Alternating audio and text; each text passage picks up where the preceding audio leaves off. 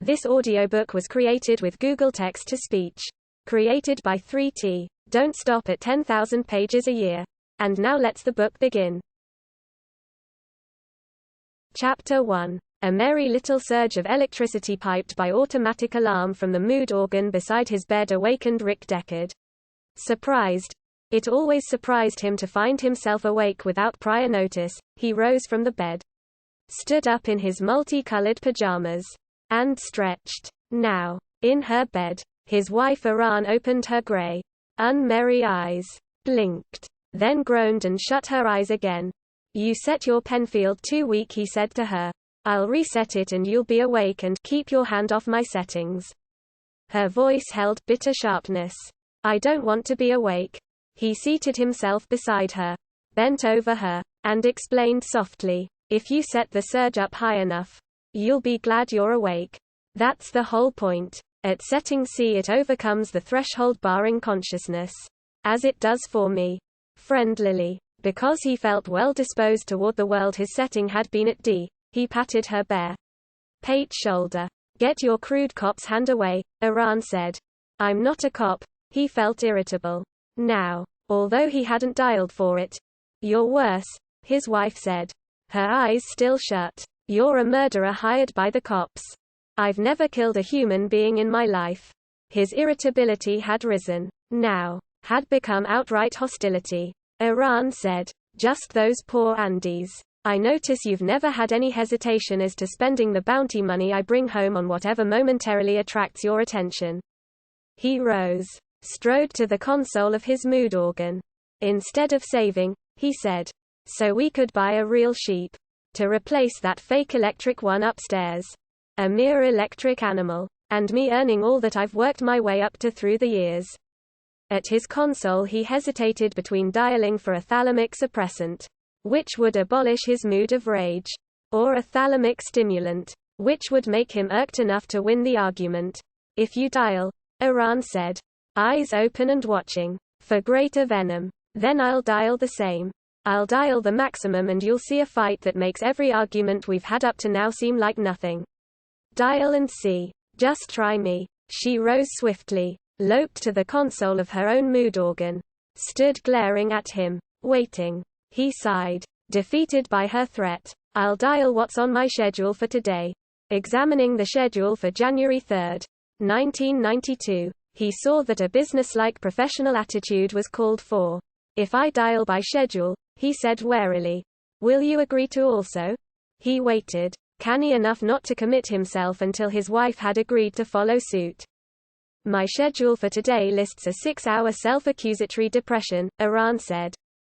"What? Why did you schedule that?" "It defeated the whole purpose of the mood organ." "I didn't even know you could set it for that," he said gloomily. "I was sitting here one afternoon," Iran said, "and naturally I had tamed on Buster Friendly and his friendly friends, and he was talking about a big news item he's about to break, and then that awful commercial came on. The one I hate. You know, for Mountie Bank-led codpieces. And so for a minute I shut off the sound. And I heard the building. This building. I heard the," she gestured. "Empty apartments," Rick said. Sometimes he heard him at night when he was supposed to be asleep. "And yet, for this day and age, a one-half occupied Connaught building rated high in the scheme of population density. Out in what had been before the war the suburbs, one could find buildings entirely empty. Or so he had heard. He had let the information remain second-hand. Like most people, he did not care to experience it directly. At that moment, Iran said, "When I had the TV sound off, I was in a 382 mood. I had just dialed it. So although I heard the emptiness intellectually, I didn't feel it. My first reaction consisted of being grateful that we could afford a Penfield mood organ. But then I read how unhealthy it was. Sensing the absence of life. Not just in this building but everywhere. And not reacting. Do you see? I guess you don't. But that used to be considered a sign of mental illness. They called it absence of appropriate affect. So I left the TV sound off and I sat down at my mood organ and I experimented. And I finally found a setting for despair." Her dark, pert face showed satisfaction, as if she had achieved something of worth. So I put it on my schedule for twice a month. I think that's a reasonable amount of time to feel hopeless about everything. About staying here on Earth after everybody who's small has emigrated. Don't you think? But a mood like that, Rick said. You're apt to stay in it. Not dial your way out. Despair like that, about total reality, is self-perpetuating. I program an automatic resetting for 3 hours later, his wife said sleekly. A481. Awareness of the manifold possibilities open to me in the future. New hope that, I know 481, he interrupted. He had dialed out the combination many times. He relied on it greatly. Listen, he said, seating himself on his bed and taking hold of her hands to draw her down beside him. Even with an automatic cutoff, it's dangerous to undergo a depression. Any kind. Forget what you've scheduled and I'll forget what I've scheduled. We'll dial a 104 together and both experience it. And then you stay in it while I reset mine for my usual business-like attitude. That way I'll want to hop up to the roof and check out the sheep and then head for the office. Meanwhile I'll know you're not sitting here brooding with no TV. He released her slim, long fingers, passed through the spacious apartment to the living room, which smelled faintly of last night's cigarettes. There he bent to turn on the TV. From the bedroom Iran's voice came. I can't stand TV before breakfast. Dial 888, Rick said as the set warmed. The desire to watch TV. No matter what's on it. I don't feel like dialing anything at all now, Iran said. Then dial 3, he said. I can't dial a setting that stimulates my cerebral cortex into wanting to dial. If I don't want to dial, I don't want to dial that most of all. Because then I will want to dial. And wanting to dial is right now the most alien drive I can imagine. I just want to sit here on the bed and stare at the floor. Her voice had become sharp with overtones of bleakness as her soul congealed and she ceased to move. As the instinctive, omnipresent film of great weight, of an almost absolute inertia, settled over her, he turned up the TV sound, and the voice of Buster Friendly boomed out and filled the room. Ho ho, folks. Time now for a brief note on today's weather. The Mongoose satellite reports that fallout will be especially pronounced toward noon and will then taper off. So all you folks who'll be venturing out, appearing beside him. Her long nightgown trailing wispily. Iran shut off the TV set. Okay, I give up. I'll dial. Anything you want me to be. Ecstatic sexual bliss. I feel so bad I'll even endure that. What the hell? What difference does it make? I'll dial for both of us, Rick said, and led her back into the bedroom. There, at her console, he dialed 594, pleased acknowledgement of husband's superior wisdom in all matters. On his own console he dialed for a creative and fresh attitude toward his job. Although this he hardly needed. Such was his habitual, innate approach without recourse to Penfield artificial brain stimulation. After a hurried breakfast, he had lost time due to the discussion with his wife. He ascended clad for venturing out, including his Ajax model Mountebank-led codpiece, to the covered roof pasture whereon his electric sheep grazed. Whereon it, sophisticated piece of hardware that it was, chomped away in simulated contentment, bamboozling the other tenants of the building. Of course, some of their animals undoubtedly consisted of electronic circuitry fakes, too. He had of course never nosed into the matter, any more than they, his neighbors, had pried into the real workings of his sheep. Nothing could be more impolite. To say, "Is your sheep genuine?" would be a worse breach of manners than to inquire whether a citizen's teeth, hair, or internal organs would test out authentic. The morning air, spilling over with radioactive motes, gray and sun, beclouding, belched about him, haunting his nose. Phi sniffed involuntarily the taint of death. Well, that was too strong a description for it, he decided as he made his way to the particular plot of sod which he owned along with the unduly large apartment below. The legacy of World War Terminus had diminished in potency. Those who could not survive the dust had passed into oblivion years ago. And the dust, weaker now and confronting the strong survivors. Only deranged minds and genetic properties. Despite his lead codpiece, the dust, undoubtedly, filtered in and at him. brought him daily, so long as he failed to emigrate, its little load of befouling filth. So far, medical checkups taken monthly confirmed him as a regular, a man who could reproduce within the tolerances set by law. Any month. However, the exam by the San Francisco Police Department doctors could reveal otherwise. Continually, new specials came into existence.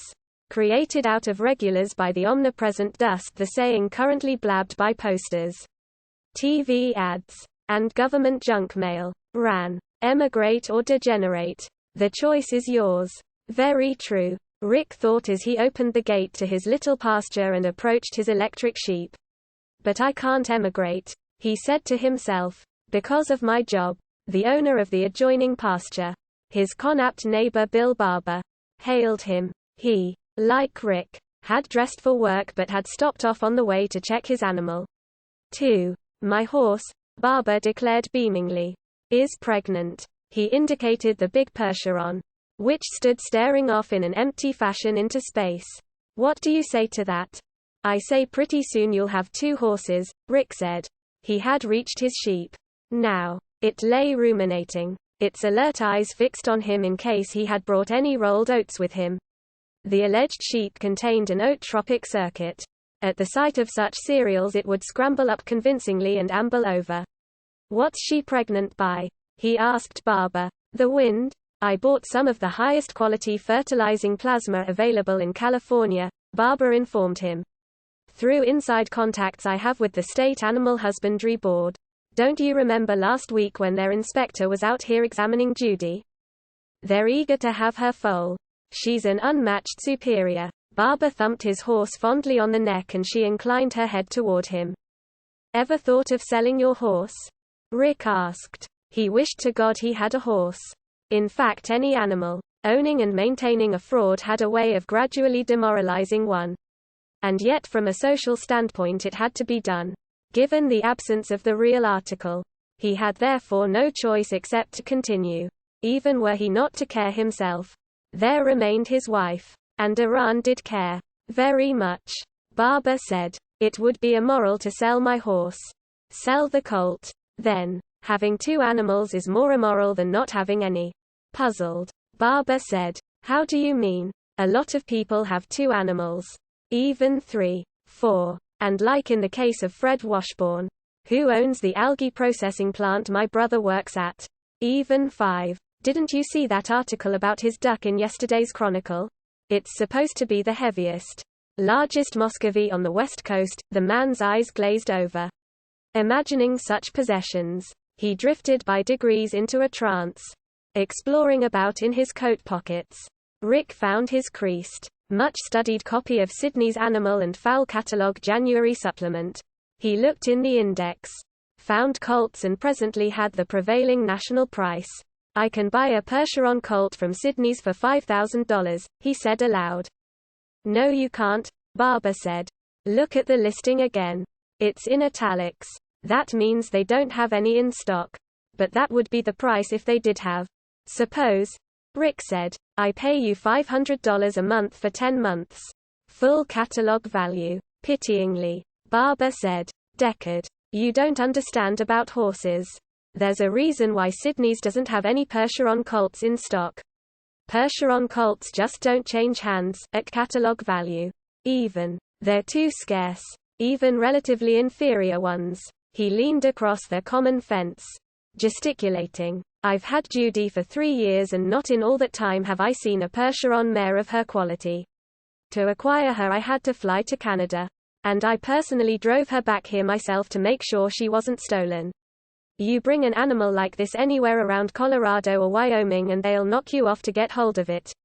You know why? Because back before WWT there existed literally hundreds, but," Rick interrupted. "For you to have 2 horses and me none. That violates the whole basic theological and moral structure of mercerism. You have your sheep. Hell, you can follow the ascent in your individual life. And when you grasp the 2 handles of empathy you approach honorably. Now if you didn't have that old sheep, there, I'd see some logic in your position. Sure, if I had 2 animals and you didn't have any, I'd be helping deprive you of true fusion with Mercer. But every family in this building, let's see. Around 50. 1 to every 3 apts. As I compute it, every one of us has an animal of some sort. Graveson has that chicken over there. He gestured north. Oakes and his wife have that big red dog that barks in the night. He pondered. I think Ed Smith has a cat down in his apt. At least he says so. But no one's ever seen it. Possibly he's just pretending. Going over to his sheep. Rick bent down, searching in the thick white wool. The fleece at least was genuine, until he found what he was looking for. The concealed control panel of the mechanism. As Barber watched, he snapped open the panel covering, revealing it. See? He said to Barber. You understand now why I want your colt so badly? After an interval, Barber said. You poor guy. Has it always been this way? No. Rick said, once again closing the panel covering of his electric sheep. He straightened up, turned, and faced his neighbor. I had a real sheep. Originally. My wife's father gave it to us outright when he emigrated. Then, about a year ago, remember that time I took it to the vet? You were up here that morning when I came out and found it lying on its side and it couldn't get up. You got it to its feet, Barber said, remembering and nodding. Yeah, you managed to lift it up, but then after a minute or two of walking around it fell over again. Rick said, sheep get strange diseases. Or put another way, sheep get a lot of diseases but the symptoms are always the same. The sheep can't get up and there's no way to tell how serious it is. Whether it's a sprained leg or the animal's dying of tetanus. That's what mine died of. Tetanus. Up here? Barber said. On the roof? The hay, Rick explained. That one time I didn't get all the wire off the bale. I left a piece and Groucho. That's what I called him. Then, got a scratch and in that way contracted tetanus. I took him to the vets and he died. And I thought about it. And finally I called one of those shops that manufacture artificial animals and I showed him a photograph of Groucho. They made this. He indicated the reclining ersatz animal, which continued to ruminate attentively, still watching alertly for any indication of oats. It's a premium job, and I've put as much time and attention into caring for it as I did when it was real. But, he shrugged. It's not the same, Barber finished. But almost you feel the same doing it. You have to keep your eye on it exactly as you did when it was really alive. Because they break down and then everyone in the building knows. I've had it at the repair shop 6 times. Mostly little malfunctions. But if anyone saw them, for instance one time the voice tape broke or anyhow got fouled and it wouldn't stop barring, they'd recognize it as a mechanical breakdown. He added, the repair outfit's truck is of course marked Animal Hospital something. And the driver dresses like a vet. Completely in white. He glanced suddenly at his watch. Remembering the time. I have to get to work, he said to Barber. I'll see you this evening. As he started toward his car, Barber called after him hurriedly. I won't say anything to anybody here in the building. Pausing. Rick started to say thanks. But then something of the despair that Iran had been talking about tapped him on the shoulder and he said, I don't know. Maybe it doesn't make any difference. But they'll look down on you.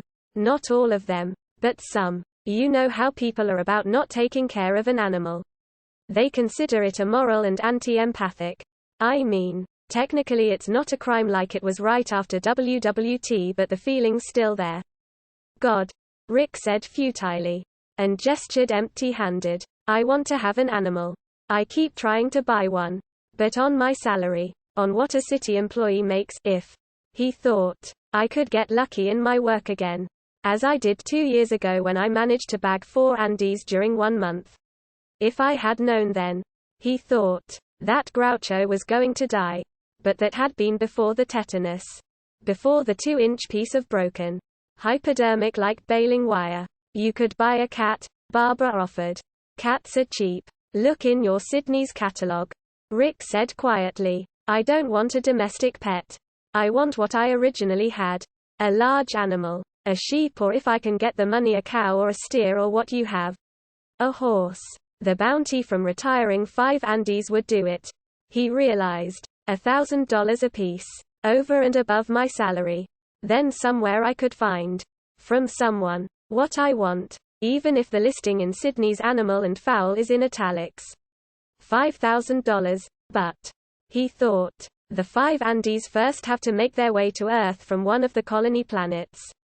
I can't control that. I can't make 5 of them come here. And even if I could, there are other bounty hunters with other police agencies throughout the world. The Andes would specifically have to take up residence in Northern California. And the senior bounty hunter in this area, Dave Holden, would have to die or retire. Buy a cricket, Barber suggested wittily. Or a mouse. Hey, for $25 you can buy a full-grown mouse. Rick said. Your horse could die, like Groucho died, without warning. When you get home from work this evening you could find her laid out on her back. Her feet in the air. Like a bug. Like what you said. A cricket. He strode off, car key in his hand. Sorry if I offended you, Barber said nervously. In silence Rick Deckard plucked open the door of his hovercar. He had nothing further to say to his neighbor. His mind was on his work. On the day ahead. Chapter 2. In a giant, empty, decaying building which had once housed thousands. A single TV set hawked its wares to an uninhabited room. This ownerless ruin had, before World War terminus, been tended and maintained. Here had been the suburbs of San Francisco. A short ride by monorail rapid transit. The entire peninsula had chatted like a bird tree with life and opinions and complaints. And now the watchful owners had either died or migrated to a colony world. Mostly the former. It had been a costly war despite the valiant predictions of the Pentagon and its smug scientific vassal, the Rand Corporation, which had, in fact, existed not far from this spot.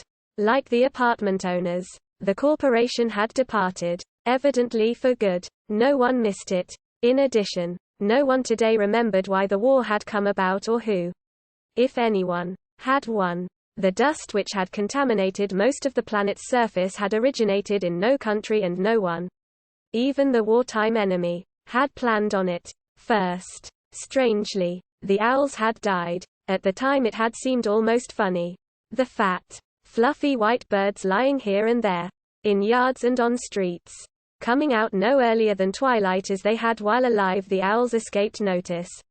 Medieval plagues had manifested themselves in a similar way, in the form of many dead rats. This plague, however, had descended from above. After the owls, of course, the other birds followed, but by then the mystery had been grasped and understood. A meager colonization program had been underway before the war, but now that the sun had ceased to shine on Earth, the colonization entered an entirely new phase. In connection with this, a weapon of war, the synthetic freedom fighter, had been modified, able to function on an alien world. The humanoid robot, strictly speaking, the organic android, had become the mobile donkey engine of the colonization program. Under UN law, each emigrant automatically received possession of an android subtype of his choice. And, by 1990, the variety of subtypes passed all understanding. In the manner of American automobiles of the IG-6 OS. That had been the ultimate incentive of emigration. The android servant is carrot. The radioactive fallout is stick. The UN had made it easy to emigrate. Difficult if not impossible to stay. Loitering on Earth potentially meant finding oneself abruptly classed as biologically unacceptable. A menace to the pristine heredity of the race. Once pegged as special, a citizen, even if accepting sterilization, dropped out of history. He ceased, in effect, to be part of mankind. And yet persons here and there declined to migrate. That, even to those involved, constituted a perplexing irrationality. Logically, every regular should have emigrated already. Perhaps, deformed as it was, Earth remained familiar, to be clung to. Or possibly the non-emigrant imagined that the tent of dust would deplete itself finally. In any case, thousands of individuals remained. Most of them constellated in urban areas where they could physically see one another. Take heart at their mutual presence. Those appeared to be the relatively sane ones. And, in dubious addition to them, occasional peculiar entities remained in the virtually abandoned suburbs. John Isidore, being yammered at by the television set in his living room as he shaved in the bathroom, was one of these. He simply had wandered to this spot in the early days following the war. In those evil times no one had known, really, what they were doing. Populations, detached by the war, had roamed, squatted temporarily at first one region and then another. Back then the fallout had been sporadic and highly variable. Some states had been nearly free of it. Others became saturated. The displaced populations moved as the dust moved. The peninsula south of San Francisco had been at first dust-free. And a great body of persons had responded by taking up residence there. When the dust arrived, some had died and the rest had departed. J.R. Isidore remained. The TV set shouted. Duplicates the halcyon days of the pre-Civil War Southern states. Either as body servants or tireless field hands. The custom-tailored humanoid robot designed specifically for your unique needs. For you and you alone. Given to you on your arrival absolutely free. Equipped fully. As specified by you before your departure from Earth. This loyal, trouble-free companion in the greatest, boldest adventure contrived by man in modern history will provide. It continued on and on. I wonder if I'm late for work. Isidore wondered as he scraped. He did not own a working clock. Generally he depended on the TV for time signals. But today was Interspace Horizons Day. Evidently. Anyhow the TV claimed this to be the 5th, or 6th, anniversary of the founding of New America, the chief U.S. settlement on Mars. And his TV set, being partly broken, picked up only the channel which had been nationalized during the war and still remained so. The government in Washington, with its colonization program, constituted the sole sponsor which Isidore found himself forced to listen to. Let's hear from Mrs. Maggie Klugman, the TV announcer suggested to John Isidore, who wanted only to know the time. A recent immigrant to Mars. Mrs. Klugman in an interview taped live in New York had this to say. Mrs. Klugman, how would you contrast your life back on contaminated Earth with your new life here in a world rich with every imaginable possibility? A pause. And then a tired, dry, middle-aged, female voice said, I think what I and my family of 3 noticed most was the dignity. The dignity, Mrs. Klugman? The announcer asked. Yes, Mrs. Klugman, now of New York, Mars, said. It's a hard thing to explain. Having a servant you can depend on in these troubled times. I find it reassuring. Back on Earth, Mrs. Klugman, in the old days, did you also worry about finding yourself classified? As a special? Oh, my husband and myself worried ourselves nearly to death. Of course. Once we emigrated that worry vanished. Fortunately forever. To himself John Isidore thought acidly. And it's gone away for me, too. Without my having to emigrate. He had been a special now for over a year. And not merely in regard to the distorted genes which he carried.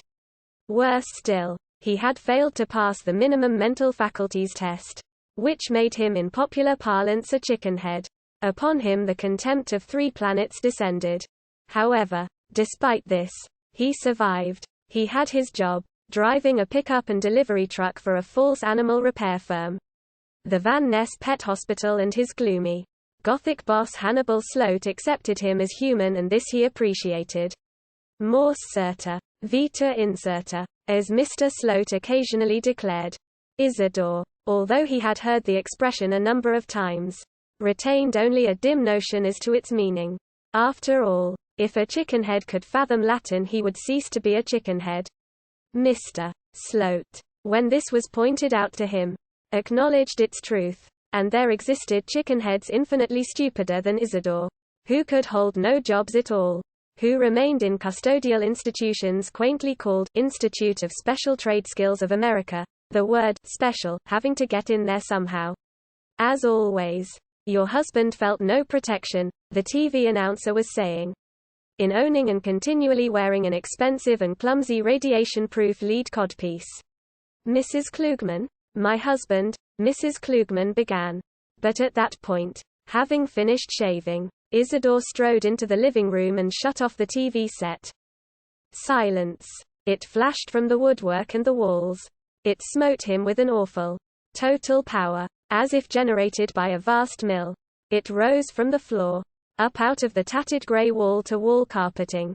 It unleashed itself from the broken and semi-broken appliances in the kitchen.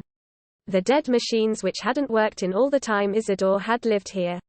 From the useless pole lamp in the living room it oozed out, meshing with the empty and wordless descent of itself from the fly-specked ceiling. It managed in fact to emerge from every object within his range of vision. As if the silence meant to supplant all things tangible. Hence it assailed not only his ears but his eyes. As he stood by the inert TV set he experienced the silence as visible and, in its own way, alive. Alive. He had often felt its austere approach before. When it came it burst in without subtlety. Evidently unable to wait. The silence of the world could not rein back its greed. Not any longer. Not when it had virtually won. He wondered, then, if the others who had remained on Earth experienced the void this way. Or was it peculiar to his peculiar biological identity? A freak generated by his inept sensory apparatus? Interesting question. Isidore thought. But whom could he compare notes with? He lived alone in this deteriorating, blind building of 1,000 uninhabited apartments, which like all its counterparts, fell, day by day, into greater entropic ruin. Eventually everything within the building would merge, would be faceless and identical, mere pudding-like kipple piled to the ceiling of each apartment. And, after that, the uncared-for building itself would settle into shapelessness, buried under the ubiquity of the dust by then. Naturally, he himself would be dead. Another interesting event to anticipate as he stood here in his stricken living room atone with the lungless, all-penetrating, masterful world silence. Better, perhaps, to turn the TV back on. But the ads, directed at the remaining regulars, frightened him. They informed him in a countless procession of ways that he, a special, wasn't wanted, had no use, could not, even if he wanted to, emigrate. So why listen to that? He asked himself irritably. Fork them and their colonization. I hope a war gets started there. After all, it theoretically could, and they wind up like Earth.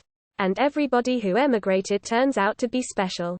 Okay, he thought. I'm off to work. He reached for the doorknob that opened the way out into the unlit hall. Then shrank back as he glimpsed the vacuity of the rest of the building. It lay in wait for him. Out here. The force which he had felt busily penetrating his specific apartment. God, he thought. And re-shut the door. He was not ready for the trip up those clanging stairs to the empty roof where he had no animal. The echo of himself ascending. The echo of nothing. Time to grasp the handles, he said to himself, and crossed the living room to the black empathy box. When he turned it on, the usual faint smell of negative ions surged from the power supply.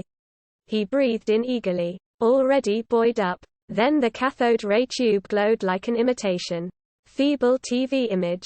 A collage formed, made of apparently random colors, trails, and configurations which, until the handles were grasped, amounted to nothing. So, taking a deep breath to steady himself, he grasped the twin handles. The visual image congealed. He saw at once a famous landscape. The old, brown, barren ascent, with tufts of dried-out bone-like weeds poking slantedly into a dim and sunless sky. One single figure, more or less human in form, toiled its way up the hillside. An elderly man wearing a dull, featureless robe, covering as meager as if it had been snatched from the hostile emptiness of the sky. The man, Wilbur Mercer, plodded ahead, and, as he clutched the handles, John Isidore gradually experienced a waning of the living room in which he stood. The dilapidated furniture and walls ebbed out and he ceased to experience them at all. He found himself, instead, as always before, entering into the landscape of drab hill, drab sky, and at the same time he no longer witnessed the climb of the elderly man. His own feet now scraped, sought purchase, among the familiar loose stones. He felt the same old painful, irregular roughness beneath his feet and once again smelled the acrid haze of the sky, not Earth's sky but that of some place alien, distant, and yet, by means of the empathy box, instantly available, he had crossed over in the usual perplexing fashion.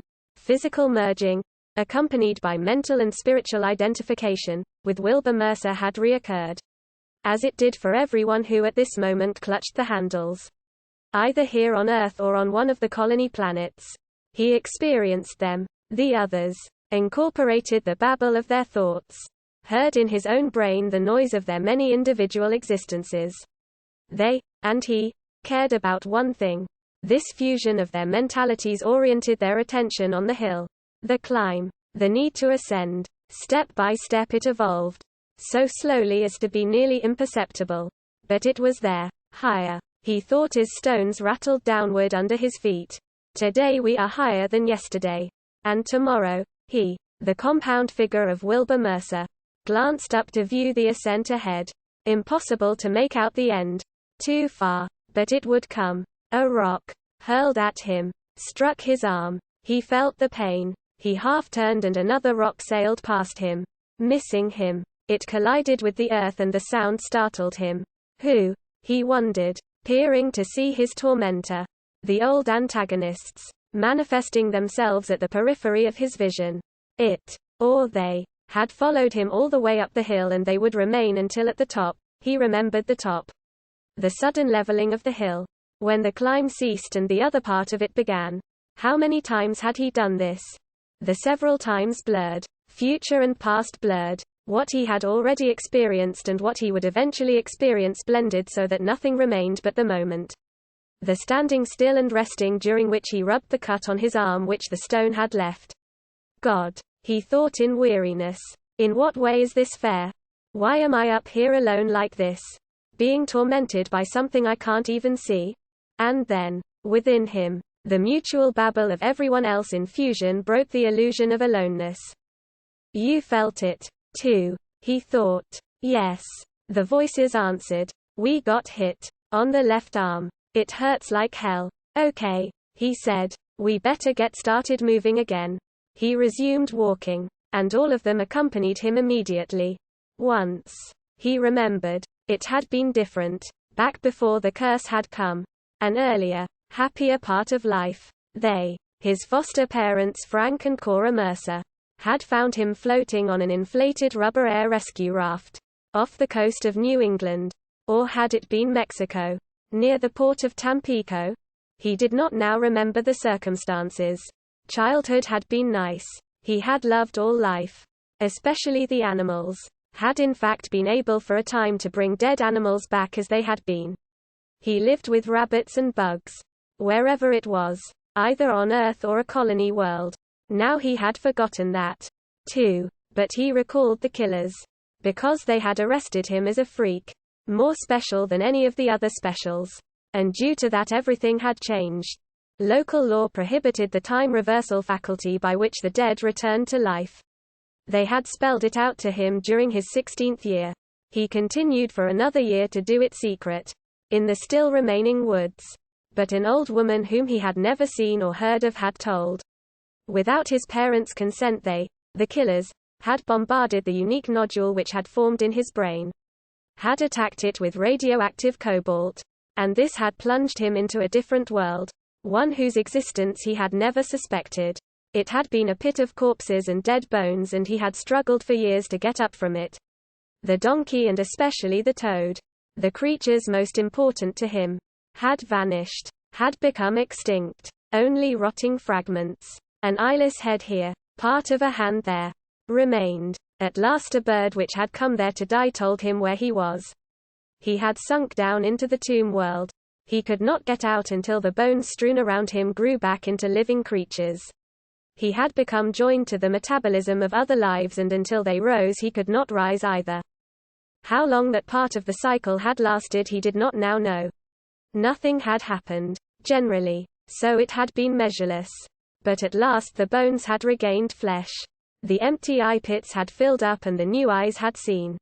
While meantime the restored beaks and mouths had cackled, barked, and caterwauled. Possibly he had done it. Perhaps the extrasensory node of his brain had finally grown back. Or maybe he hadn't accomplished it. Very likely it could have been a natural process. Anyhow he was no longer sinking. He had begun to ascend. Along with the others. Long ago he had lost sight of them. He found himself evidently climbing alone. But they were there. They still accompanied him. He felt them. Strangely. Inside him. Isidore stood holding the two handles, experiencing himself as encompassing every other living thing.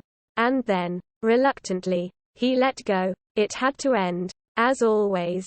And anyhow his arm ached and bled where the rock had struck it. Releasing the handles, he examined his arm.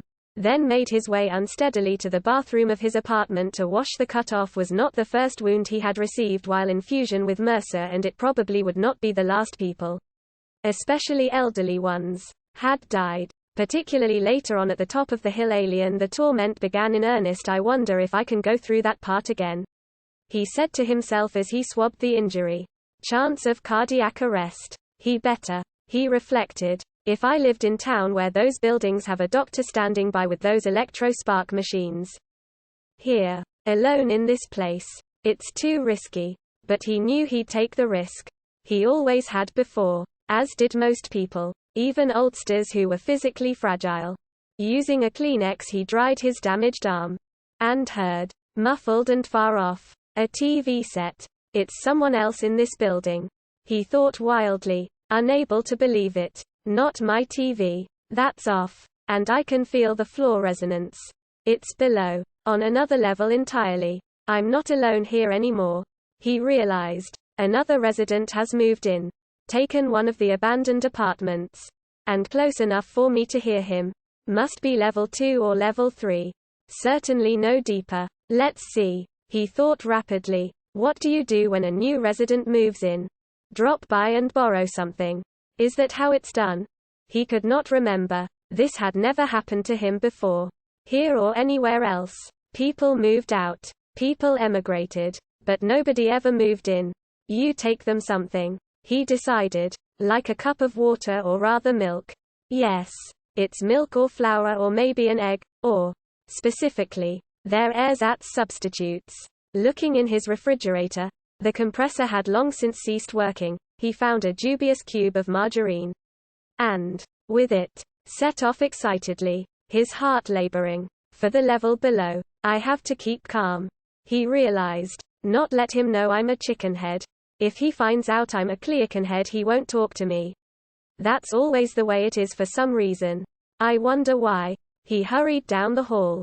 Chapter 3. On his way to work Rick Deckard, as Lord knew how many other people, stopped briefly to skulk about in front of one of San Francisco's larger pet shops.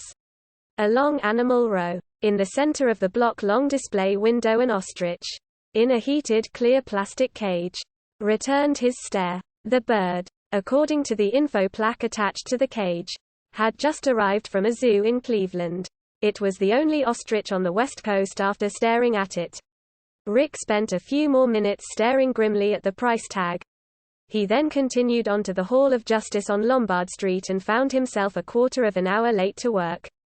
As he unlocked his office door, his superior police inspector Harry Bryant, jug-eared and red-headed, sloppily dressed but wise-eyed and conscious of nearly everything of any importance, hailed him. Meet me at 9:30 in Dave Holden's office.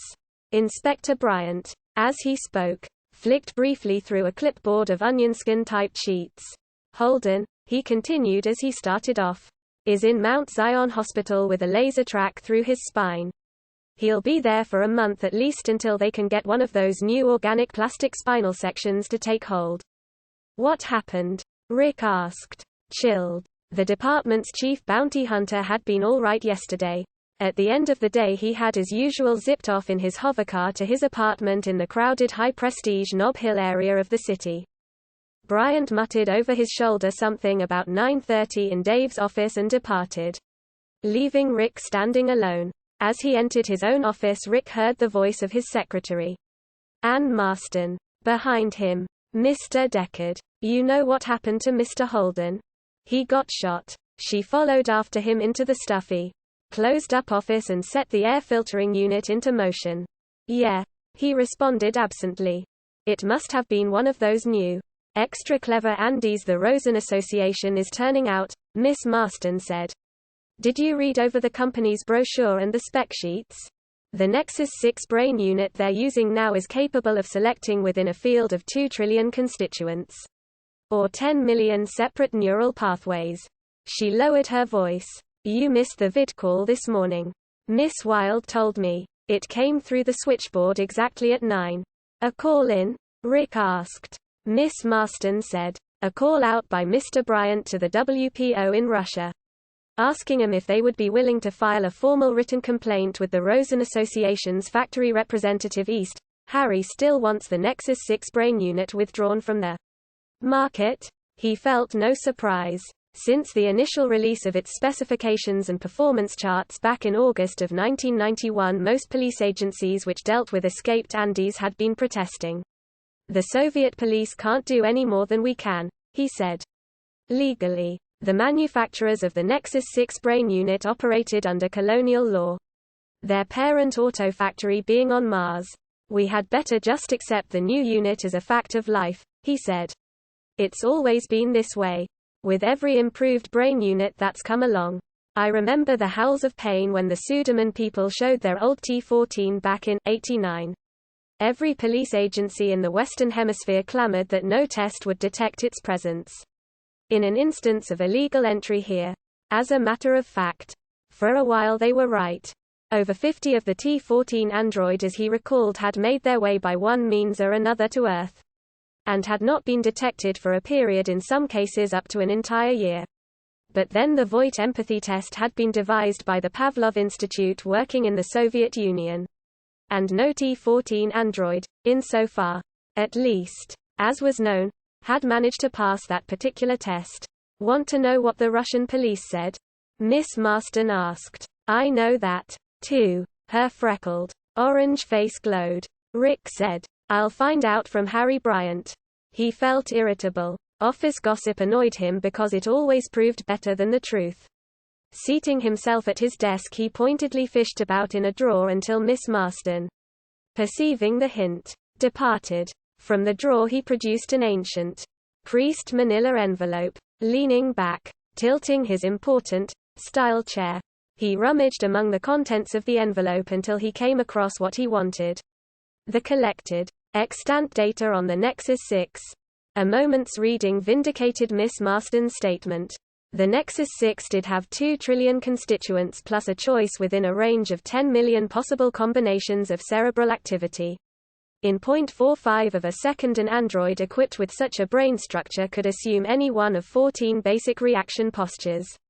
Well, no intelligence test would trap such an Andy. But then, intelligence tests hadn't trapped an Andy in years.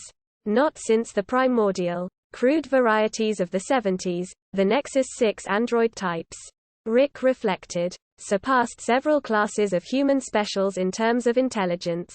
In other words, androids equipped with the new Nexus 6 brain unit had, from a sort of rough, pragmatic, no-nonsense standpoint, evolved beyond a major, but inferior, segment of mankind. For better or worse, the servant had in some cases become more adroit than its master.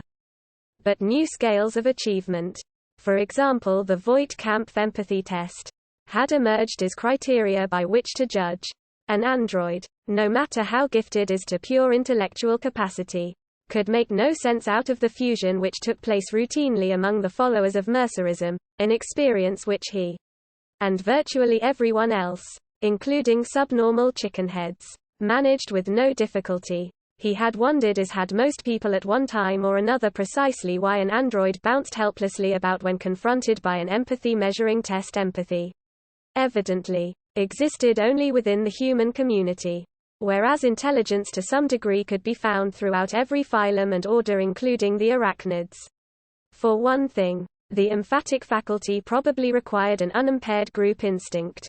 A solitary organism, such as a spider, would have no use for it. In fact, it would tend to abort a spider's ability to survive. It would make him conscious of the desire to live on the part of his prey. Hence all predators, even highly developed mammals such as cats, would starve. Empathy, he once had decided, must be limited to herbivores or anyhow omnivores who could depart from a meat diet. Because, ultimately, the emphatic gift blurred the boundaries between hunter and victim. between the successful and the defeated. As in the fusion with Mercer, everyone ascended together or, when the cycle had come to an end, fell together into the trough of the tomb world.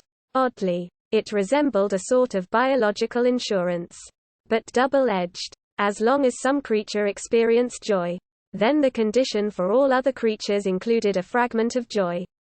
However, if any living being suffered, then for all the rest the shadow could not be entirely cast off. A herd animal such as man would acquire a higher survival factor through this. An owl or a cobra would be destroyed. Evidently the humanoid robot constituted a solitary predator. Rick liked to think of them that way. It made his job palatable. In retiring, i.e. killing, an Andy, he did not violate the rule of life laid down by Mercer. You shall kill only the killers. Mercer had told him the year empathy boxes first appeared on Earth. And in Mercerism, as it evolved into a full theology, the concept of the killers had grown insidiously. In Mercerism, an absolute evil plucked at the threadbare cloak of the tottering, ascending old man, but it was never clear who or what this evil presence was. A Mercerite sensed evil without understanding it. Put another way, a Mercerite was free to locate the nebulous presence of the killers wherever he saw fit. For Rick Deckard, an escaped humanoid robot, which had killed its master, which had been equipped with an intelligence greater than that of many human beings, which had no regard for animals, which possessed no ability to feel emphatic joy for another life form's success or grief at its defeat, that, for him, epitomized the killers. Thinking about animals reminded him of the ostrich he had seen in the pet store. Temporarily he pushed away the specs on the Nexus 6 brain unit, took a pinch of Mrs. Siddon's No. 3 and 4 snuff and cogitated. Then he examined his watch, saw that he had time. He picked up his desk vidphone and said to Miss Marston, "Get me the Happy Dog Pet Shop on Sutter Street."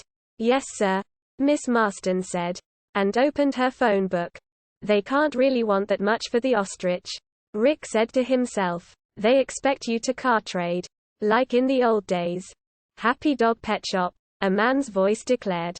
And on Rick's vid screen a minute happy face appeared. Animals could be heard bawling. "That ostrich you have in your display window," Rich said. He toyed with a ceramic ashtray before him on the desk. "What sort of a down payment would I need for that?" "Let's see," the animal salesman said, groping for a pen and pad of paper. 1/3 down, he figured. "May I ask?" "Sit. If you're going to trade something in." Guardedly, Rick said. "I haven't decided. Let's say we put the ostrich on a 30-month contract," the salesman said. "At a low interest rate of 6% a month. That would make your monthly payment. After a reasonable down, you'll have to lower the price you're asking," Rick said. "Knock off $2,000 and I won't trade anything in. I'll come up with cash." Dave Holden, he reflected, is out of action. That could mean a great deal, depending on how many assignments show up during the coming month. "Sir," the animal salesman said, "our asking price is already $1,000 under book. Check your Sydneys." "I'll hang on. I want you to see for yourself." "Sir, that our price is fair." Christ, Rick thought. They're standing firm. However, just for the heck of it, he wiggled his bent Sydneys out of his coat pocket, thumbed to a ostrich, male female, old young, sick well, mint used, and inspected the prices. Mint, male, young, well, the salesman informed him. $30,000. He, too, had his Sydneys out. "We're exactly 1,000 under book. Now, your down payment, I'll think it over," Rick said. "And call you back." He started to hang up. "Your name, sir?" the salesman asked alertly. "Frank Merriwell," Rick said. "And your address, Mr. Merriwell? In case I'm not here when you call back." He made up an address and put the vidphone receiver back on its cradle. All that money, he thought. And yet, people buy them. Some people have that kind of money. Picking up the receiver again, he said harshly, "Give me an outside line, Miss Marston, and don't listen in on the conversation. It's confidential." He glared at her. "Yes, sir," Miss Marston said. "Go ahead and dial." She then cut herself out of the circuit. leaving him to face the outside world. He dialed, by memory, the number of the false animal shop at which he had gotten his ersatz sheep. On the small vidscreen a man dressed like a vet appeared. "Dr. McRae," the man declared. "This is Deckard. How much is an electric ostrich?" "Oh, I'd say we could fix you up for less than $800. "How soon did you want delivery?" "We would have to make it up for you." "There's not that much call for, I'll talk to you later," Rick interrupted. Glancing at his watch he saw that 9:30 had arrived. "Goodbye." He hurriedly hung up. Rose. And shortly thereafter stood before Inspector Bryant's office door. He passed by Bryant's receptionist, attractive, with waist-length braided silver hair, and then the inspector's secretary. An ancient monster from the Jurassic swamp. Frozen and sly. Like some archaic apparition fixated in the tomb world. Neither woman spoke to him nor he to them. Opening the inner door he nodded to his superior, who was busy on the phone. Seating himself he got out the specs on Nexus 6, which he had brought with him, and once more read them over as Inspector Bryant talked away. He felt depressed. And yet, logically, because of Dave's sudden disappearance from the work scene, he should be at least guardedly pleased. Chapter 4. Maybe I'm worried. Rick Deckard conjectured that what happened to Dave will happen to me. An Andy smart enough to laser him could probably take me, too. But that didn't seem to be it. "I see you brought the poop sheet on that new brain unit," Inspector Bryant said. Hanging up the vidphone, Rick said, "Yeah, I heard about it on the grapevine. How many Andys are involved and how far did Dave get?" 8 to start with, Bryant said. Consulting his clipboard, "Dave got the first 2. And the remaining 6 are here in Northern California?" "As far as we know. Dave thinks so. That was him I was talking to. I have his notes. They were in his desk. He says all he knows is here." Bryant tapped the bundle of notepaper. So far he did not seem inclined to pass the notes on to Rick. For some reason he continued to leaf through them himself, frowning and working his tongue in and around the fringes of his mouth. "I have nothing on my agenda," Rick offered. "I'm ready to take over in Dave's place," Bryant said thoughtfully. Dave used the Voight-Kampf altered scale in testing out the individuals he suspected. "You realize, you ought to, anyhow, that this test isn't specific for the new brain units." "No test is. The Voight scale, altered 3 years ago by Kampf, is all we have." He paused, pondering. Dave considered it accurate. "Maybe it is. But I would suggest this. Before you take out after these 6. Again he tapped the pile of notes. "Fly to Seattle and talk with the Rosen people. Have them supply you a representative sampling of types employing the new Nexus 6 unit. And put them through the Voight-Kampf," Rick said. "It sounds so easy," Bryant said. Half to himself. "Pardon?" Bryant said. "I think I'll talk to the Rosen organization myself. While you're on your way." He eyed Rick. Then, silently, finally he grunted, gnawed on a fingernail, and eventually decided on what he wanted to say. "I'm going to discuss with them the possibility of including several humans, as well as their new androids. But you won't know. It'll be my decision, in conjunction with the manufacturers. It should be set up by the time you get there." He abruptly pointed at Rick, his face severe. "This is the first time you'll be acting as senior bounty bunter. Dave knows a lot. He's got years of experience behind him. So have I," Rick said tensely. "You've handled assignments devolving to you from Dave's schedule. He's always decided exactly which ones to turn over to you and which not to.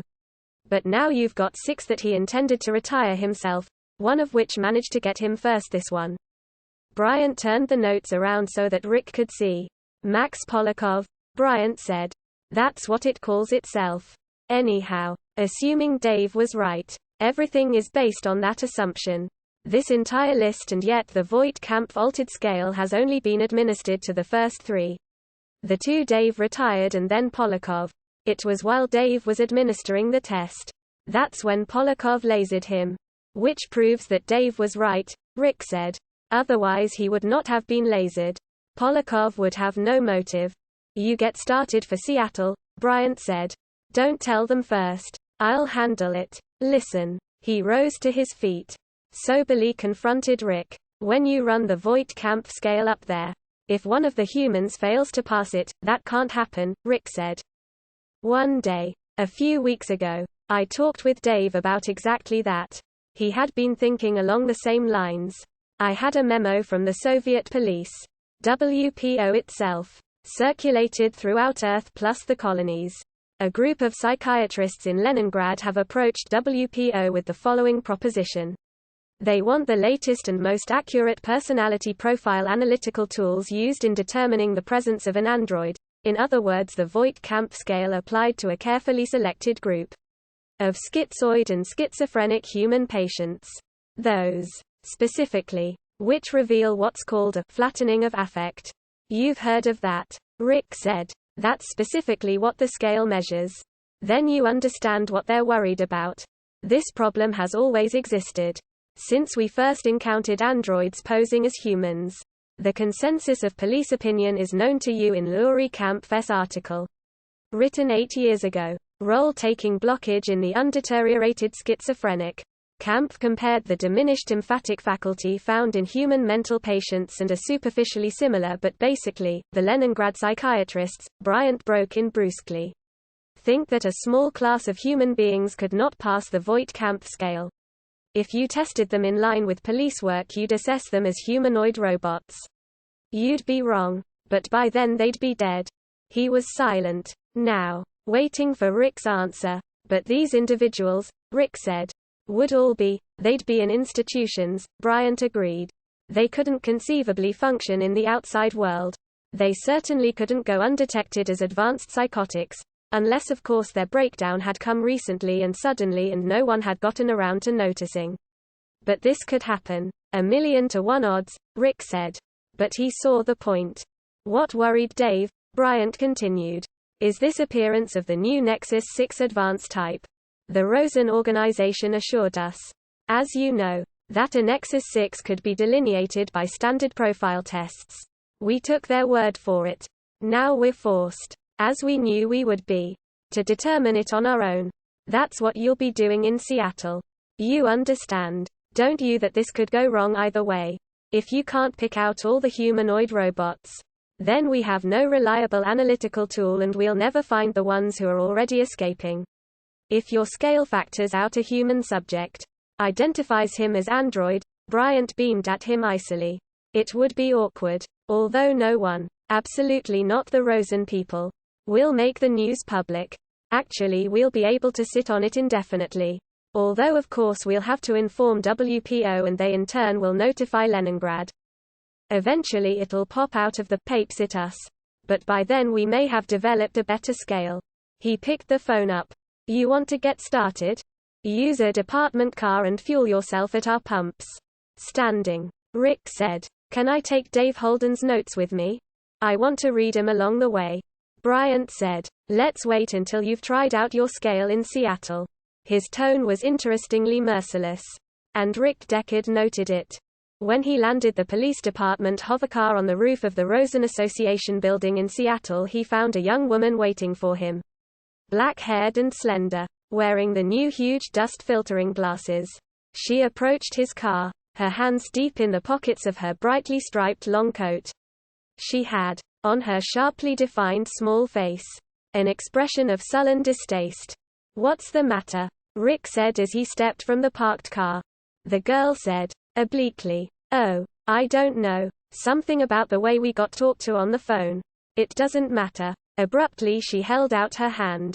He reflexively took it. I'm Rachel Rosen. I guess you're Mr. Deckard. This is not my idea, he said. Yes. Inspector Bryant told us that. But you're officially the San Francisco Police Department. And it doesn't believe our unit is to the public benefit. She eyed him from beneath long black lashes. Probably artificial. Rick said. A humanoid robot is like any other machine. It can fluctuate between being a benefit and a hazard very rapidly. As a benefit it's not our problem. But as a hazard, Rachel Rosen said. Then you come in. Is it true, Mr. Deckard, that you're a bounty hunter? He shrugged. With reluctance. Nodded. You have no difficulty viewing an android as inert, the girl said. So you can retire. it. As they say. Do you have the group selected out for me? He said. I'd like to. He broke off. Because, all at once, he had seen their animals. A powerful corporation, he realized, would of course be able to afford this. In the back of his mind, evidently, he had anticipated such a collection. It was not surprise that he felt but more a sort of yearning. He quietly walked away from the girl, toward the closest pen. Already he could smell them. The several scents of the creatures standing or sitting. Or, in the case of what appeared to be a raccoon, asleep. Never in his life had he personally seen a raccoon. He knew the animal only from 3D films shown on television.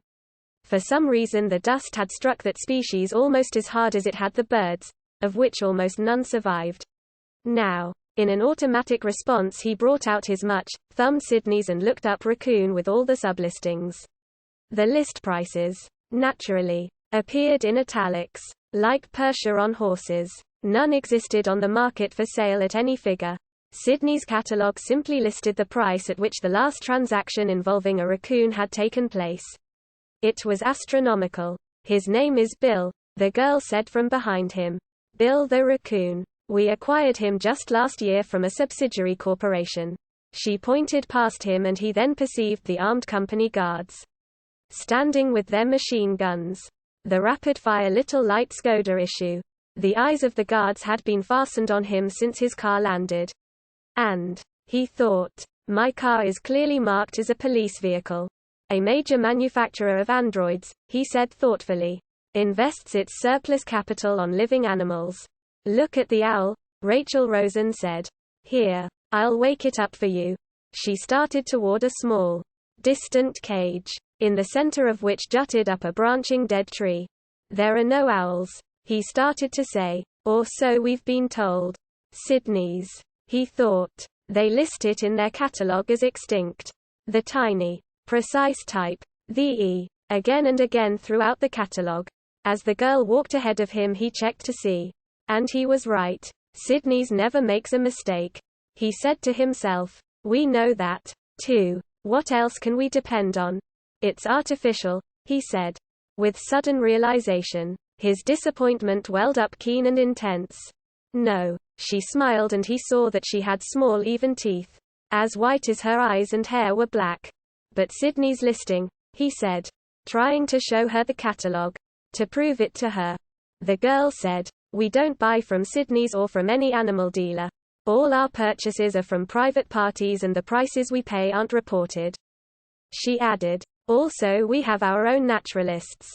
They're now working up in Canada. There's still a good deal of forest left. Comparatively speaking. Anyhow, enough for small animals and once in a while a bird. For a long time he stood gazing at the owl, who dozed on its perch. 1,000 thoughts came into his mind. Thoughts about the war. About the days when owls had fallen from the sky. He remembered how in his childhood it had been discovered that species upon species had become extinct and how the papes had reported it each day, foxes one morning, badgers the next, until people had stopped reading the perpetual animal obits. He thought, too, about his need for a real animal. Within him an actual hatred once more manifested itself toward his electric sheep, which he had to tend, had to care about, as if it lived. The tyranny of an object. He thought, it doesn't know I exist like the androids. It had no ability to appreciate the existence of another. He had never thought of this before. The similarity between an electric animal and an Andy. The electric animal, he pondered, could be considered a subform of the other. A kind of vastly inferior robot. Or, conversely, the android could be regarded as a highly developed, evolved version of the ersatz animal. Both viewpoints repelled him. If you sold your owl, he said to the girl Rachel Rosen. How much would you want for it? And how much of that down? We would never sell our owl. She scrutinized him with a mixture of pleasure and pity. Or so he read her expression. And even if we sold it, you couldn't possibly pay the price. What kind of animal do you have at home? A sheep, he said. A black-faced Suffolk ewe. Well, then you should be happy. I'm happy, he answered. It's just that I always wanted an owl. Even back before they all dropped dead. He corrected himself. All but yours. Rachel said. Our present crash program and overall planning call for us to obtain an additional owl which can mate with Scrappy. She indicated the owl dozing on its perch. It had briefly opened both eyes. Yellow slits which healed over as the owl settled back down to resume its slumber. Its chest rose conspicuously and fell. As if the owl, in its hypnagogic state, had sighed. Breaking away from the sight, Kay made absolute bitterness blend throughout his prior reaction of awe and yearning. Said, I'd like to test out the selection. Now, can we go downstairs? My uncle took the call from your superior and by now he probably has. You're a family. Rick broke in. A corporation this large is a family affair. Continuing her sentence, Rachel said, Uncle Eldon should have an android group and a control group set up by now. So let's go. She strode toward the elevator. Hands again thrust violently in the pockets of her coat. She did not look back. And he hesitated for a moment, feeling annoyance, before he at last trailed after her. What have you got against me? He asked her as together they descended.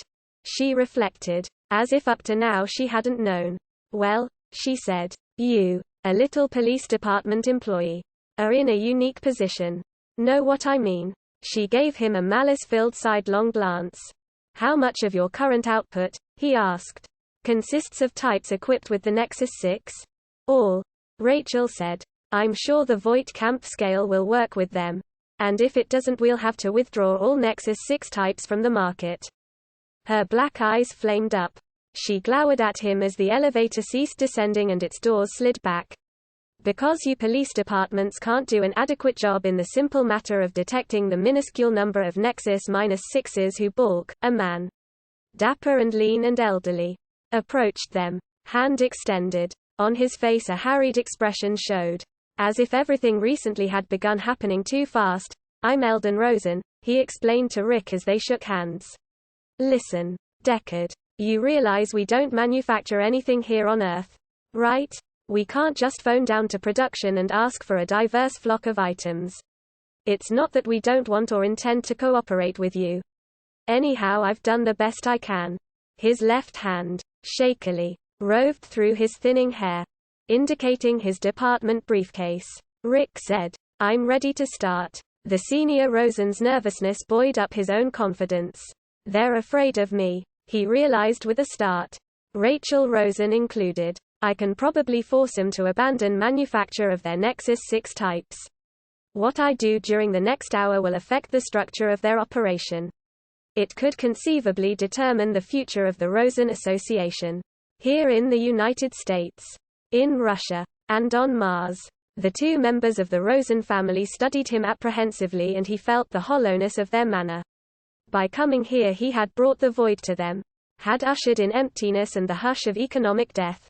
They control inordinate power, he thought. This enterprise is considered one of the system's industrial pivots.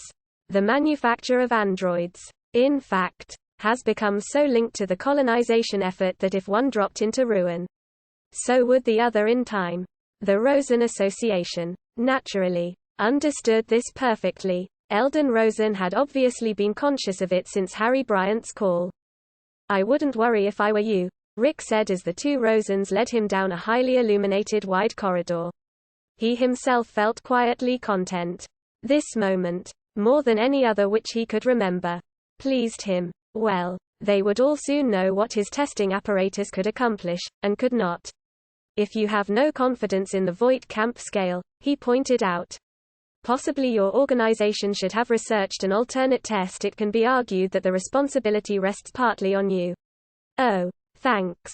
The Rosens had steered him from the corridor and into a chic, living roomish cubicle furnished with carpeting, lamps, couch, and modern little end tables on which rested recent magazines, including, he noticed, the February supplement to the Sydney's catalogue, which he personally had not seen.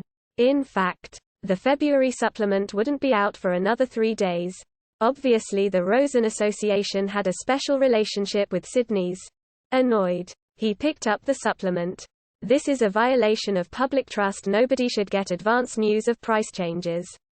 As a matter of fact, this might violate a federal statute. He tried to remember the relevant law. Found he could not. I'm taking this with me, he said. And, opening his briefcase, dropped the supplement within. After an interval of silence, Eldon Rosen said wearily, "Look, officer, it hasn't been our policy to solicit advance. I'm not a peace officer," Rick said. "I'm a bounty hunter." From his opened briefcase he fished out the Voight-Kampff apparatus, seated himself at a nearby rosewood coffee table, and began to assemble the rather simple polygraphic instruments. "You may send the first testee in," he informed Eldon Rosen, who now looked more haggard than ever. "I'd like to watch," Rachel said, also seating herself. "I've never seen an empathy test being administered. What do those things you have there measure?" Rick said. "This," he held up the flat adhesive disc with its trailing wires, "measures capillary dilation in the facial area. We know this to be a primary autonomic response. The so-called shame, or blushing, reaction to a morally shocking stimulus. It can't be controlled voluntarily, as can skin conductivity, respiration, and cardiac rate." He showed her the other instrument, a pencil beam light. "This records fluctuations of tension within the eye muscles. Simultaneous with the blush phenomenon, there generally can be found a small but detectable movement of, and these can't be found in androids," Rachel said. "They're not engendered by the stimuli questions. No. Although biologically they exist potentially," Rachel said. "Give me the test." "Why?" Rick said, puzzled. Speaking up, Eldon Rosen said hoarsely, "We selected her as your first subject. She may be an android. We're hoping you can tell." He seated himself in a series of clumsy motions, got out a cigarette, lit it and fixedly watched.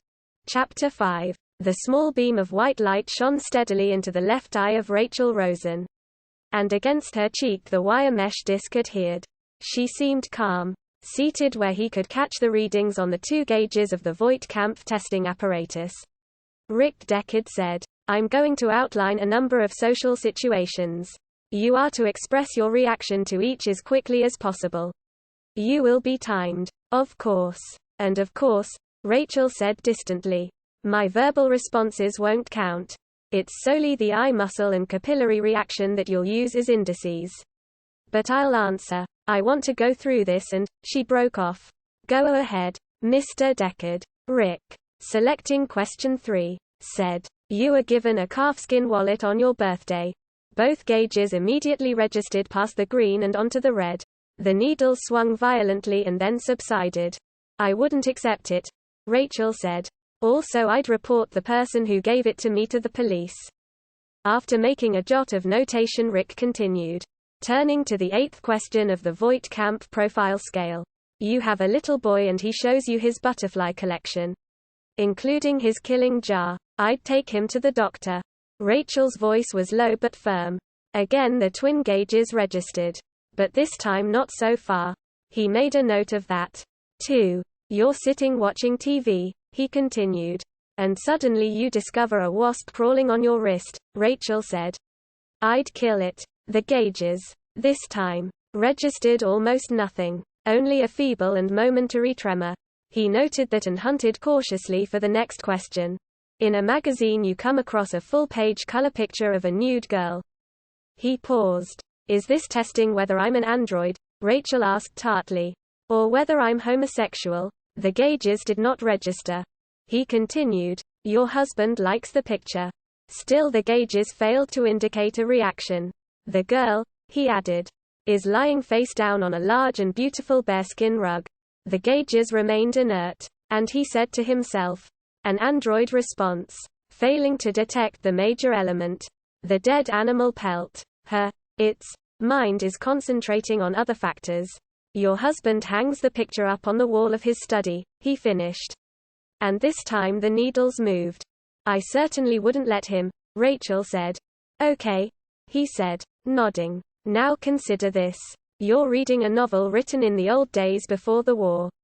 The characters are visiting Fisherman's Wharf in San Francisco. They become hungry and enter a seafood restaurant. One of them orders lobster. And the chef drops the lobster into the tub of boiling water while the characters watch. Oh God. Rachel said. That's awful. Did they really do that? It's depraved. You mean a live lobster? The Gages, however, did not respond formally. A correct response, but simulated. You rent a mountain cabin, he said. In an area still verdant. It's rustic knotty pine with a huge fireplace. Yes, Rachel said, nodding impatiently. On the walls someone has hung old maps. Currier and Ives prints. And above the fireplace a deer's head has been mounted. A full stag with developed horns. The people with you admire the decor of the cabin and you all decide, not with the deer head, Rachel said. The gauges, however, showed an amplitude within the green only. You become pregnant, Rick continued, by a man who has promised to marry you. The man goes off with another woman. Your best friend. You get an abortion and, I would never get an abortion, Rachel said. Anyhow you can't. It's a life sentence and the police are always watching. This time both needles swung violently into the red. How do you know that? Rick asked her, curiously. About the difficulty of obtaining an abortion? Everybody knows that, Rachel answered. It sounded like you spoke from personal experience. He watched the needles intently. They still swept out a wide path across the dials. One more. You're dating a man and he asks you to visit his apartment. While you're there he offers you a drink. As you stand holding your glass you see into the bedroom. It's attractively decorated with bullfight posters. And you wander in to look closer. He follows after you, closing the door, putting his arm around you. He says, Rachel interrupted. What's a bullfight poster? Drawings. Usually in color and very large. Showing a matador with his cape. A bull trying to gore him. He was puzzled. How old are you? He asked. That might be a factor. I'm 18, Rachel said. Okay, so this man closes the door and puts his arm around me. What does he say? Rick said. Do you know how bullfights ended? I suppose somebody got hurt. The bull at the end was always killed. He waited, watching the two needles. They palpitated restlessly. Nothing more. No real reading at all. A final question, he said. Two-part. You are watching an old movie on TV. A movie from before the war. It shows a banquet in progress. The guests are enjoying raw oysters. Ugh, Rachel said. The needles swung swiftly. The entree, he continued, consists of boiled dog, stuffed with rice. The needles moved less this time. Less than they had for the raw oysters. Are raw oysters more acceptable to you than a dish of boiled dog? Evidently not. He put his pencil down. Shut off the beam of light. Removed the adhesive patch from her check. You're an android, he said. That's the conclusion of the testing, he informed her, or rather it, and Eldon Rosen, who regarded him with writhing worry. The elderly man's face contorted. Shifted plastically with angry concern. I'm right, aren't I? Rick said. There was no answer from either of the Rosens. Look, he said reasonably. We have no conflict of interest. It's important to me that the Voight-Kampff test functions. Almost as important as it is to you. The elder Rosen said. She's not an android. I don't believe it, Rick said. Why would he lie? Rachel said to Rick fiercely. If anything, we'd lie the other way. I want a bone marrow analysis made of you, Rick said to her. It can eventually be organically determined whether you're android or not. It's slow and painful, admittedly. But, legally, Rachel said. I can't be forced to undergo a bone marrow test that's been established in the courts. Self-incrimination. And anyhow on a live person, not the corpse of a retired android, it takes a long time. You can give that damn Voight-Kampff profile test because of the specials. They have to be tested for constantly. And while the government was doing that, you police agencies slipped the Voight-Kampff through. But what you said is true. That's the end of the testing. She rose to her feet, paced away from him, and stood with her hands on her hips, her back to him. The issue is not the legality of the bone marrow analysis, Eldon Rosen said huskily. The issue is that your empathy delineation test failed in response to my niece. I can explain why she scored as an android might. Rachel grew up aboard Solander 3. She was born on it. She spent 14 of her 25 18 years living off its tape library and what the 9 other crew members, all adults, knew about Earth. Then, as you know, the ship turned back a sixth of the way to Proxima. Otherwise Rachel would never have seen Earth, anyhow not until her later life. You would have retired me, Rachel said over her shoulder. In a police dragnet I would have been killed. I've known that since I got here 4 years ago. This isn't the first time the Voight Kampf test has been given to me. In fact, I rarely leave this building. The risk is enormous. Because of those roadblocks you police set up. Those flying wedge spot checks to pick up unclassified specials. And androids, Eldon Rosen added. Although naturally the public isn't told that. They're not supposed to know that androids are on Earth. In our midst, I don't think they are, Rick said. I think the various police agencies here and in the Soviet Union have gotten them all. The population is small enough now. Everyone, sooner or later, runs into a random checkpoint. That, anyhow, was the idea. What were your instructions? Eldon Rosen asked. If you wound up designating a human as android? That's a departmental matter. He began restoring his testing gear to his briefcase. The 2 Rosens watched silently. Obviously, he added, I was told to cancel further testing. As I'm now doing. If it failed once there's no point in going on. He snapped the briefcase shut. We could have defrauded you, Rachel said. Nothing forced us to admit you mistested me. And the same for the other 9 subjects we've selected. She gestured vigorously. All we had to do was simply go along with your test results. Either way, Rick said, I would have insisted on a list in advance. A sealed envelope breakdown. And compared my own test results for congruity. There would have had to be congruity. And I can see now. He realized that I wouldn't have gotten it. Bryant was right. Thank God I didn't go out bounty hunting on the basis of this test. Yes. I suppose you would have done that, Eldon Rosen said. He glanced at Rachel, who nodded. We discussed that possibility, Eldon said. Then, with reluctance. This problem, Rick said, stems entirely from your method of operation. Mr. Rosen, nobody forced your organization to evolve the production of humanoid robots to a point where we produced what the colonists wanted, Eldon Rosen said. We followed the time-honored principle underlying every commercial venture. If our firm hadn't made these progressively more human types, other firms in the field would have. We knew the risk we were taking when we developed the Nexus 6 brain unit. But your Voight Kampf test was a failure before we released that type of android. If you had failed to classify a Nexus 6 android as an android. If you had checked it out as human, but that's not what happened. His voice had become hard and bitingly penetrating. Your police department, others as well, may have retired. Very probably have retired. Authentic humans with underdeveloped empathic ability. Such as my innocent niece here. Your position, Mr. Deckard, is extremely bad morally. Ours isn't. In other words, Rick said with acuity. I'm not going to be given a chance to check out a single Nexus 6. You people dropped this schizoid girl on me beforehand.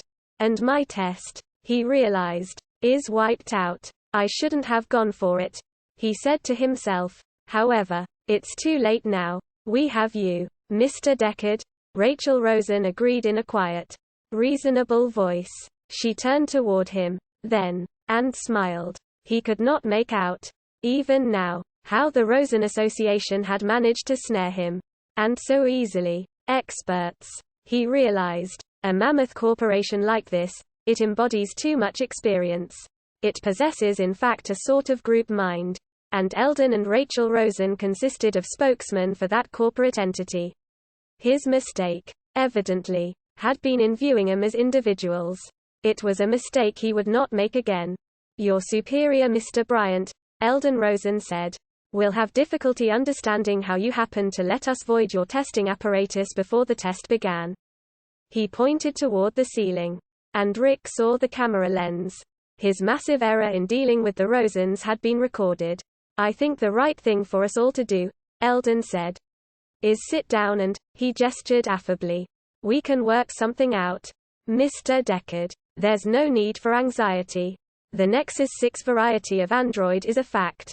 We here at the Rosen Association recognize it, and I think now you do too. Rachel, leaning toward Rick, said, "How would you like to own an owl?" "I doubt if I'll ever own an owl." But he knew what she meant. He understood the business the Rosen Association wanted to transact. Tension of a kind he had never felt before manifested itself inside him. It exploded, leisurely, in every part of his body. He felt the tension, the consciousness of what was happening, take over completely. "But an owl," Eldon Rosen said, "is the thing you want." He glanced at his niece inquiringly. "I don't think he has any idea." "Of course he does," Rachel contradicted. "He knows exactly where this is heading. Don't you, Mr. Deckard?" Again she leaned toward him. And this time closer. He could smell a mild perfume about her. Almost a warmth. "You're practically there, Mr. Deckard. You practically have your owl." To Eldon Rosen she said, "He's a bounty hunter, remember? So he lives off the bounty he makes, not his salary. Isn't that so, Mr. Deckard?" He nodded. "How many androids escaped this time?" Rachel inquired. Presently he said, 8.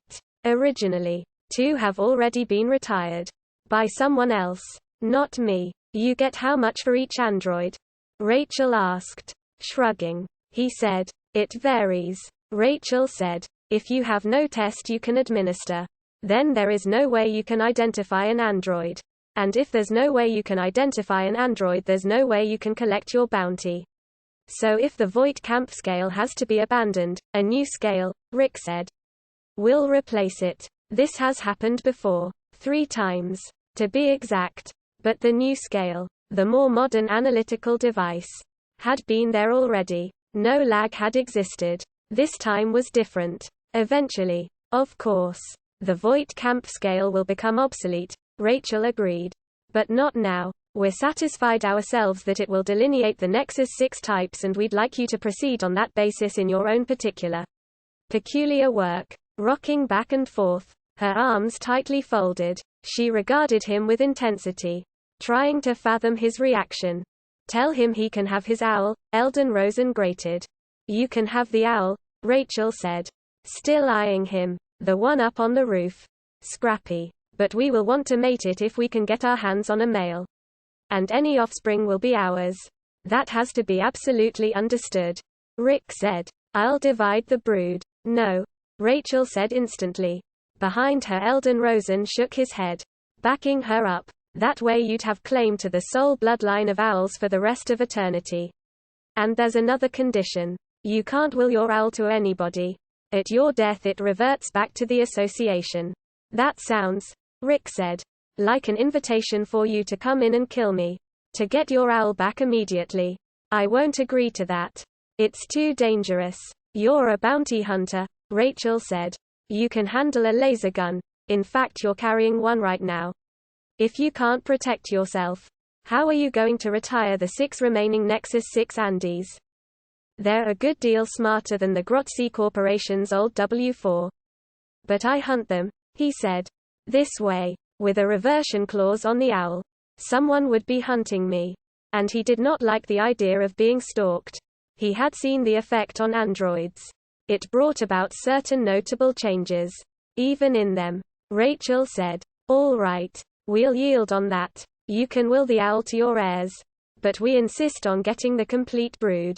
If you can't agree to that, go on back to San Francisco and admit to your superiors in the department that the Voight-Kampf scale, at least is administered by you, can't distinguish an Andy from a human being.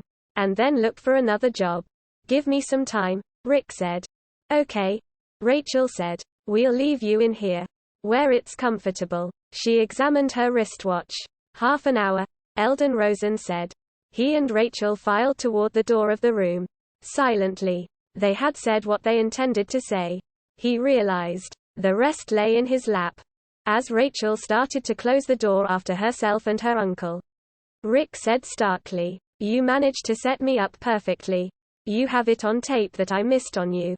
You know that my job depends on the use of the Voight-Kampf scale.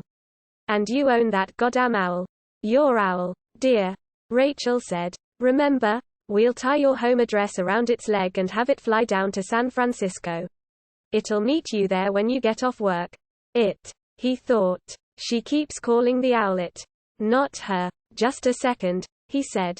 Pausing at the door. Rachel said. You've decided? I want, he said, opening his briefcase, to ask you one more question from the Voigt-Kampf scale. Sit down again. Rachel glanced at her uncle.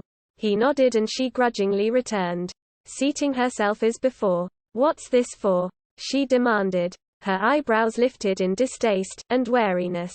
He perceived her skeletal tension, noted it professionally. Presently he had the pencil of light trained on her right eye and the adhesive patch again in contact with her cheek. Rachel stared into the light rigidly, the expression of extreme distaste still manifest. My briefcase, Rick said as he rummaged for the Voigt-Kampf forms. Nice. Isn't it? Department issue. Well, Rachel said remotely. Baby hide, Rick said. He stroked the black leather surface of the briefcase. 100% genuine human baby hide. He saw the two dial indicators gyrate frantically. But only after a pause. The reaction had come. But too late. He knew the reaction period down to a fraction of a second. The correct reaction period. There should have been none. Thanks, Miss Rosen, he said. And gathered together the equipment again. He had concluded his retesting. That's all. You're leaving? Rachel asked. Yes, he said. I'm satisfied. Cautiously. Rachel said. What about the other 9 subjects? The scale has been adequate in your case, he answered. I can extrapolate from that. It's clearly still effective. To Eldon Rosen, who slumped morosely by the door of the room, he said. Does she know? Sometimes they didn't. False memories had been tried various times. Generally in the mistaken idea that through them reactions to testing would be altered. Eldon Rosen said. No. We programmed her completely. But I think toward the end she suspected. To the girl he said. You guessed when he asked for one more try. Pale. Rachel nodded fixedly. Don't be afraid of him, Eldon Rosen told her. You're not an escaped android on Earth illegally. You're the property of the Rosen Association. Used as a sales device for prospective emigrants. He walked to the girl. Put his hand comfortingly on her shoulder. At the touch the girl flinched. He's right, Rick said. I'm not going to retire you. Miss Rosen. Good day. He started toward the door. Then halted briefly. To the two of them he said. Is the owl genuine? Rachel glanced swiftly at the elder Rosen. He's leaving anyhow, Eldon Rosen said. It doesn't matter. The owl is artificial. There are no owls. Rick muttered. And stepped numbly out into the corridor. The two of them watched him go. Neither said anything. Nothing remained to say. So that's how the largest manufacturer of androids operates. Rick said to himself. Devious. And in a manner he had never encountered before. A weird and convoluted new personality type. No wonder law enforcement agencies were having trouble with the Nexus 6. The Nexus 6. He had now come up against it. Rachel. He realized. She must be a Nexus 6. I'm seeing one of them for the first time. And they damn near did it. They came awfully damn close to undermining the Voigt-Kampf scale. The only method we have for detecting them. The Rosen Association does a good job, makes a good try. Anyhow, at protecting its products. And I have to face 6 more of them. He reflected. Before I'm finished. He would earn the bounty money. Every cent. Assuming he made it through alive. Chapter 6. The TV set boomed. Descending the great empty apartment building's dust-stricken stairs to the level below. John Isidore made out now the familiar voice of Buster Friendly. Burbling happily to his system-wide vast audience. Ho ho, folks. Zip click zip. Time for a brief note on tomorrow's weather. First, the eastern seaboard of the USA Mongoose satellite reports that fallout will be especially pronounced toward noon and then will taper off. So all you dear folks who'll be venturing out ought to wait until afternoon. And speaking of waiting, it's now only 10 hours, till that big piece of news. My special exposé. Tell your friends to watch. I'm revealing something that'll amaze you. Now. You might guess that it's just the usual. As Isidore knocked on the apartment door, the television died immediately into non-being. It had not merely become silent. It had stopped existing. Scared into its grave by his knock, he sensed, behind the closed door, the presence of life, beyond that of the TV. His straining faculties manufactured or else picked up a haunted, tongueless fear, by someone retreating from him. Someone blown back to the farthest wall of the apartment in an attempt to evade him. "Hey," he called. "I live upstairs. I heard your TV. Let's meet." "Okay." He waited, listening. No sound and no motion. His words had not pried the person loose. "I brought you a cube of margarine," he said, standing close to the door in an effort to speak through its thickness. "My name's J.R. Isidore and I work for the well-known animal vet Mr. Hannibal Sloat. You've heard of him. I'm reputable. I have a job. I drive Mr. Sloat's truck." The door, meagerly, opened and he saw within the apartment a fragmented and misaligned shrinking figure. A girl who cringed and slunk away and yet held onto the door, as if for physical support. Fear made her seem ill. It distorted her body lines, made her appear as if someone had broken her and then, with malice, patched her together badly. Her eyes, enormous, glazed over fixedly as she attempted to smile. He said, with sudden understanding, "You thought no one lived in this building. You thought it was abandoned." Nodding, the girl whispered, "Yes. But," Isidore said, "it's good to have neighbors. Heck, until you came along I didn't have any. And that was no fun. God knew. You're the only one?" the girl asked. "In this building besides me?" She seemed less timid now. Her body straightened and with her hand she smoothed her dark hair. Now he saw that she had a nice figure, although small, and nice eyes markedly established by long black lashes. Caught by surprise, the girl wore pajama bottoms and nothing more. And as he looked past her he perceived a room in disorder. Suitcases lay here and there, opened, their contents half spilled onto the littered floor. But this was natural. She had barely arrived. "I'm the only one besides you," Isidore said. "And I won't bother you." He felt glum. His offering, possessing the quality of an authentic old pre-war ritual, had not been accepted. In fact, the girl did even seem aware of it. Or maybe she did not understand what a cube of margarine was for. He had that intuition. The girl seemed more bewildered than anything else, out of her depth and helplessly floating in now receding circles of fear. "Good old Buster," he said, trying to reduce her rigid postural stance. "You like him?" "I watch him every morning and then again at night when I get home. I watch him while I'm eating dinner and then his late show until I go to bed. At least until my TV set broke." "Who?" the girl began and then broke off. She bit her lip as if savagely angry, evidently at herself. "Buster Friendly," he explained. It seemed odd to him that this girl had never heard of Earth's most knee-slapping TV comic. "Where did you come here from?" he asked curiously. "I don't see that it matters."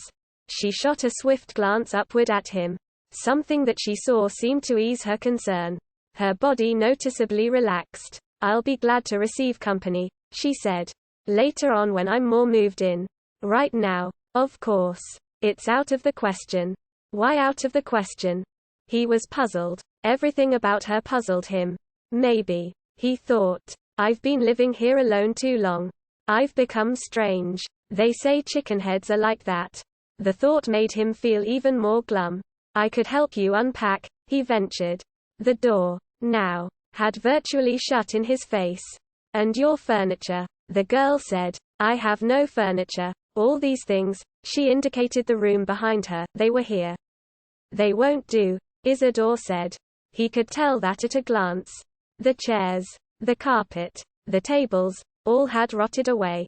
They sagged in mutual ruin, victims of the despotic force of time and of abandonment. No one had lived in this apartment for years. The ruin had become almost complete. He couldn't imagine how she figured on living in such surroundings. "Listen," he said earnestly. "If we go all over the building looking, we can probably find you things that aren't so tattered. A lamp from one apartment. A table from another. I'll do it," the girl said. Myself. Thanks. You'd go into those apartments alone? He could not believe it. Why not? Again she shuddered nervously, grimacing in awareness of saying something wrong. Isidore said, I've tried it. Once. After that I just come home and go in my own place and I don't think about the rest. The apartments in which no one lives, hundreds of them and all full of the possessions people had. Like family photographs and clothes. Those that died couldn't take anything and those who emigrated didn't want to. This building, except for my apartment, is completely Kipple Ized. Kipple Ized. She did not comprehend. Kipple is useless objects. Like junk mail or match folders after you use the last match or gum wrappers or yesterday's homeopathy. When nobody's around, Kipple reproduces itself. For instance, if you go to bed leaving any Kipple around your apartment, when you wake up the next morning there's twice as much of it. It always gets more and more. I see. The girl regarded him uncertainly, not knowing whether to believe him, not sure if he meant it seriously. There's the first law of Kipple, he said. Kipple drives out non-Kipple, like Gresham's law about bad money. And in these apartments there's been nobody there to fight the Kipple. So it has taken over completely, the girl finished. She nodded. Now I understand. Your place.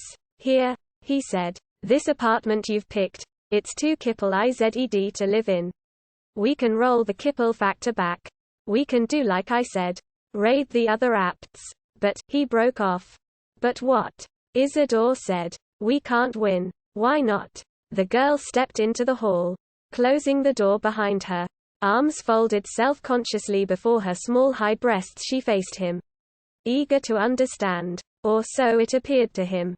Anyhow. She was at least listening. No one can win against Kipple, he said.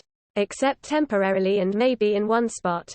Like in my apartment I've sort of created a stasis between the pressure of Kipple and non-Kipple. For the time being. But eventually I'll die or go away. And then the Kipple will again take over. It's a universal principle operating throughout the universe. The entire universe is moving toward a final state of total, absolute Kippleization. He added, except of course for the upward climb of Wilbur Mercer. The girl eyed him. I don't see any relation. That's what Mercerism is all about. Again he found himself puzzled. Don't you participate in fusion? Don't you own an empathy box? After a pause the girl said carefully. I didn't bring mine with me. I assumed I'd find one here. But an empathy box, he said, stammering in his excitement, is the most personal possession you have. It's an extension of your body. It's the way you touch other humans. It's the way you stop being alone. But you know that. Everybody knows that. Mercer even lets people like me, he broke off. But too late. He had already told her and he could see by her face. By the flicker of sudden aversion. That she knew. I almost passed the IQ test, he said in a low, shaky voice. I'm not very special. Only moderately. Not like some you see.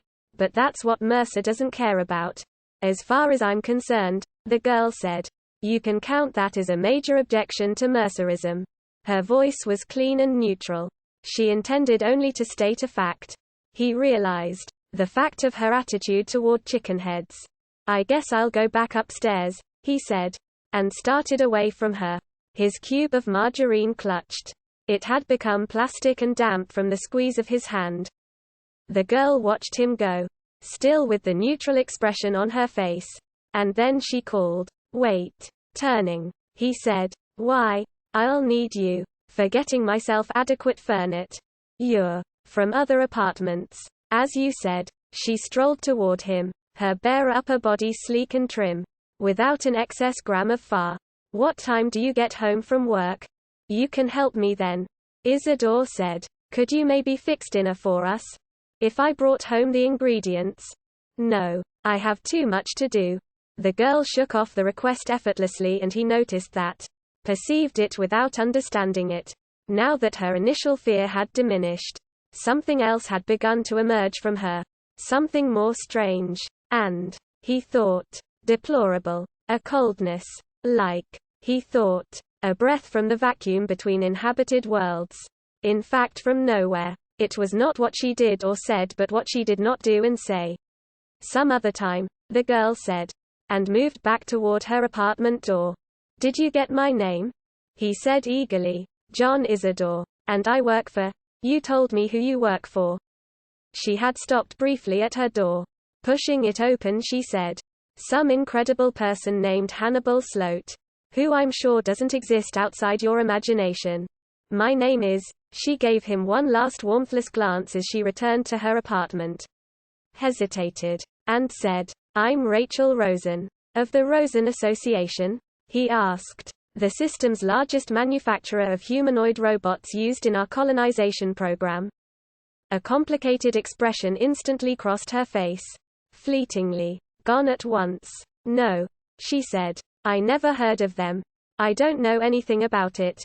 More of your chicken bead imagination. I suppose. John Isidore and his personal. Private empathy box. Poor Mr. Isidore. But your name suggests. My name, the Gert said, is Pre Stratton. That's my married name. I always use it. I never use any other name but Pre. You can call me Pre.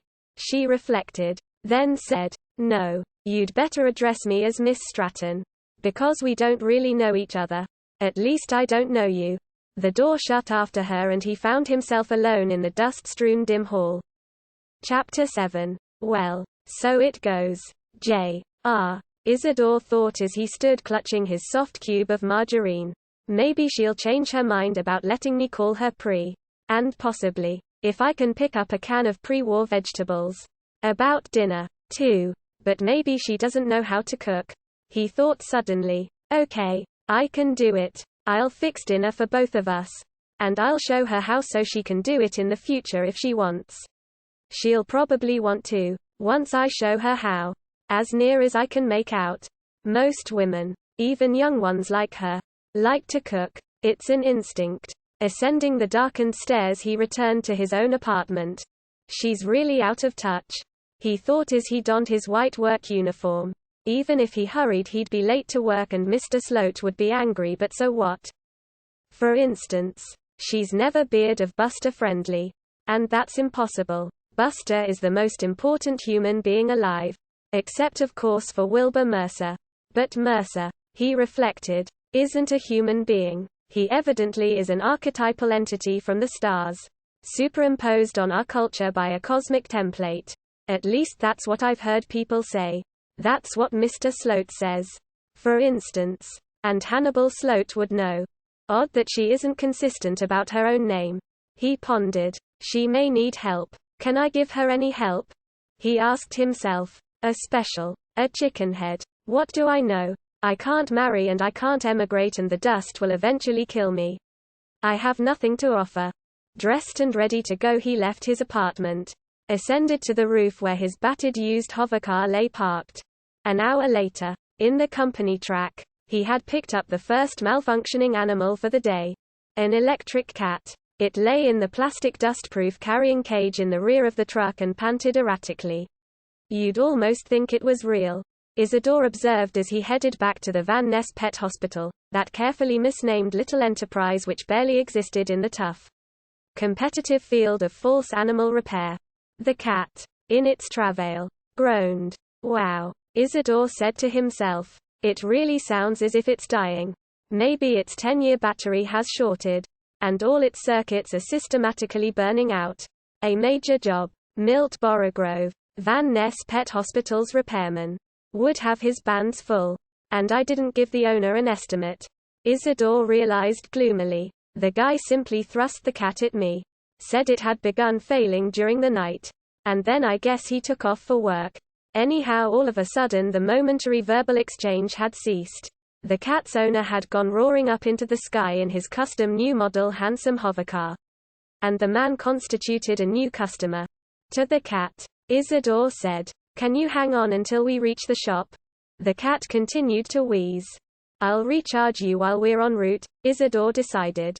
He dropped the truck toward the nearest available roof and there, temporarily parked with the motor running, crawled into the back of the truck and opened the plastic dust-proof carrying cage. Which, in conjunction with his own white suit and the name on the truck, created a total impression of a true animal vet picking up a true animal. The electric mechanism, within its compellingly authentic style gray pelt, gurgled and blew bubbles, its vid lenses glassy, its metal jaws locked together. This had always amazed him. These diseased circuits built into false animals. The construct which he now held on his lap had been put together in such a fashion that when a primary component misfired, the whole thing appeared, not broken, but organically ill. It would have fooled me, Isidore said to himself as he groped within the ersatz stomach fur for the concealed control panel. Quite small on this variety of false animal. Plus the quick charge battery terminals. He could find neither. Nor could he search very long. The mechanism had almost failed. If it does consist of a short, he reflected, which is busy burning out circuits, then maybe I should try to detach one of the battery cables. The mechanism will shut down, but no more harm will be done. And then, in the shop, Milt can charge it back up. Deftly, he ran his fingers along the pseudo-bony spine. The cable should be about here. Damn expert workmanship. So absolutely perfect an imitation. Cables not apparent even under close scrutiny. Must be a wheelwright and carpenter product, they cost more. But look what good work they do. He gave up. The false cat had ceased functioning. So evidently the short, if that was what ailed the thing, had finished off the power supply and basic drivetrain. That'll run into money, he thought pessimistically. Well, the guy evidently hadn't been getting the 3 times yearly preventive cleaning and lubricating. Which made all the difference. Maybe this would teach the owner, the hard way. Crawling back in the driver's seat, he put the wheel into climb position. Buzzed up into the air once more. And resumed his flight back to the repair shop. Anyhow, he no longer had to listen to the nerve-wracking wheezing of the construct. He could relax. Funny, he thought. Even though I know rationally it's fake, the sound of a false animal burning out its drivetrain and power supply ties my stomach in knots. I wish, he thought painfully, that I could get another job. If I hadn't failed that IQ test, I wouldn't be reduced to this ignominious task with its attendant emotional byproducts. On the other hand, the synthetic sufferings of false animals didn't bother Milt Borogrove or their boss Hannibal Sloat. So maybe it's I. John Isidore said to himself. Maybe when you deteriorate back down the ladder of evolution, as I have. When you sink into the tomb world slough of being a special, well, best to abandon that line of inquiry. Nothing depressed him more than the moments in which he contrasted his current mental powers with what he had formerly possessed. Every day he declined in sagacity and vigor. He and the thousands of other specials throughout Terra. All of them moving toward the ash heap. Turning into living ripple. For company he clicked on the truck's radio and tuned for Buster Friendly's AUD show. Which, eek the TV version, continued 23 unbroken warm hours a day. The additional 1 hour being a religious sign-off. 10 minutes of silence. And then a religious sign-on. Glad to have you on the show again, Buster Friendly was saying. Let's see, Amanda. It's been 2 whole days since we've visited with you. Starting on any new picks? Dear Vale, I've used Goink to do a pick yesterday, Bart Vel. Dave wanted me to start at 7 a.m. Buster Friendly broke in. Yes. Dot's right. Booster. It views 7 a.m. Amanda Werner laughed her famous laugh. Nearly as imitated as Buster's. Amanda Werner and several other beautiful, elegant, conically breasted foreign ladies. From unspecified vaguely defined countries. Plus a few bucolic so-called humorists. Comprised Buster's perpetual core of repeats. Women like Amanda Werner never made movies. Never appeared in plays. They lived out their queer, beautiful lives as guests on Buster's unending show. Appearing, Isidore had once calculated, as much as 70 hours a week. How did Buster Friendly find the time to tape both his AUD and vid shows? Isidore wondered. And how did Amanda Werner find time to be a guest every other day? Month after month. Year after year? How did they keep talking? They never repeated themselves. Not so far as he could determine. Their remarks, always witty, always new, weren't rehearsed. Amanda's hair glowed. Her eyes glinted. Her teeth shone. She never ran down. Never became tired. Never found herself at a loss as to a clever retort to Buster's bang-bang string of quips, jokes, and sharp observations. The Buster Friendly Show, telecast and broadcast over all Earth via satellite, also poured down on the emigrants of the colony planets. Practice transmissions beamed to Proxima had been attempted, in case human colonization extended that far. Had the Solander reached its destination, the travelers aboard would have found the Buster Friendly Show awaiting them. And they would have been glad. But something about Buster Friendly irritated John Isidore. One specific thing. In subtle, almost inconspicuous ways, Buster ridiculed the empathy boxes. Not once but many times. He was, in fact, doing it right now. No rock nicks on me, Buster prattled away to Amanda Werner. And if I'm going up the side of a mountain, I want a couple of bottles of Budweiser beer along. The studio audience laughed, and Isidore heard a sprinkling of handclaps. And I'll reveal my carefully documented exposé from up there. That exposé coming exactly 10 hours from now. Ent me, too. Dahi Inc. Amanda gushed. Tek me wit you. I go along ken ven de tro a rock as I protect you. Again the audience howled, and John Isidore felt baffled and impotent rage seep up into the back of his neck. Why did Buster Friendly always chip away at Mercerism? No one else seemed bothered by it. Even the UN approved. And the American and Soviet police had publicly stated that Mercerism reduced crime by making citizens more concerned about the plight of their neighbors. Mankind needs more empathy. Titus Corning, the UN Secretary General, had declared several times. Maybe Buster is jealous. Isidore conjectured. Sure, that would explain it. He and Wilbur Mercer are in competition. But for what? Our minds. Isidore decided. They're fighting for control of our psychic selves. The empathy box on one hand. Buster's guffaws and off-the-cuff jibes on the other. I'll have to tell Hannibal Sloat that. He decided. Ask him if it's true. He'll know. When he had parked his truck on the roof of the Van Ness Pet Hospital, he quickly carried the plastic cage containing the inert false cat downstairs to Hannibal Sloat's office. As he entered, Mr. Sloat glanced up from a parts inventory page. His gray, seamed face rippling like troubled water. Too old to emigrate. Hannibal Sloat, although not a special, was doomed to creep out his remaining life on Earth. The dust, over the years, had eroded him. It had left his features gray. His thoughts gray. It had shrunk him and made his legs spindly and his gait unsteady. He saw the world through glasses literally dense with dust. For some reason Sloat never cleaned his glasses. It was as if he had given up. He had accepted the radioactive dirt and it had begun its job. Long ago. Of burying him. Already it obscured his sight. In the few years he had remaining it would corrupt his other senses until at last only his bird screech voice would remain. And then that would expire. 2. What do you have there? Mr. Sloat asked. A cat with a short in its power supply. Isidore set the cage down on the document-littered desk of his boss.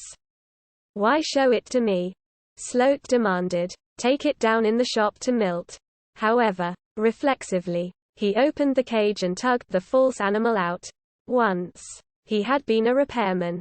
A very good one. Isidore said. I think Buster Friendly and Mercerism are fighting for control of our psychic souls. If so, Sloat said. Examining the cat. Buster is winning. He's winning now, Isidore said. But ultimately he'll lose. Sloat lifted his bead. Peered at him. Why? Because Wilbur Mercer is always renewed.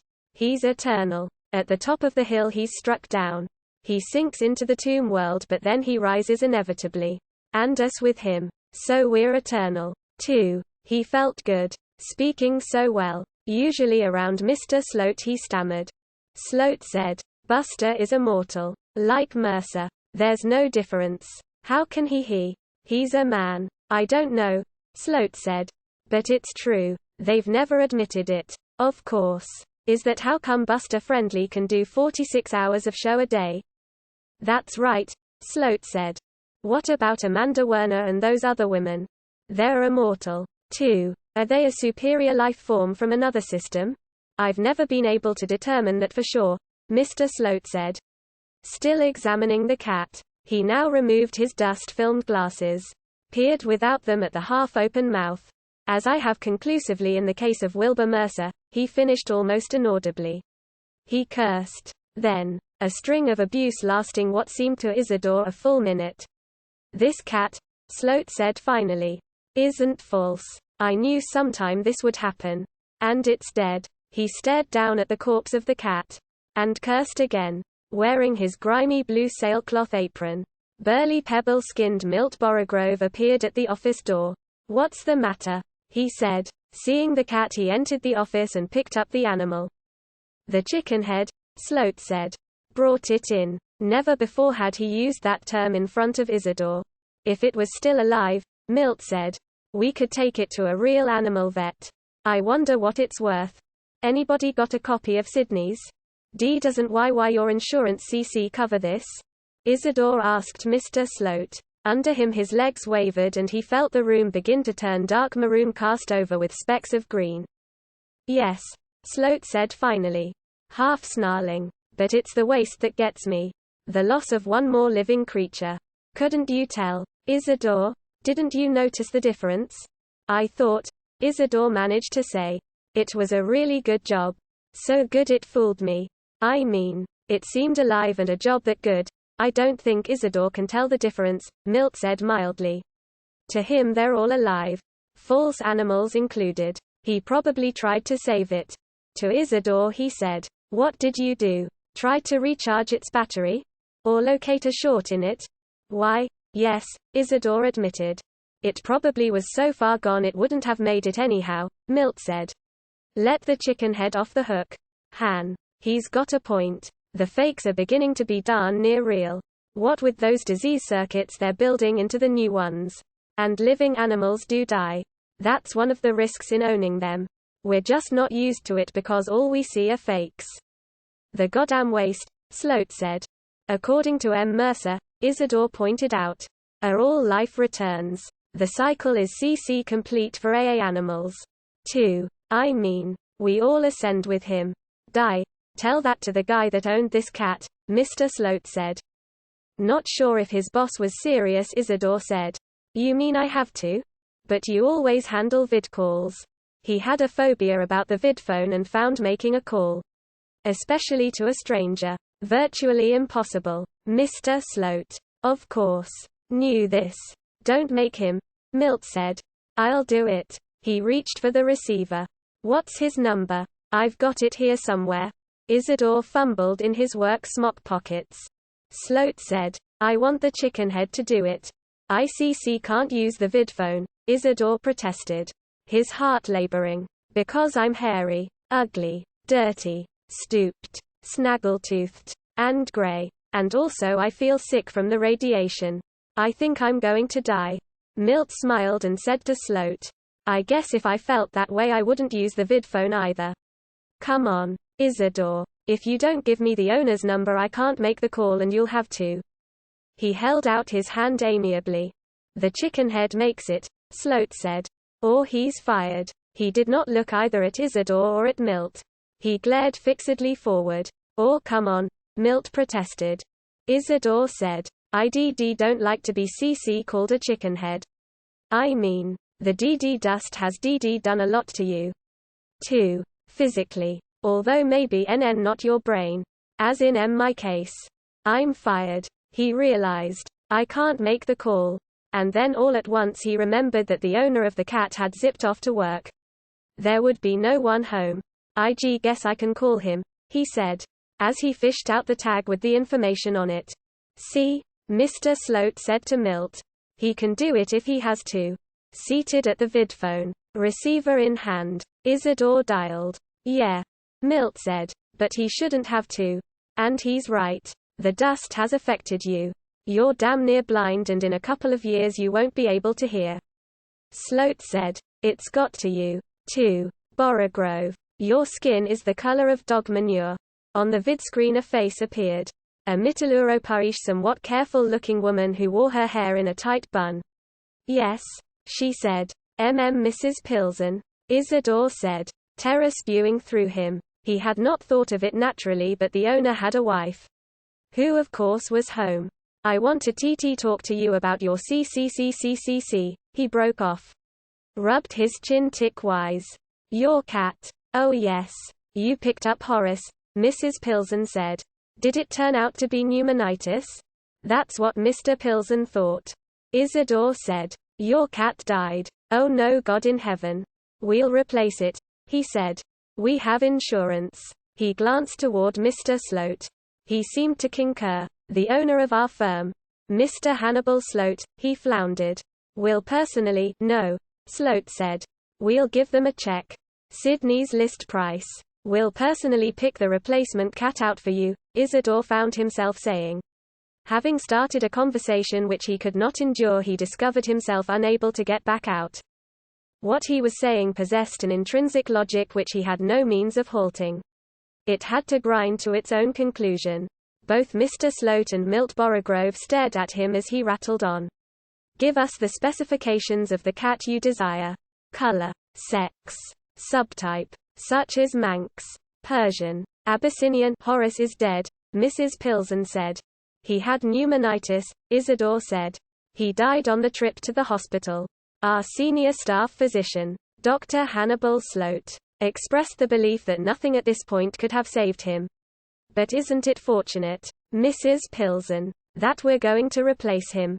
Am I correct? Mrs. Pilsen, tears appearing in her eyes, said. There is only one cat like Horace.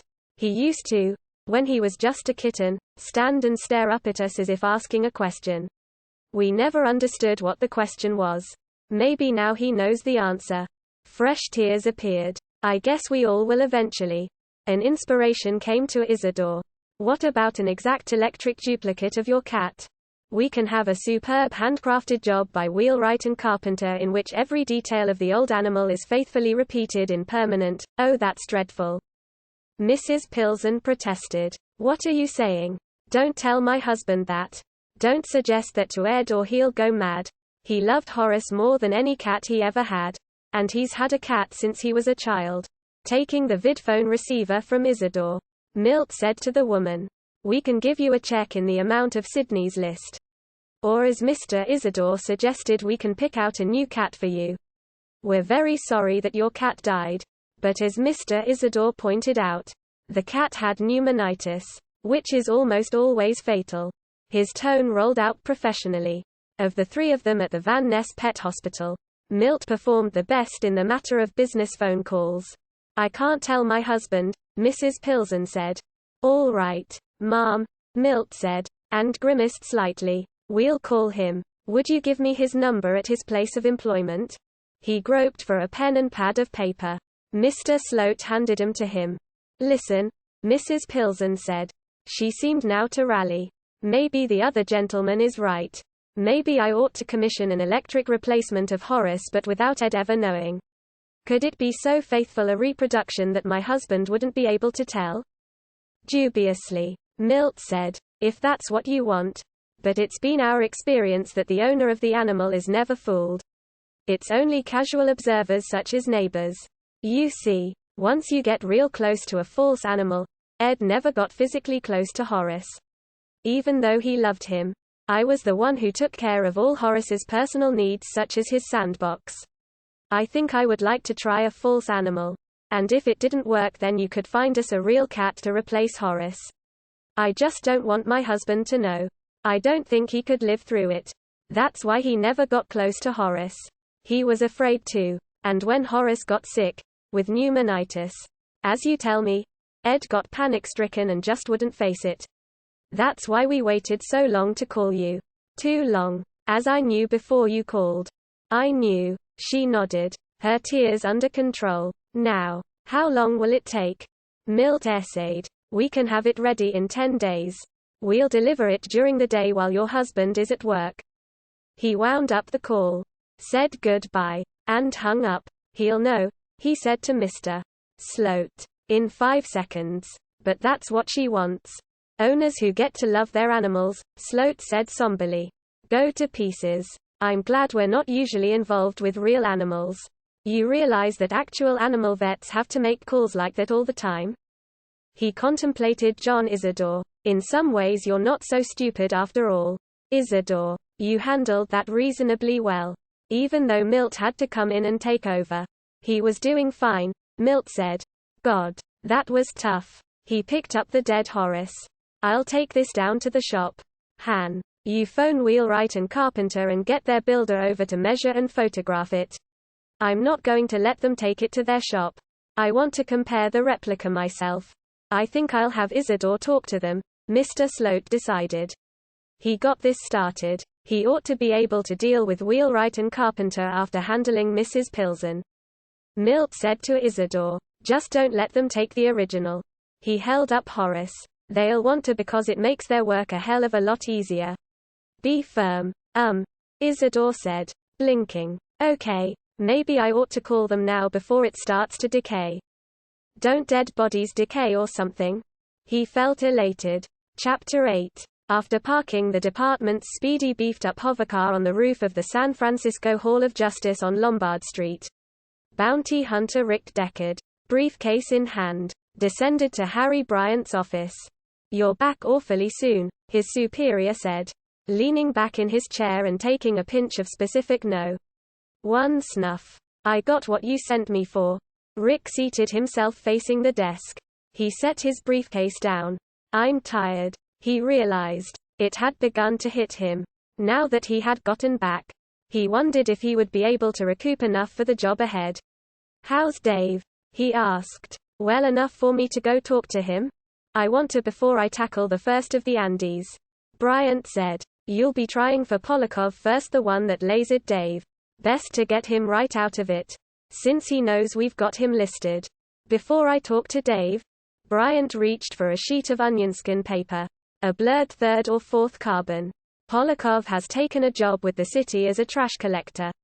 A scavenger. Don't only specials do that kind of work? Polakov is mimicking a special. An anthead. Very deteriorated, or so he pretends to be. That's what suckered Dave. Polakov apparently looks and acts so much like an anthead that Dave forgot. Are you sure about the Voigt-Kampf scale now? You're absolutely certain. From what happened up in Seattle. That, I am, Rick said shortly. He did not amplify. Bryant said, I'll take your word for it. But there can't be even one slip-up. There never could be in Andy hunting. This is no different. The Nexus 6 is different. I already found my first one, Rick said. And Dave found 2. 3. If you count Polakov. Okay, I'll retire Polakov today. And then maybe tonight or tomorrow talk to Dave. He reached for the blurred carbon. The poop sheet on the android Polakov. One more item, Bryant said. A Soviet cop, from the WPO, is on his way here. While you were in Seattle I got a call from him. He's aboard an Aeroflot rocket that'll touch down at the public field. Here, in about an hour. Sandor Kadalyi. His name is. What's he want? Rarely if ever did WPO cops show up in San Francisco. WPO is enough interested in the new Nexus 6 types that they want a man of theirs to be with you. An observer, and also, if he can, he'll assist you. It's for you to decide when and if he can be of value. But I've already given him permission to tag along. What about the bounty? Rick said. You won't have to split it, Bryant said. And smiled creakily. I just wouldn't regard it as financially fair. He had absolutely no intention of sharing his winnings with a thug from WPO. He studied the poop sheet on Polakov. It gave a description of the man, or rather the Andy, and his current address and place of business. The Bay Area Scavengers Company with offices on Geary. Want to wait on the Polakov retirement until the Soviet cop gets here to help you? Bryant asked. Rick bristled. I've always worked alone. Of course. It's your decision. I'll do whatever you say. But I'd just as soon tackle Polakov right now. Without waiting for Kadalyi to hit town. You go ahead on your own, Bryant decided. And then on the next one. Which'll be a Miss Luba Luft. You have the sheet there on her. 2. You can bring in Kadalyi. Having stuffed the onionskin carbons in his briefcase. Rick left his superior's office and ascended once more to the roof and his parked hovercar. And now let's visit Mr. Polakov, he said to himself. He patted his laser tube. For his first try at the android Polakov, Rick stopped off at the offices of the Bay Area Scavengers Company. "I'm looking for an employee of yours," he said to the severe, gray-haired switchboard woman. The Scavengers building impressed him. Large and modern, it held a good number of high CLASS purely office employees. The deep pile carpets, the expensive genuine wood desks, reminded him that garbage collecting and trash disposal had, since the war, become one of Earth's important industries. The entire planet had begun to disintegrate into junk. And to keep the planet habitable for the remaining population, the junk had to be hauled away occasionally. Or, as Buster Friendly liked to declare, Earth would die under a layer, not of radioactive dust, but of kipple. "Mr. Ackers," the switchboard woman informed him. "He's the personnel manager." She pointed to an impressive but imitation oak desk at which sat a prissy, tiny, bespectacled individual, merged with his plethora of paperwork. Rick presented his police ID. "Where's your employee Polakov right now? At his job or at home?" After reluctantly consulting his records, Mr. Ackers said, "Polakov ought to be at work, flattening hovercars at our Daly City plant and dumping them into the bay." However, the personnel manager consulted a further document, then picked up his vidphone and made an inside call to someone else in the building. "He's not." "Then," he said, terminating the call. Hanging up, he said to Rick, "Polakov didn't show up for work today. No explanation. What's he done?" "Officer, if he should show up," Rick said, "don't tell him I hear asking about him. You understand?" "Yes, I understand," Ackers said sulkily, as if his deep schooling in police matters had been derided. In the department's beefed-up hovercar, Rick next flew to Polakov's apartment building in the Tenderloin. "We'll never get him," he told himself. "They, Bryant and Holden, waited too long. Instead of sending me to Seattle, Bryant should have sicked me on Polakov, better still last night." As soon as Dave Holden got his, "What a grimy place," he observed as he walked across the roof to the elevator. Abandoned animal pens, encrusted with months of dust, and, in one cage, a no longer functioning false animal, a chicken. By elevator he descended to Polakov's floor. Found the hall limit, like a subterranean cave. Using his police-powered sealed beam light, he illuminated the hall and once again glanced over the onionskin carbon. The Voight-Kampff test had been administered to Polakov. That part could be bypassed, and he could go directly to the task of destroying the android. Best to get him from out here, he decided. Setting down his weapons kit, he fumbled it open. Got out a non-directional Penfield wave transmitter. He punched the key for catalepsy. Himself protected against the mood emanation by means of a counterwave broadcast through the transmitter's metal hull directed to him alone. "They're now all frozen stiff," he said to himself as he shut off the transmitter. "Everyone, human and Andy alike, in the vicinity. No risk to me. All I have to do is walk in and laser him. Assuming, of course, that he's in his apartment. Which isn't likely. Using an infinity key, which uneased and opened all forms of locks known. He entered Polakov's apartment, laser beam in hand. No Polakov, only semi-ruined furniture, a place of kipple and decay. In fact, no personal articles. What greeted him consisted of unclaimed debris which Polakov had inherited when he took the apartment and which in leaving he had abandoned to the next, if any, tenant. "I knew it," he said to himself. "Well, there goes the first $1,000 bounty. Probably skipped all the way to the Antarctic Circle. Out of my jurisdiction. Another bounty hunter from another police department will retire Polakov and claim the money. On, I suppose, to the Andes who haven't been warned." As was Polakov. On to Luba Luft. Back again on the roof in his hovercar, he reported by phone to Harry Bryant. No luck on Polakov. Left probably right after he lasered Dave. He inspected his wristwatch. "Want me to pick up Kadalyi at the field? It'll save time and I'm eager to get started on Miss Luft." He already had the poop sheet on her laid out before him. Had begun a thorough study of it. "Good idea," Bryant said. "Except that Mr. Kadalyi is already here. His Aeroflot ship, as usual. He says, arrived early.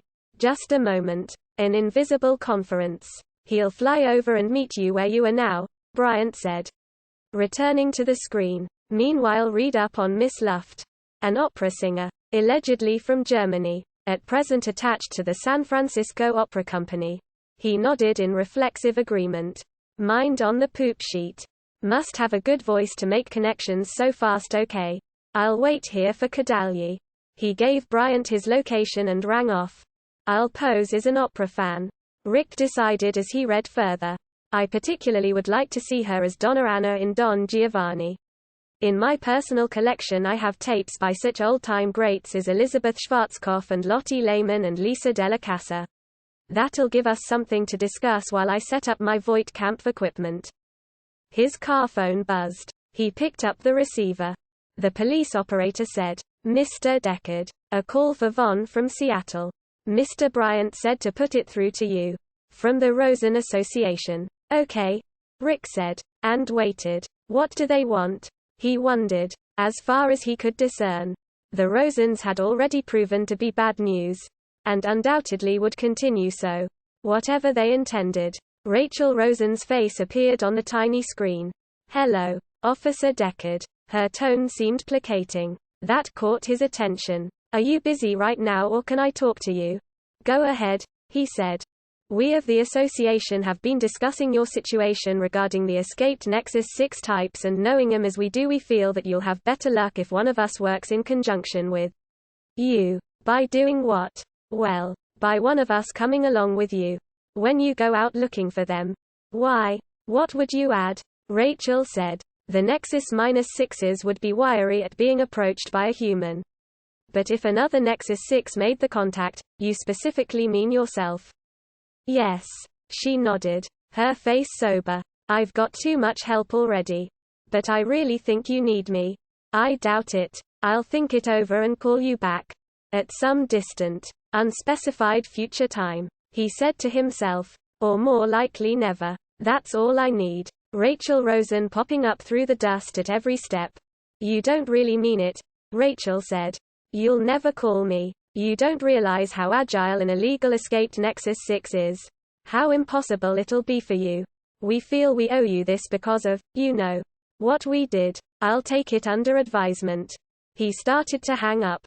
Without me, Rachel said. One of them will get you before you can get it. Goodbye, he said and hung up. What kind of world is it? He asked himself. When an android phones up a bounty hunter and offers him assistance. He rang the police operator back. Don't put any more calls through to me from Seattle, he said. Yes, Mr. Deckard. Has Mr. Kadalyi reached you? Yet? I'm still waiting. And he had better hurry because I'm not going to be here long. Again he hung up. As he resumed reading the poop sheet on Luba Luft, a hovercar taxi spun down to land on the roof a few yards off. From it a red-faced, cherubic-looking man, evidently in his mid-50s, wearing a heavy and impressive Russian-style greatcoat, stepped in, smiling, his hand extended, approached Rick's car. Mr. Deckard? The man asked with a Slavic accent. The bounty hunter for the San Francisco Police Department? The empty taxi rose, and the Russian watched it go. Absently. I'm Sandor Kadalyi, the man said, and opened the car door to squeeze in beside Rick. As he shook hands with Kadalyi, Rick noticed that the WPO representative carried an unusual type of laser tube. A subform which he had never seen before. Oh, this, Kadalyi said. Interesting, isn't it? He tugged it from his belt holster. I got this on Mars. I thought I knew every handgun made, Rick said. Even those manufactured out and for use in the colonies. We made this ourselves, Kadalyi said, beaming like a Slavic Santa. His ruddy face inscribed with pride. You like it? What is different about it? Functionally. Here. Take it. He passed the gun over to Rick, who inspected it expertly, by way of years of experience. How does it differ functionally? Rick asked. He couldn't tell. Press the trigger. Aiming upward. Out the window of the car. Rick squeezed the trigger of the weapon. Nothing happened. No beam emerged. Puzzled, he turned to Kadalyi. The triggering circuit, Kadalyi said cheerfully, isn't attached. It remains with me. You see? He opened his hand, revealed a tiny unit. And I can also direct it. Within certain limits. Irrespective of where it's aimed. You're not Polakov. You're Kodalyi, Rick said. Don't you mean that the other way around? You're a bit confused. I mean you're Polakov, the android. You're not from the Soviet police. Rick, with his toe, pressed the emergency button on the floor of his car. Why won't my laser tube fire? Kodalyi Polakov said, switching on and off the miniaturized triggering and aiming device which he held in the palm of his hand. A sine wave, Rick said. That phases out laser emanation and spreads the beam into ordinary light. Then I'll have to break your pencil neck. The android dropped the device and, with a snarl, grabbed with both hands for Rick's throat. As the android's hands sank into his throat, Rick fired his regulation-issue old-style pistol from its shoulder holster. The .38 Magnum slug struck the android in the head and its brain box burst. The Nexus 6 unit which operated it blew into pieces. A raging, mad wind which carried throughout the car. Bits of it, like the radioactive dust itself, whirled down on Rick. The retired remains of the android rocked back, collided with the car door, bounced off and struck heavily against him. He found himself struggling to shove the twitching remnants of the android away. Shakily, he at last reached for the car phone. Called in to the Hall of Justice. Shall I make my report? He said. Tell Harry Bryant that I got Polakov. You got Polakov. He'll understand that. Will he? Yes. Rick said. And hung up. Christ, that came close. He said to himself. I must have overreacted to Rachel Rosen's warning. I went the other way and it almost finished me. But I got Polakov. He said to himself. His adrenal gland, by degrees, ceased pumping its several secretions into his bloodstream. His heart slowed to normal. His breathing became less frantic.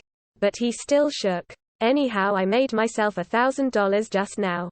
He informed himself. So it was worth it. And I'm faster to react than Dave Holden. Of course.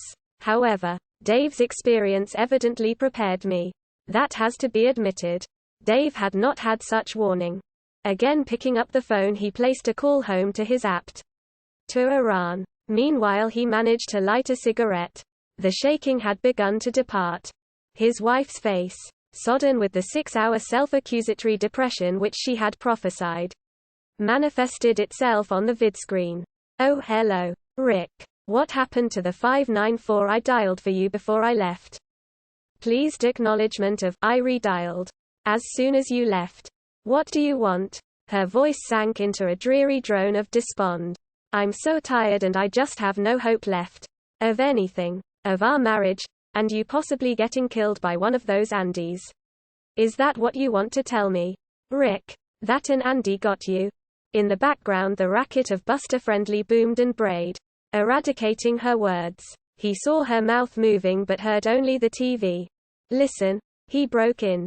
Can you hear me? I'm on to something. A new type of android that apparently nobody can handle but me. I've retired one already. So that's a grand to start with. You know what we're going to have before I'm through? Iran stared at him sightlessly. Oh, she said, nodding. I haven't said yet. He could tell. Now, her depression this time had become too vast for her even to hear him. For all intents he spoke into a vacuum. I'll see you tonight, he finished bitterly and slammed the receiver down.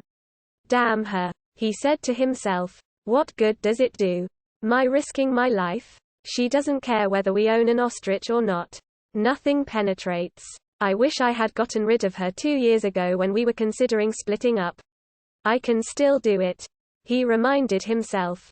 Broodingly, he leaned down, gathered together on the car floor his crumpled papers, including the info on Luba Luft.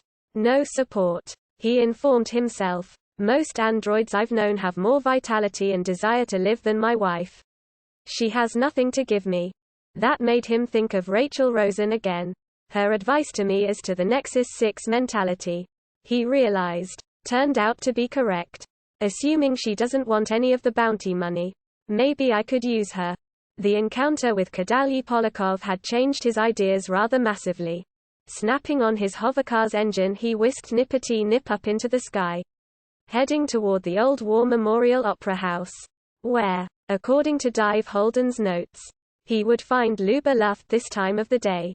He wondered, now, about her, too. Some female androids seemed to him pretty. He had found himself physically attracted by several.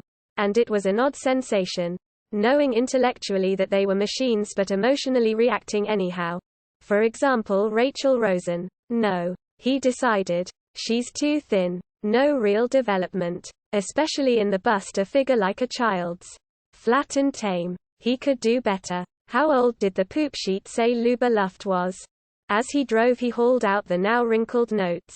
Found her so-called age. 28. The sheet read, judged by appearance.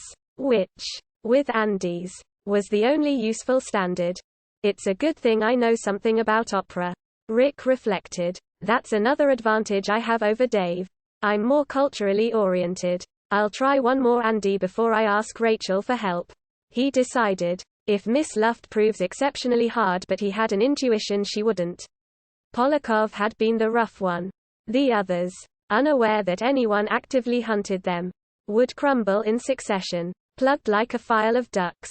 As he descended toward the ornate, expansive roof of the opera house, he loudly sang a potpourri of arias, with pseudo-Italian words made up on the spot by himself. Even without the Penfield mood organ at hand, his spirits brightened into optimism. And into hungry, gleeful anticipation. Chapter 9. In the enormous whale belly of steel and stone carved out to form the long-enduring old opera house, Rick Deckard found an echoing, noisy, slightly miscontrived rehearsal taking place. As he entered, he recognized the music. Mozart's The Magic Flute. The first act in its final scenes.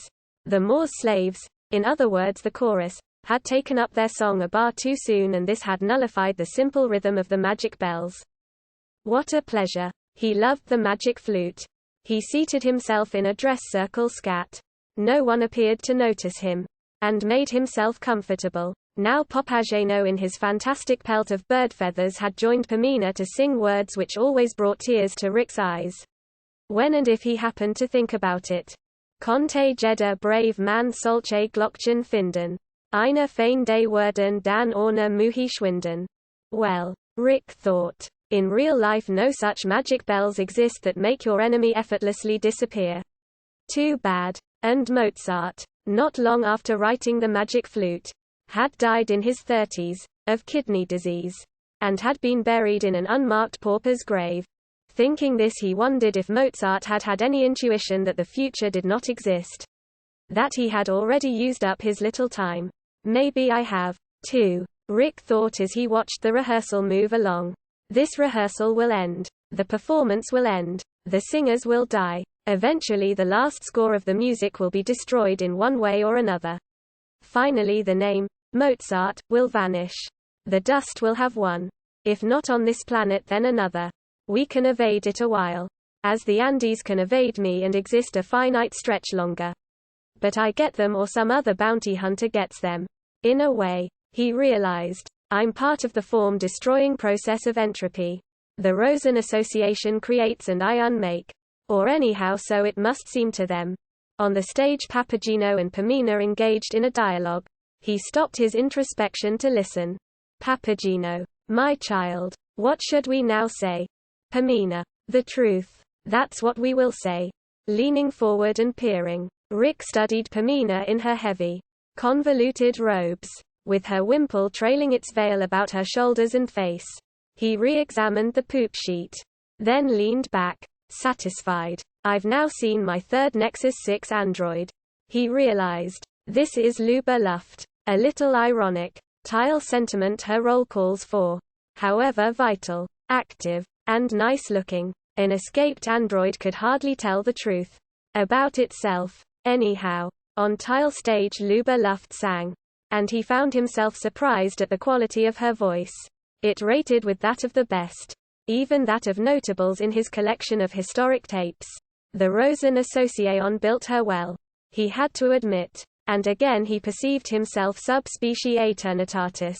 The form destroyer called forth by what he heard and saw here. Perhaps the better she functions, the better a singer she is. the more I am needed. If the androids had remained substandard, like the ancient Q40s made by Derain Associates, there would be no problem and no need of my skill. I wonder when I should do it, he asked himself. As soon as possible. Probably. At the end of the rehearsal when she goes to her dressing room. At the end of the act the rehearsal ended temporarily. It would resume, the conductor said in English, French, and German. In an hour and a half. The conductor then departed. The musicians left their instruments and also left. Getting to his feet, Rick made his way backstage to the dressing rooms. He followed the tail end of the cast, taking his time and thinking, it's better this way, getting it immediately over with. I'll spend as short a time talking to her and testing her as possible. As soon as I'm sure, but technically he could not be sure until after the test. Maybe Dave guessed wrong on her. He conjectured, I hope so, but he doubted it. Already, instinctively, his professional sense had responded. And he had yet to err. Throughout years with the department. Stopping a super, he asked for Miss Luft's dressing room. The super, wearing makeup and the costume of an Egyptian spear carrier, pointed. Rick arrived at the indicated door. Saw an ink-written note tacked to it reading Miss Luft Private. And knocked. Come in. He entered. The girl sat at her dressing table. A much-handled cloth-bound score open on her knees. Marking here and there with a ballpoint pen. She still wore her costume and makeup. Except for the wimple. That she had set. Down on its rack. Yes, she said. Looking up. The stage makeup enlarged her eyes. Enormous and hazel, they fixed on him and did not waver. I am busy. As you can see. Her English contained no remnant of an accent. Rick said. You compare favorably to Schwarzkopf. Who are you? Her tone held cold reserve, and that other cold, which he had encountered in so many androids. Always the same. Great intellect. Ability to accomplish much. But also this. He deplored it. And yet, without it, he could not track them down. I'm from the San Francisco Police Department, he said. Oh. The huge and intense eyes did not flicker. Did not respond. What are you here about? Her tone, oddly, seemed gracious. Seating himself in a nearby chair, he unzipped his briefcase. I have been sent here to administer a standard personality profile test to you. It won't take more than a few minutes. Is it necessary? She gestured toward the big cloth-bound score. I have a good deal I must do. Now she had begun to look apprehensive. It's necessary. He got out the Voight Kampf instruments. Began setting them up. An IQ test? No. Empathy. I'll have to put on my glasses. She reached to open a drawer of her dressing table. If you can mark the score without your glasses, you can take this test. I'll show you some pictures and ask you several questions. Meanwhile, he got up and walked to her. And, bending, pressed the adhesive pad of sensitive grids against her deeply tinted cheek. And this light, he said, adjusting the angle of the pencil beam. And that's it. Do you think I'm an android? Is that it? Her voice had faded almost to extinction. I'm not an android. I haven't even been on Mars. I've never even seen an android. Her elongated lashes shuddered involuntarily. He saw her trying to appear calm. Do you have information that there's an android in the cast? I'd be glad to help you. And if I were an android, would I be glad to help you? An android, he said, doesn't care what happens to any other android. That's one of the indications we look for. Then, Miss Luft said, you must be an android. That stopped him. He stared at her. Because, she continued, your job is to kill them. Isn't it? You're what they call, she tried to remember. A bounty hunter, Rick said. But I'm not an android. This test you want to give me. Her voice, now, had begun to return. Have you taken it? Yes. He nodded. A long time ago. When I first started with the department. Maybe that's a false memory. Don't androids sometimes go around with false memories? Rick said. My superiors know about the test, it's mandatory. Maybe there was once a human who looked like you. And somewhere along the line you killed him and took his place. And your superiors don't know. She smiled, as if inviting him to agree. Let's get on with the test, he said, getting out the sheets of questions. I'll take the test, Luba Luft said. If you'll take it first. Again he stared at her. Stopped in his tracks. Wouldn't that be more fair? She asked. Then I could be sure of you. I don't know. You seem so peculiar and hard and strange. She shivered. Then smiled again. Hopefully. You wouldn't be able to administer the Voigt-Kampff test. It takes considerable experience. Now please listen carefully. These questions will deal with social situations which you might find yourself in. What I want from you is a statement of response. What you'd do. And I want the response as quickly as you can give it. One of the factors I'll record is the time lag, if any. He selected his initial question. You're sitting watching TV and suddenly you discover a wasp crawling on your wrist. He checked with his watch. Counting the seconds. And checked. 2. With the twin dials. What's a wasp? Luba Luft asked. A stinging bug that flies. Oh, how strange. Her immense eyes widened with childlike acceptance. As if he had revealed the cardinal mystery of creation. Do they still exist? I've never seen one. They died out because of the dust. Don't you really know what a wasp is? You must have been alive when there were wasps. That's only been. Tell me the German word. He tried to think of the German word for wasp but couldn't. Your English is perfect, he said angrily. My accent, she corrected, is perfect. It has to be. For roles. For Purcell and Walton and Vaughan Williams, but my vocabulary isn't very large. She glanced at him shyly. Wespy, he said, remembering the German word. Yes. I know Wespy. She laughed. And what was the question? I forget already. Let's try another. Impossible now to get a meaningful response. You are watching an old movie on TV. A movie from before the war. It shows a banquet in progress. The entree, he skipped over the first part of the question, consists of boiled dog. Stuffed with rice. Nobody would kill and cat a dog, Luba Luft said. They're worth a fortune. But I guess it would be an imitation dog. Ersatz. Right? But those are made of wires and motors. They can't be eaten. Before the war, he grated. I wasn't alive before the war. But you've seen old movies on TV. Was the movie made in the Philippines? Why? Because, Luba Luft said, they used to cat boiled dog stuffed with rice in the Philippines. I remember reading that. But your response, he said. I want your social, emotional, moral reaction. To the movie? She pondered. I'd turn it off and watch Buster Friendly. Why would you turn it off? Well, she said hotly. Who the hell wants to watch an old movie set in the Philippines? Whatever happened in the Philippines except the Bataan Death March? And would you want to watch that? She glared at him indignantly. On his dials the needles swung in all directions. After a pause he said carefully. You rent a mountain cabin. Yeah. She nodded. Go on. I'm waiting. In an area still verdant. Pardon? She cupped her ear. I don't ever hear that term. Still trees and bushes growing. The cabin is rustic knotty pine with a huge fireplace. On the walls someone has hung old snaps. Currier and Ives prints. And above the fireplace a deer's head has been mounted. A full stag with developed horns. The people with you admire the decor of the cabin and, I don't understand, Currier, or Ives, or decor, Luba Luft said. She seemed to be struggling. However, to make out the terms. Wait. She held up her hand earnestly. With rice. Like in the dog. Currier is what makes the rice Currier rice. It's curry in German. He could not fathom, for the life of him, if Luba Luft's semantic fog had purpose. After consultation with himself he decided to try another question. What else could he do? You're dating a man, he said.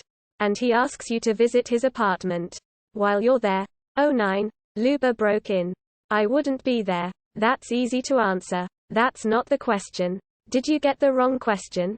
But I understand that. Why is a question I understand the wrong one? Aren't I supposed to understand? Nervously fluttering she rubbed her cheek and detached the adhesive disc. It dropped to the floor. Skidded. And rolled under her dressing table. Ach Gott, she muttered.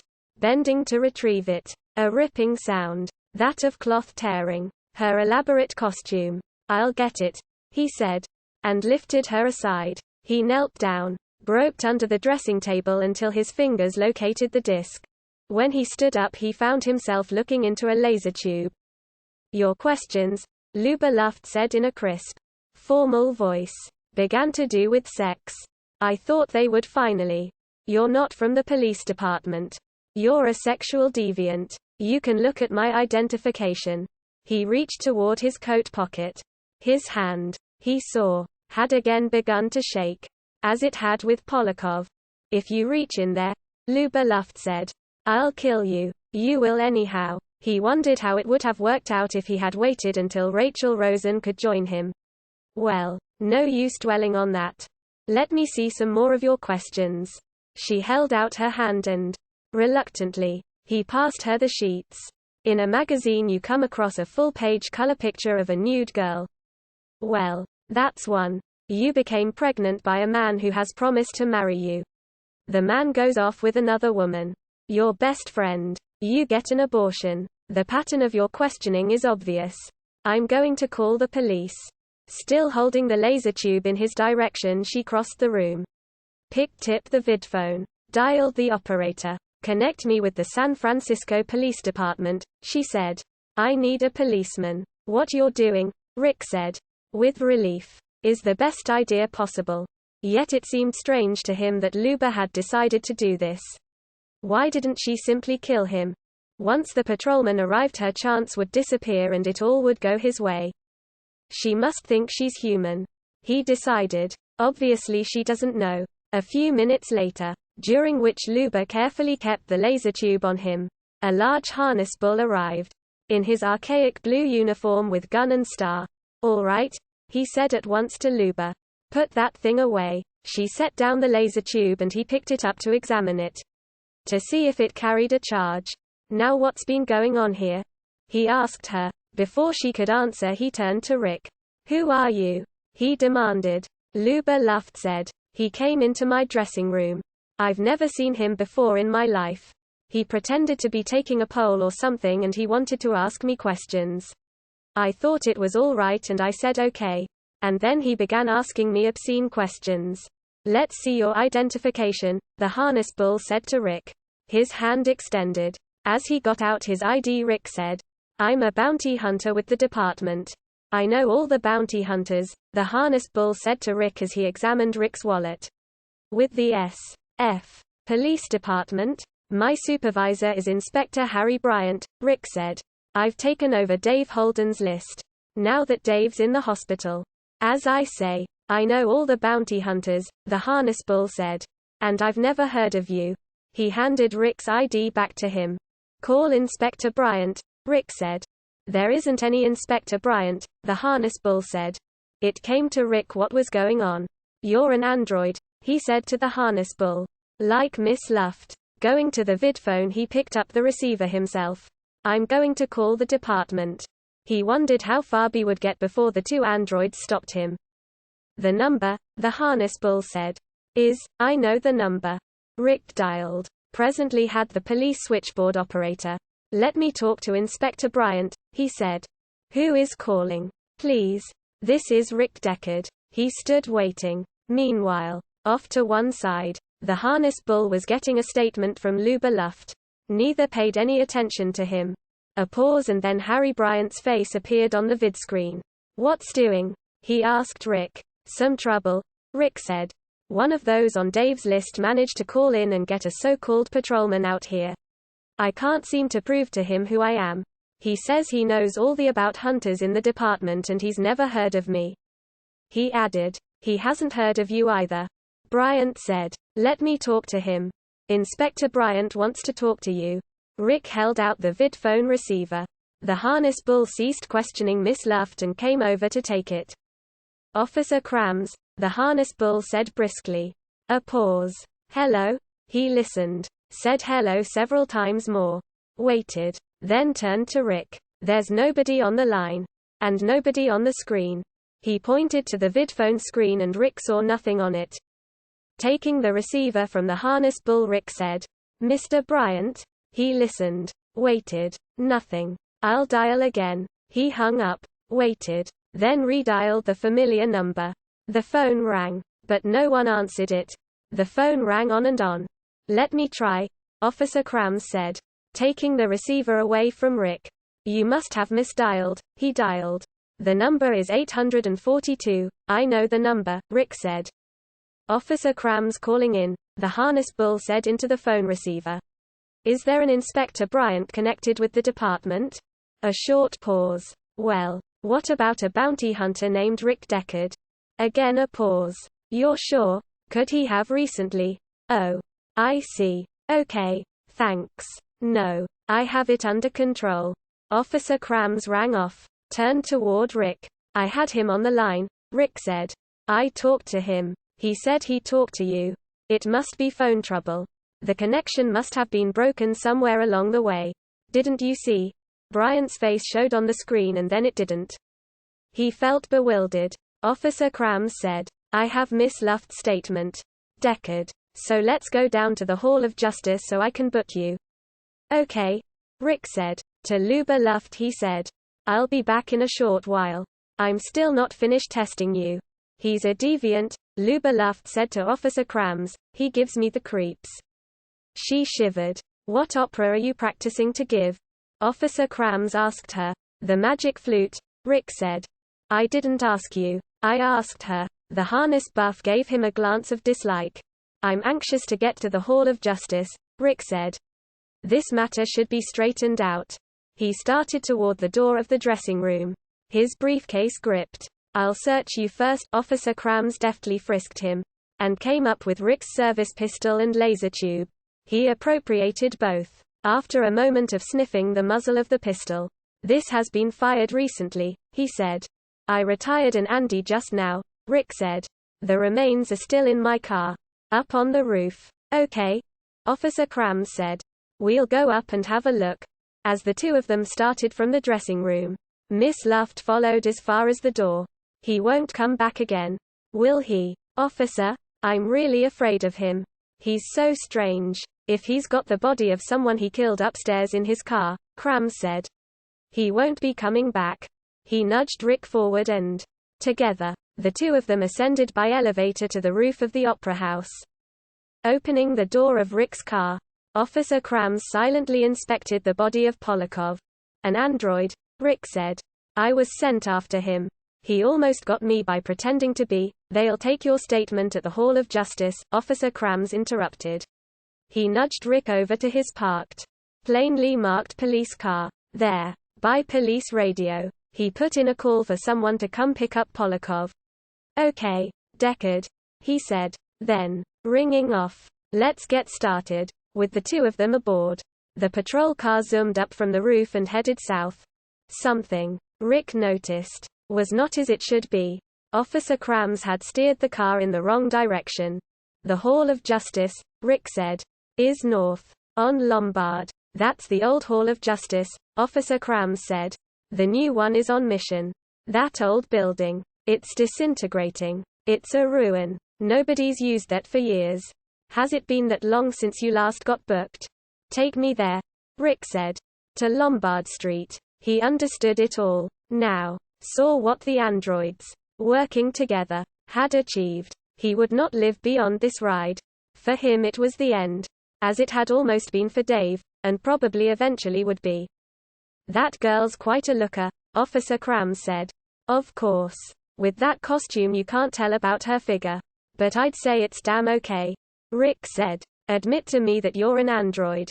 "Why? I'm not an android." "What do you do? Roam around killing people and telling yourself they're androids."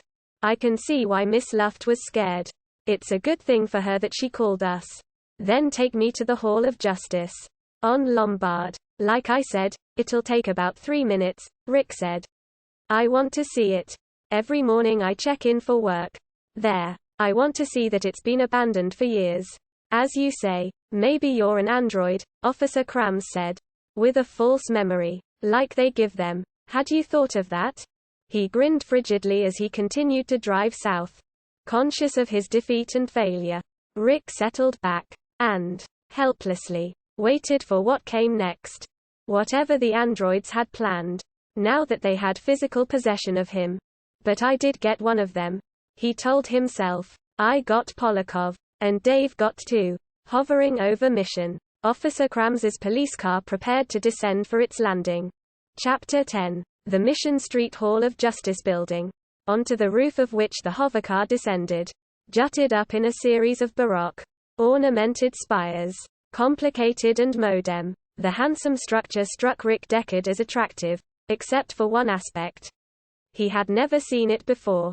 The police hovercar landed, and, a few minutes later, he found himself being booked. 304, Officer Crams said to the sergeant at the high desk. And 612.4 and let's see. Representing himself to be a peace officer. 406.7 the desk sergeant said. Filling out the forms. He wrote leisurely, in a slightly bored manner.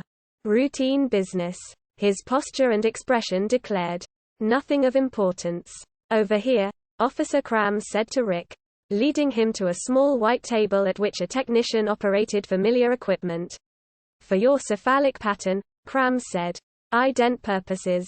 Rick said brusquely. I know. In the old days, when he had been a harness bull himself, he had brought many suspects to a table like this. Like this.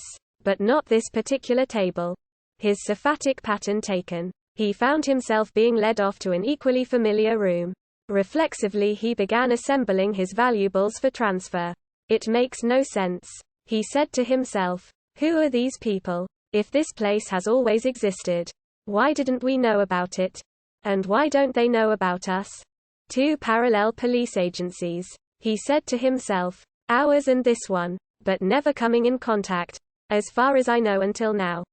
Or maybe they have, he thought. Maybe this isn't the first time. Hard to believe, he thought, that this wouldn't have happened long ago. If this really is a police apparatus. Here, if it's what it asserts itself to be. A man, not in uniform, detached himself from the spot at which he had been standing. He approached Rick Deckard at a measured, unruffled pace, gazing at him curiously. What's this one? He asked Officer Crams. Suspected homicide, Crams answered. We have a body. We found it in his car, but he claims it's an android. We're checking it out, giving it a bone marrow analysis at the lab, and posing as a police officer, a bounty hunter, to gain access to a woman's dressing room in order to ask her suggestive questions. She doubted he was what he said he was and called us in. Stepping back, Crams said, do you want to finish up with him? Sir? All right. The senior police official, not in uniform, blue-eyed, with a narrow, flaring nose and inexpressive lips, eyed Rick, then reached for Rick's briefcase. What do you have in here, Mr. Deckard? Rick said. Material pertaining to the Voight-Kampf personality test. I was testing a suspect when Officer Crams arrested me. He watched as the police official rummaged through the contents of the briefcase. Examining each item. The questions I asked Miss Luft are standard VK questions. Printed on the Do you know George Gleason and Phil Resch? The police official asked. No. Rick said. Neither name meant anything to him. They're the bounty hunters for Northern California. Both are attached to our department. Maybe you'll run into them while you're here. Are you an android, Mr. Deckard? The reason I ask is that several times in the past we've had escaped Andes turn up posing as out-of-state bounty hunters here in pursuit of a suspect. Rick said, I'm not an android. You can administer the Voight-Kampf test to me. I've taken it before and I don't mind taking it again. But I know what the results will be. Can I phone my wife? You're allowed one call. Would you rather phone her than a lawyer? I'll phone my wife, Rick said. She can get a lawyer for me. The plainclothes police officer handed him a 50-cent piece and pointed. There's the vid phone over there. He watched as Rick crossed the room to the phone. Then he returned to his examination of the contents of Rick's briefcase. Inserting the coin, Rick dialed his home phone number and stood for what seemed like an eternity, waiting. A woman's face appeared on the vidscreen. Hello, she said. It was not Iran. He had never seen the woman before in his life. He hung up, walked slowly back to the police officer. No luck? The officer asked. Well, you can make another call. We have a liberal policy in that regard. I can't offer you the opportunity of calling a bondsman because your offense is unbailable. At present. When you're arraigned. However. I know, Rick said acridly. I'm familiar with police procedure. Here's your briefcase, the officer said. He handed it back to Rick. Come into my office, I'd like to talk with you further. He started down a side hall. Leading the way. Rick followed. Then, pausing and turning, the officer said, My name is Garland. He held out his hand and they shook. Briefly. Sit down, Garland said as he opened his office door and pushed behind a large uncluttered desk. Rick seated himself facing the desk. This Voight-Kampff test, Garland said. That you mentioned. He indicated Rick's briefcase. All that material you carry. He filled and lit a pipe. Puffed for a moment. It's an analytical tool for detecting Andes. It's our basic test, Rick said. The only one we currently employ. The only one capable of distinguishing the new Nexus 6 brain unit. You haven't heard of this test? I've heard of several profile analysis scales for use with androids. But not that one. He continued to study Rick intently. His face turgid. Rick could not fathom what Garland was thinking. Those smudged carbon flimsies, Garland continued. That you have there in your briefcase. Polakov. Miss Luft. Your assignments. The next one is me. Rick stared at him, then grabbed for the briefcase. In a moment the carbons lay spread out before him. Garland had told the truth. Rick examined the sheet. Neither man, or rather neither he nor Garland, spoke for a time and then Garland cleared his throat. Coughed nervously. It's an unpleasant sensation, he said. To find yourself a bounty hunter's assignment all of a sudden. Or whatever it is you are. Deckard. He pressed a key on his desk intercom and said. Send one of the bounty hunters in here. I don't care which one. Okay, thank you. He released the key. Phil Resch will be in here a minute or so from now, he said to Rick. I want to see his list before I proceed. You think I might be on his list? Rick said. It's possible. We'll know pretty soon. Best to be sure about these critical matters. Best not to leave it to chance. This info sheet about me. He indicated the smudged carbon. It doesn't list me as a police inspector. It inaccurately gives my occupation as insurance underwriter. Otherwise it's correct. As to physical description. Age. Personal habits. Home address. Yes. It's me. All right. Look for yourself. He pushed the page to Rick, who picked it up and glanced over it. The office door opened and a tall fleshless man with hard-etched features, wearing horn-rimmed glasses and a fuzzy Van Dyke beard, appeared. Garland rose, indicating Rick. Phil Resch. Rick Deckard. You're both bounty hunters and it's probably time you met. As he shook hands with Rick, Phil Resch said, Which city are you attached to? Quote. Garland answered for Rick. San Francisco. Here. Take a look at his schedule. This one comes up next. He handed Phil Resch the sheet which Rick had been examining. That with his own description. Say. Gar. Phil Resch said. This is you. There's more, Garland said. He's also got Luba Luft the opera singer there on his list of retirement assignments. And Polakov. Remember Polakov? He's now dead. This bounty hunter or android or whatever he has got him. And we running a bone marrow test at the lab. To see if there's any conceivable basis. Polakov I've talked to, Phil Resch said. That big Santa Claus from the Soviet police? He pondered, plucking at his disarrayed beard. I think it's a good idea to run a bone marrow test on him. Why do you say that? Garland asked, clearly annoyed. It's to remove any legal basis on which this man Deckard could claim he hadn't killed anyone. He only retired an android. Phil Resch said. Polakov struck me as cold. Extremely cerebral and calculating. Detached. A lot of the Soviet police are that way, Garland said. Visibly nettled. Luba Luft I never met, Phil Resch said. Although I've heard records she's made. To Rick he said. Did you test her out? I started to, Rick said. But I couldn't get an accurate reading. And she called in a harness bull. Which ended it. And Polakov? Phil Resch asked. I never got a chance to test him either. Phil Resch said. Mostly to himself. And I assume you haven't had an opportunity to test out Inspector Garland. Here. Of course not, Garland interjected. His face wrinkled with indignation. His words broke off, bitter and sharp. What test do you use? Phil Resch asked. The Voigt-Kampff scale. Don't know that particular one. Both Resch and Garland seemed deep in rapid, professional thought but not in unison. I've always said, he continued, that the best place for an android would be with a big police organization such as WPO. Ever since I first met Polakov I've wanted to test him. But no pretext ever arose. It never would have, either, which is one of the values such a spot would have for an enterprising android. Getting slowly to his feet, Inspector Garland faced Phil Resch and said, "Have you wanted to test me, too?" A discreet smile traveled across Phil Resch's face.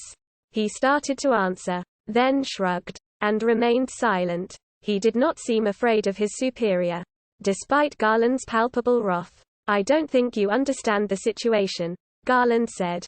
"This man, or android, Rick Deckard, comes to us from a phantom, hallucinatory, non-existent police agency allegedly operating out of the old departmental headquarters on Lombard. He's never heard of us and we've never heard of him, yet ostensibly we're both working the same side of the street. He employs a test we've never heard of.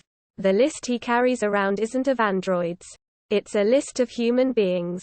He's already killed once, at least once. And if Miss Luft hadn't gotten to a phone he probably would have killed her and then eventually he would have come sniffing around after me." Phil Resch said. Garland mimicked, wrathfully. He looked, now, as if he bordered on apoplexy. "Is that all you have to say?" The intercom came on and a female voice said, "Inspector Garland, the lab report on Mr. Polakov's corpse is ready. I think we should hear it," Phil Resch said. Garland glanced at him, seething. Then he bent, pressed the key of the intercom. "Let's have it, Miss French." "The bone marrow test," Miss French said, "shows that Mr. Polakov was a humanoid robot. Do you want a detailed?" "No. That's enough." Garland settled back in his seat, grimly contemplating the far wall. He said nothing to either Rick or Phil Resch. Resch said, "What is the basis of your Voigt-Kampff test, Mr. Deckard?" "Empathic response. In a variety of social situations. Mostly having to do with animals. Ours is probably simpler," Resch said. "The reflex arc response taking place in the upper ganglia of the spinal column requires several microseconds more in the humanoid robot than in a human nervous system." Reaching across Inspector Garland's desk he plucked a pad of paper toward him. With a ballpoint pen he drew a sketch. "We use an audio signal or a light flash. The subject presses a button and the elapsed time is measured. We try it a number of times. Of course, elapsed time varies in both the Andy and the human. But by the time 10 reactions have been measured, we believe we have a reliable clue. And, as in your case with Polakov, the bone marrow test backs us up." An interval of silence passed and then Rick said, "You can test me out. I'm ready. Of course I'd like to test you, too, if you're willing." "Naturally," Resch said. He was, however, studying Inspector Garland. "I've said for years," Resch murmured, "that the Benelli reflex arc test should be applied routinely to police personnel. The higher up the chain of command the better. Haven't I, Inspector?" "That's right you have," Garland said. "And I've always opposed it, on the grounds that it would lower department morale. I think now," Rick said, "you're going to have to sit still for it. In view of your lab's report on Polakov." Chapter 11. Garland said, "I guess so." He jabbed a finger at the bounty hunter Phil Resch. "But I'm warning you, you're not going to like the results of the tests." "Do you know what they'll be?" Resch asked, with visible surprise. He did not look pleased. "I know almost to a hair," Inspector Garland said. "Okay." Resch nodded. "I'll go upstairs and get the Benelli gear." He strode to the door of the office, opened it, and disappeared out into the hall. "I'll be back in 3 or 4 minutes," he said to Rick. The door shut after him. Reaching into the right-hand top drawer of his desk, Inspector Garland fumbled about, then brought forth a laser tube. He swiveled it until it pointed at Rick. "That's not going to make any difference," Rick said. "Resch will have a post-mortem run on me, the same as your lab ran on Polakov. And he'll still insist on a, what did you call it, Benelli reflex arc test on you and on himself. The laser tube remained in its position. And then Inspector Garland said, "It was a bad day all day. Especially when I saw Officer Krams bringing you in. I had an intuition, that's why I intervened." By degrees he lowered the laser beam. He sat gripping it and then he shrugged and returned it to the desk drawer. Locking the drawer and restoring the key to his pocket. "What will tests on the three of us show?" Rick asked. Garland said, "That damn fool Resch. He actually doesn't know. He doesn't know. He doesn't suspect. He doesn't have the slightest idea. Otherwise he couldn't live out a life as a bounty hunter. A human occupation, hardly an android occupation." Garland gestured toward Rick's briefcase. "Those other carbons. The other suspects you're supposed to test and retire. I know them all." He paused. Then said, "We all came here together on the same ship from Mars. Not Resch. He stayed behind another week. Receiving the synthetic memory system." He was silent. Then. Or rather it was silent. Rick said, "What'll he do when he finds out?"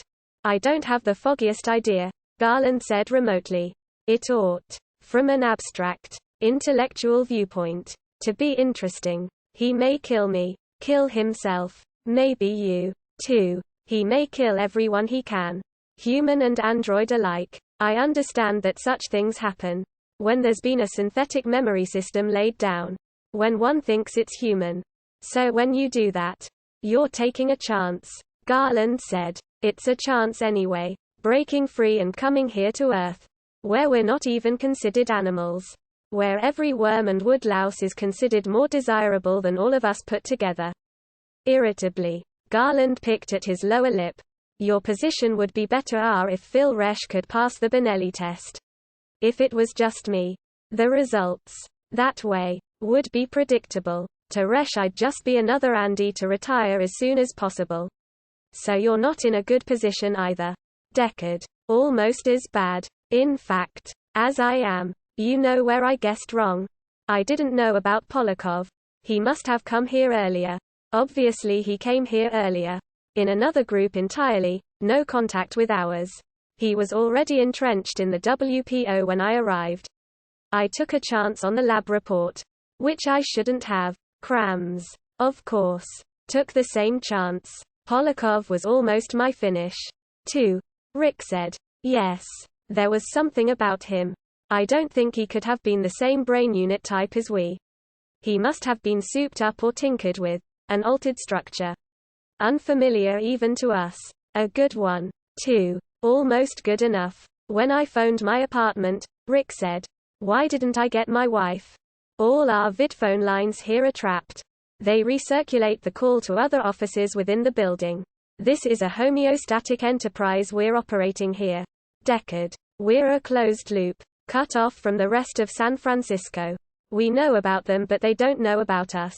Sometimes an isolated person such as yourself wanders in here or, as in your case, is brought here, for our protection." He gestured convulsively toward the office door. "Here comes eager beaver Phil Resch back with his handy-dandy portable little test. Isn't he clever? He's going to destroy his own life and mine and possibly yours. You androids," Rick said, "don't exactly cover for each other in times of stress." Garland snapped. "I think you're right. It would seem we lack a specific talent you humans possess. I believe it's called empathy." The office door opened. Phil Resch stood outlined, carrying a device which trailed wires. "Here we are," he said, closing the door after him. He seated himself, plugging the device into the electrical outlet.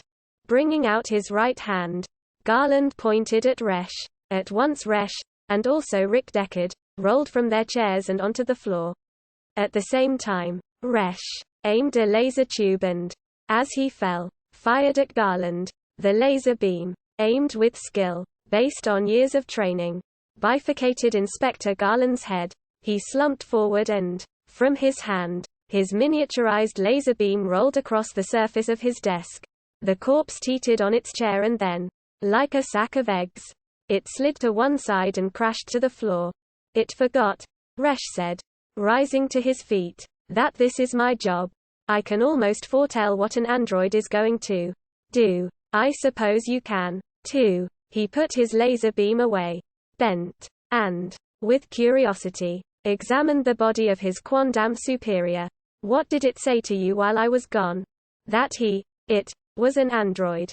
And you, Rick broke off, the conduits of his brain humming, calculating, and selecting. He altered what he had started to say. Would detect it, he finished. In a few more minutes. Anything else? This building is android infested. Resh said introspectively. That's going to make it hard for you and me to get out of here. Nominally I have the authority to leave any time I want. Of course. And to take a prisoner with me. He listened. No sound came from beyond the office. I guess they didn't hear anything. There's evidently no bug installed here. Monitoring everything as there should be. Gingerly, he nudged the body of the android with the toe of his shoe. It certainly is remarkable, the psionic ability you develop in this business. I knew before I opened the office door that he would take a shot at me. Frankly, I'm surprised he didn't kill you while I was upstairs. He almost did, Rick said. He had a big utility model laser beam on me part of the time. He was considering it. But it was you he was worried about. Not me. The android flees, Resh said humorlessly. Where the bounty bunter pursues. You realize, don't you, that you're going to have to double back to the opera house and get Luba Luft before anyone here has a chance to warn her as to how this came out. Warn it. I should say. Do you think of them as it? I did at one time, Rick said. When my conscience occasionally bothered me about the work I had to do. I protected myself by thinking of them that way, but now I no longer find it necessary. All right. I'll head directly back to the opera house. Assuming you can get me out of here. Suppose we sit Garland up at his desk, Resh said. He dragged the corpse of the android back up into its chair. Arranging its arms and legs so that its posture appeared reasonably natural, if no one looked closely. If no one came into the office. Pressing a key on the desk intercom. Phil Resh said. Inspector Garland has asked that no calls be put through to him for the next half hour. He's involved in work that can't be interrupted. Yes, Mr. Resh. Releasing the intercom key. Phil Resh said to Rick. I'm going to handcuff you to me during the time we're still here in the building. Once we're airborne I'll naturally let you go. He produced a pair of cuffs. Slapped one onto Rick's wrist and the other around his own. Come on, let's get it over with. He squared his shoulders, took a deep breath, and pushed open the office door. Uniformed police stood or sat on every side, conducting their routine business of the day. None of them glanced up or paid any attention as Phil Resh led Rick across the lobby to the elevator. What I'm afraid of, Resh said as they waited for the elevator, is that the Garland one had a dead man's throttle warning component built into it. But, he shrugged, I would have expected it to go off by now. Otherwise it's not much good. The elevator arrived. Several police-like nondescript men and women elevated, cracked off across the lobby on their several errands. They paid no attention to Rick or Phil Resh. Do you think your department will take me on? Resh asked, as the elevator doors shut, closing the two of them inside. He punched the roof button and the elevator silently rose. After all, as of now I'm out of a job. To say the least guardedly. Rick said. I don't see why not. Except that we already have 2 bounty hunters. I've got to tell him. He said to himself. It's unethical and cruel not to. Mr. Resh. You're an android. He thought to himself. You got me out of this place and here's your reward. You're everything we jointly abominate. The essence of what we're committed to destroy. I can't get over it. Phil Resh said. It doesn't seem possible. For 3 years I've been working under the direction of androids. Why didn't I suspect? I mean, enough to do something? Maybe it isn't that long. Maybe they only recently infiltrated this building. They've been here all the time. Garland has been my superior from the start. Throughout my 3 years. According to it, Rick said. The bunch of them came to Earth together. And that wasn't as long ago as 3 years. It's only been a matter of months. Then at one time an authentic Garland existed, Phil Resh said. And somewhere along the way got replaced. His shark-like lean face twisted and he struggled to understand. Or, I've been impregnated with a false memory system. Maybe I only remember Garland over the whole time. But his face, suffused now with growing torment, continued to twist and work spasmodically. Only androids show up with false memory systems. It's been found ineffective in humans. The elevator ceased rising. Its doors slid back. And there, spread out ahead of them, deserted except for empty parked vehicles, lay the police station's roof field. "Here's my car," Phil Resch said, unlocking the door of a nearby hovercar and waving Rick rapidly inside. He himself got in behind the wheel and started up the motor. In a moment they had lifted into the sky and, turning north, headed back in the direction of the War Memorial Opera House. Preoccupied, Phil Resch drove by reflex. His progressively more gloomy train of thought continued to dominate his attention. "Listen, Deckard," he said suddenly. "After we retire Luba Luft, I want you to—" His voice, husky and tormented, broke off. "You know, give me the Benelli test or that empathy scale you have. To see about me. We can worry about that later," Rick said evasively. "You don't want me to take it, do you?" Phil Resch glanced at him with acute comprehension. "I guess you know what the results will be. Garland must have told you something. Facts which I don't know," Rick said. "It's going to be hard even for the two of us to take out Luba Luft. She's more than I could handle. Anyhow, let's keep our attention focused on that. It's not just false memory structures," Phil Resch said. "I own an animal. Not a false one but the real thing. A squirrel. I love the squirrel, Deckard. Every goddamn morning I feed it and change its papers, you know. Clean up its cage. And then in the evening when I get off work I let it loose in my apt and it runs all over the place. It has a wheel in its cage. Ever seen a squirrel running inside a wheel? It runs and runs. The wheel spins. But the squirrel stays in the same spot. Buffy seems to like it. Though, I guess squirrels aren't too bright," Rick said. They flew on. Then, in silence. Chapter 12. At the Opera House Rick Deckard and Phil Resch were informed that the rehearsal had ended. And Miss Luft had left. "Did she say where she intended to go?"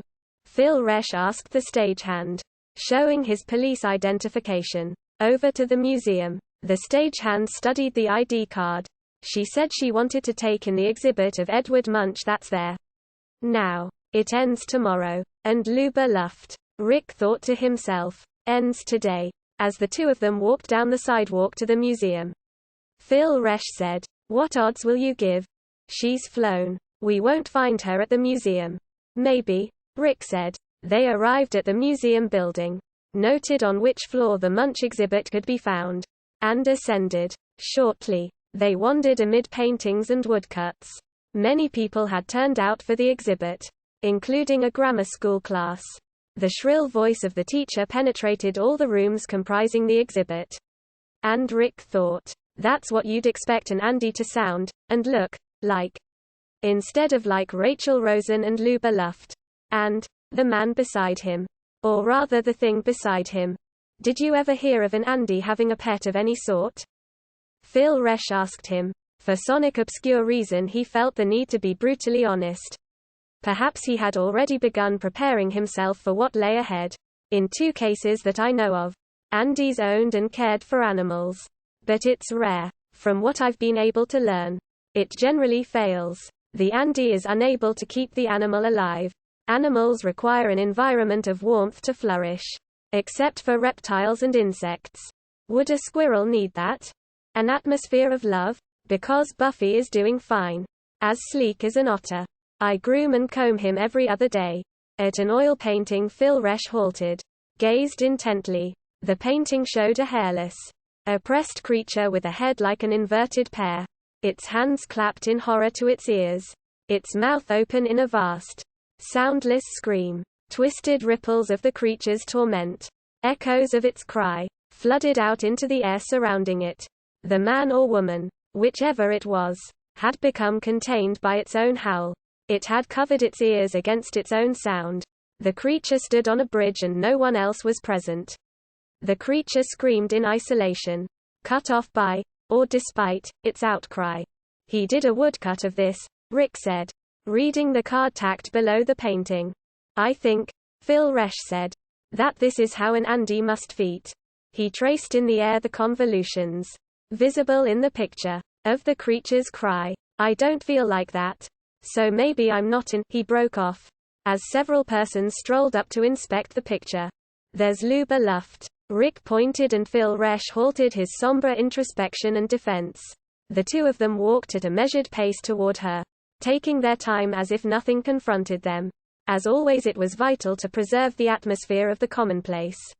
Other humans, having no knowledge of the presence of androids among them, had to be protected at all costs, even that of losing the quarry. Holding a printed catalogue, Luba Luft, wearing shiny tapered pants and an illuminated gold vest-like top, stood absorbed in the picture before her. A drawing of a young girl, hands clasped together, seated on the edge of a bed. An expression of bewildered wonder and new, groping awe imprinted on the face. Want me to buy it for you? Rick said to Luba Luft. He stood beside her, holding laxly onto her upper arm, informing her by his loose grip that he knew he had possession of her. He did not have to strain in an effort to detain her. On the other side of her, Phil Resch put his hand on her shoulder and Rick saw the bulge of the laser tube. Phil Resch did not intend to take chances. Not after the near miss with Inspector Garland. It's not for sale. Luba Luft glanced at him idly, then violently as she recognized him. Her eyes faded and the color dimmed from her face, leaving it cadaverous, as if already starting to decay, as if life had in an instant retreated to some point far inside her, leaving the body to its automatic ruin. I thought they arrested you. Do you mean they let you go? Miss Luft, he said. This is Mr. Resch. Phil Resch. This is the quite well-known opera singer Luba Luft. To Luba he said, the harness bull that arrested me is an android. So was his superior. Did you know, an Inspector Garland? He told me that you all came here in one ship as a group. The police department which you called, Phil Resch said to her, operating out of a building on mission, is the organizing agency by which it would appear your group keeps in touch. They even feel confident enough to hire a human bounty hunter. Evidently, you, Luba Luft said, you're not human. No more than I am. You're an android, too. An interval of silence passed and then Phil Resch said in a low but controlled voice, well, we'll deal with that at the proper time. To Rick he said, let's take her to my car. One of them on each side of her, they prodded her in the direction of the museum elevator. Luba Luft did not come willingly. But on the other hand she did not actively resist. Seemingly she had become resigned. Rick had seen that before in androids. In crucial situations, the artificial life force animating them seemed to fail if pressed too far. At least in some of them. But not all. And it could flare up again furiously. Androids, however, had, as he knew, an innate desire to remain inconspicuous. In the museum, with so many people roaming around, Luba Luft would tend to do nothing. The real encounter, for her probably the final one, would take place in the car, where no one else could see. Alone. With appalling abruptness, she could shed her inhibitions. He prepared himself, and did not think about Phil Resch. As Resch had said, it would be dealt with at a proper time. At the end of the corridor near the elevators, a little store-like affair had been set up. It sold prints and art books. And Luba halted there, tarrying. Listen, she said to Rick. Some of the color had returned to her face. Once more she looked, at least briefly, alive. Buy me a reproduction of that picture I was looking at when you found me. The one of the Gert sitting on the bed. After a pause Rick said to the clerk. A heavy-jowled, middle-aged woman with netted gray hair. Do you have a print of Munch's puberty?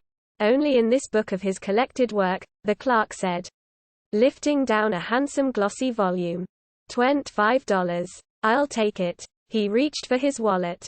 Phil Resch said, my departmental budget could never in a million years be stretched. My own money, Rick said. He handed the woman the bills and Luba the book. Now let's get started down, he said to her and Phil Resch. It's very nice of you, Luba said as they entered the elevator. There's something very strange and touching about humans. An android would never have done that. She glanced icily at Phil Resch. It wouldn't have occurred to him. As he said, Never in a million years. She continued to gaze at Resh, now with manifold hostility and aversion. I really don't like androids. Ever since I got here from Mars, my life has consisted of imitating the human. Doing what she would do. Acting as if I had the thoughts and impulses a human would have. Imitating. As far as I'm concerned. A superior life form. To Phil Resh she said. Isn't that how it's been with you? Resh. Trying to be, I can't take this. Phil Resh dug into his coat. Groped. No. Rick said. He grabbed at Phil Resh's hand. Resh retreated, eluding him. The Benelli test, Rick said. It's admitted it's an android, Phil Resh said. We don't have to wait. But to retire it, Rick said. Because it's needling you, give me that. He struggled to pry the laser tube away from Phil Resh. The tube remained in Phil Resh's possession. Resh circled back within the cramped elevator, evading him, his attention on Luba Luft only.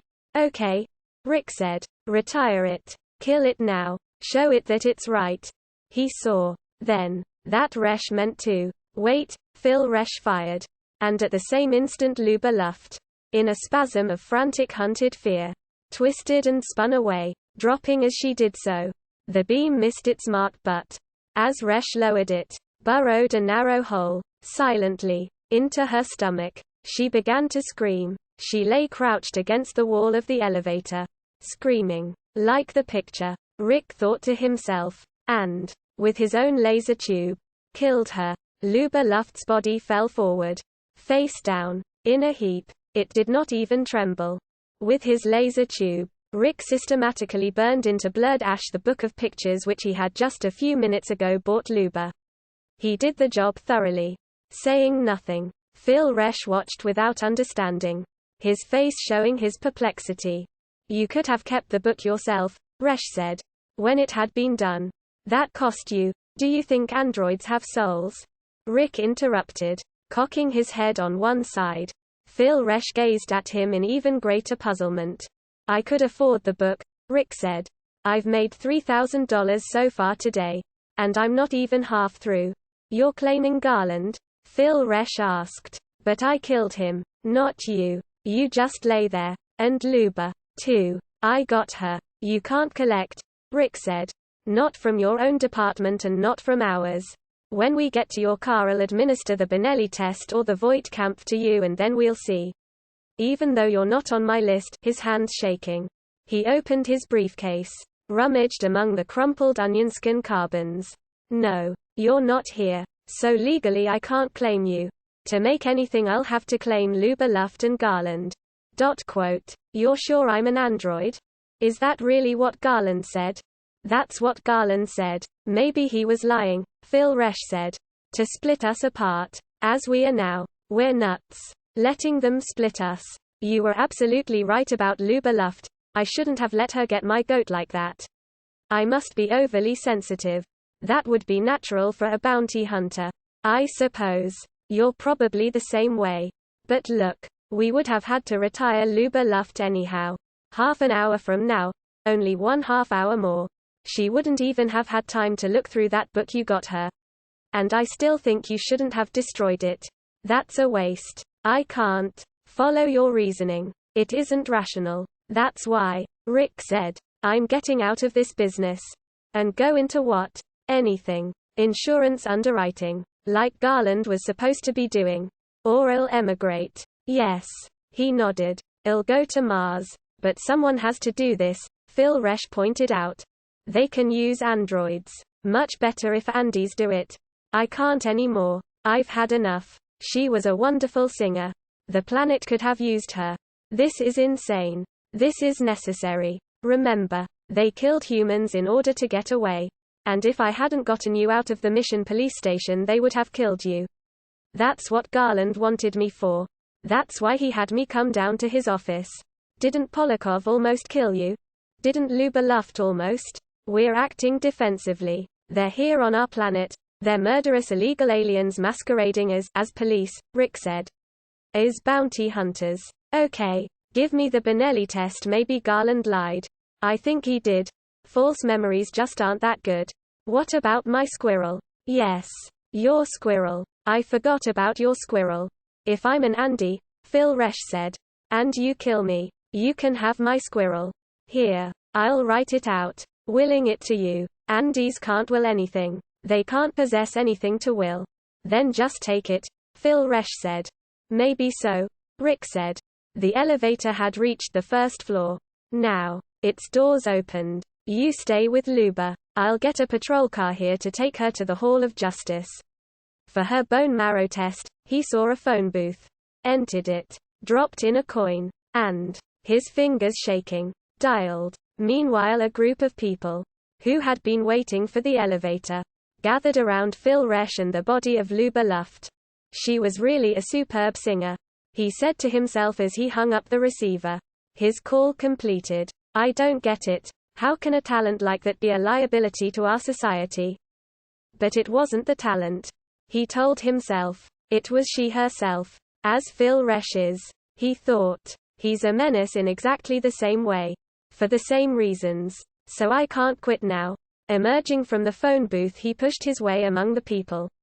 Back to Resch and the prone figure of the android girl. Someone had put a coat over her. Not Resch's. Going up to Phil Resch, who stood off to one side vigorously smoking a small gray cigar, he said to him, I hope to God you do test out as an android. You realty hate me, Phil Resch said, marveling. All of a sudden, you didn't hate me back on Mission Street. Not while I was saving your life. I see a pattern. The way you killed Garland and then the way you killed Luba. You don't kill the way I do.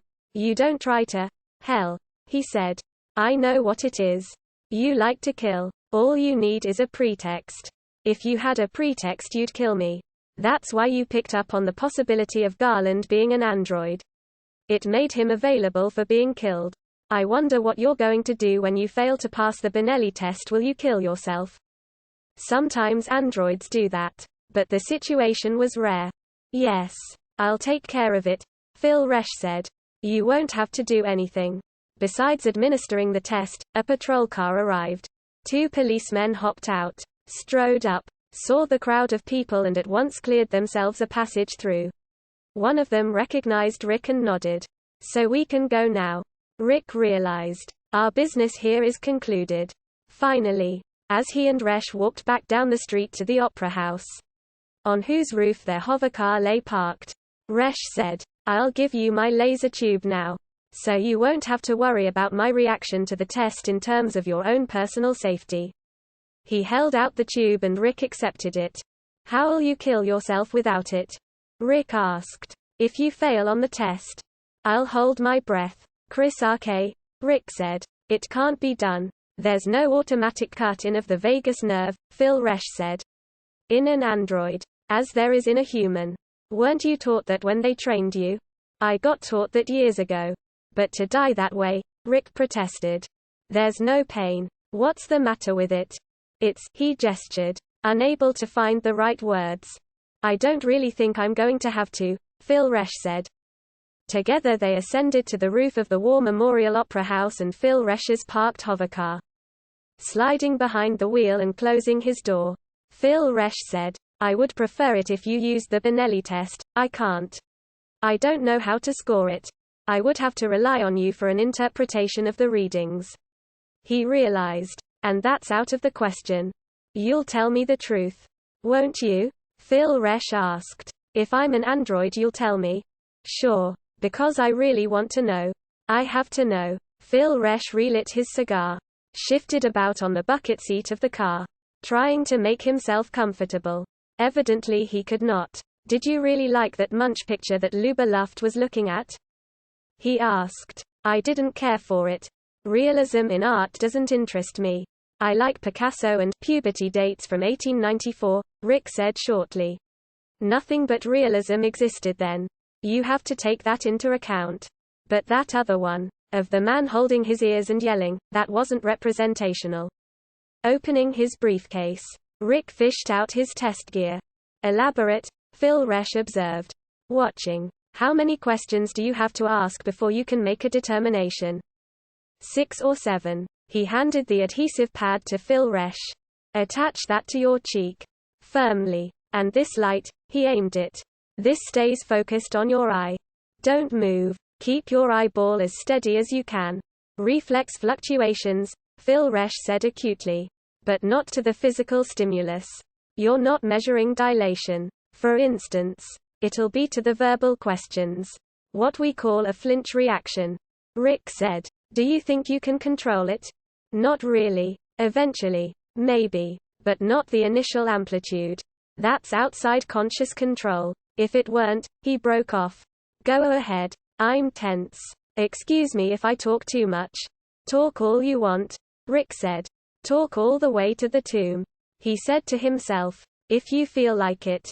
It didn't matter to him. If I test out Android, Phil Resch prattled. You'll undergo renewed faith in the human race. But, since it's not going to work out that way, I suggest you begin framing an ideology which will account for. Here's the first question, Rick said. The gear had now been set up and the needles of the two dials quivered. Reaction time is a factor. So answer as rapidly as you can. From memory he selected an initial question. The test had begun. Afterward, Rick sat in silence for a time. Then he began gathering his gear together. Stuffing it back in the briefcase. I can tell by your face, Phil Resch said. He exhaled in absolute, weightless, almost convulsive relief. Okay, you can give me my gun back. He reached out, his palm up, waiting. Evidently you were right, Rick said. About Garland's motives. Wanting to split us up. What you said. He felt both psychologically and physically weary. Do you have your ideology framed? Phil Resch asked. That would explain me as part of the human race? Rick said. There is a defect in your empathic, role-taking ability. One which we don't test for. Your feelings toward androids. Of course we don't test for that. Maybe we should. He had never thought of it before. Had never felt any empathy on his own part toward the androids he killed. Always Phi had assumed that throughout his psyche he experienced the android as a clever machine, as in his conscious view. And yet, in contrast to Phil Resch, a difference had manifested itself. And he felt instinctively that he was right. Empathy toward an artificial construct? He asked himself. Something that only pretends to be alive? But Luba Luft had seemed genuinely alive. It had not worn the aspect of a simulation. You realize, Phil Resch said quietly, what this would do, if we included androids in our range of empathic identification. As we do animals. We couldn't protect ourselves. Absolutely. These Nexus 6 types. They'd roll all over us and mash us flat. You and I, all the bounty hunters, we stand between the Nexus 6 and mankind. A barrier which keeps the two distinct. Furthermore, he ceased, noticing that Rick was once again hauling out his test gear. I thought the test was over. I want to ask myself a question, Rick said.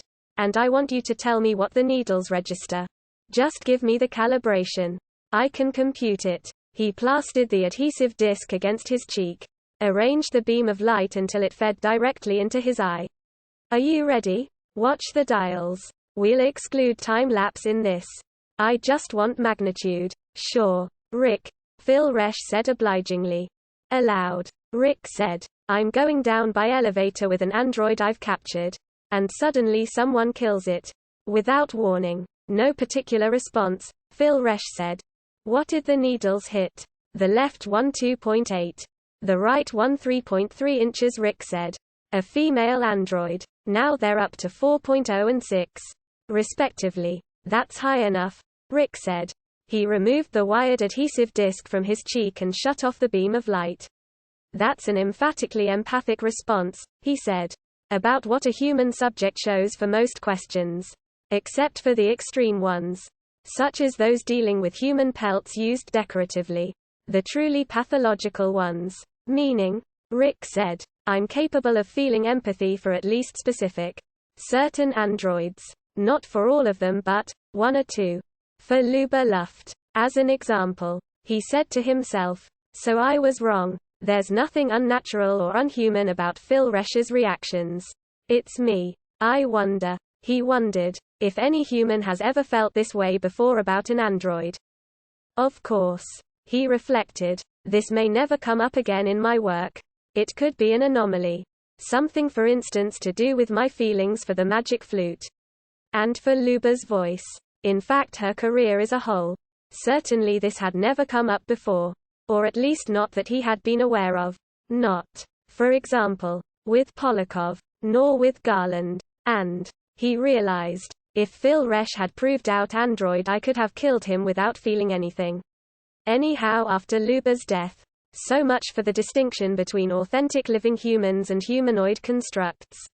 In that elevator at the museum, he said to himself, I rode down with two creatures. One human, the other android, and my feelings were the reverse of those intended. Of those I'm accustomed to feel, am required to feel. You're in a spot, Deckard, Phil Resch said. It seemed to amuse him. Rick said, what should I do? It's sex, Phil Resch said. Sex? Because it was physically attractive. Hasn't that ever happened to you before? Phil Resch laughed. We were taught that it constitutes a prime problem in bounty hunting. Don't you know, Deckard, that in the colonies they have android mistresses? It's illegal, Rick said. Knowing the law about that. Sure it's illegal, but most variations in sex are illegal. But people do it anvo. What about, not sex, but love? Love is another name for sex. Like love of country, Rick said. Love of music, if it's love toward a woman or an android imitation. It's sex. Wake up and face yourself. Deckard, you wanted to go to bed with a female type of android. Nothing more. Nothing less. I felt that way, on one occasion, when I had just started bounty hunting. Don't let it get you down. You'll heal. What's happened is that you've got your order reversed.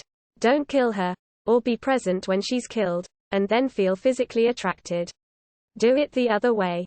Rick stared at him. Go to bed with her first, and then kill her, Phil Resch said succinctly. His grainy, hardened smile remained. You're a good bounty hunter. Rick realized. Your attitude proves it. But am I? Suddenly, for the first time in his life, he had begun to wonder. Chapter 13. Like an arc of pure fire. John R. Isidore soared across the late afternoon sky on his way home from his job. I wonder if she's still there, he said to himself, down in that Kipple-infested old apt, watching Buster Friendly on her TV set and quaking with fear every time she imagines someone coming down the hall.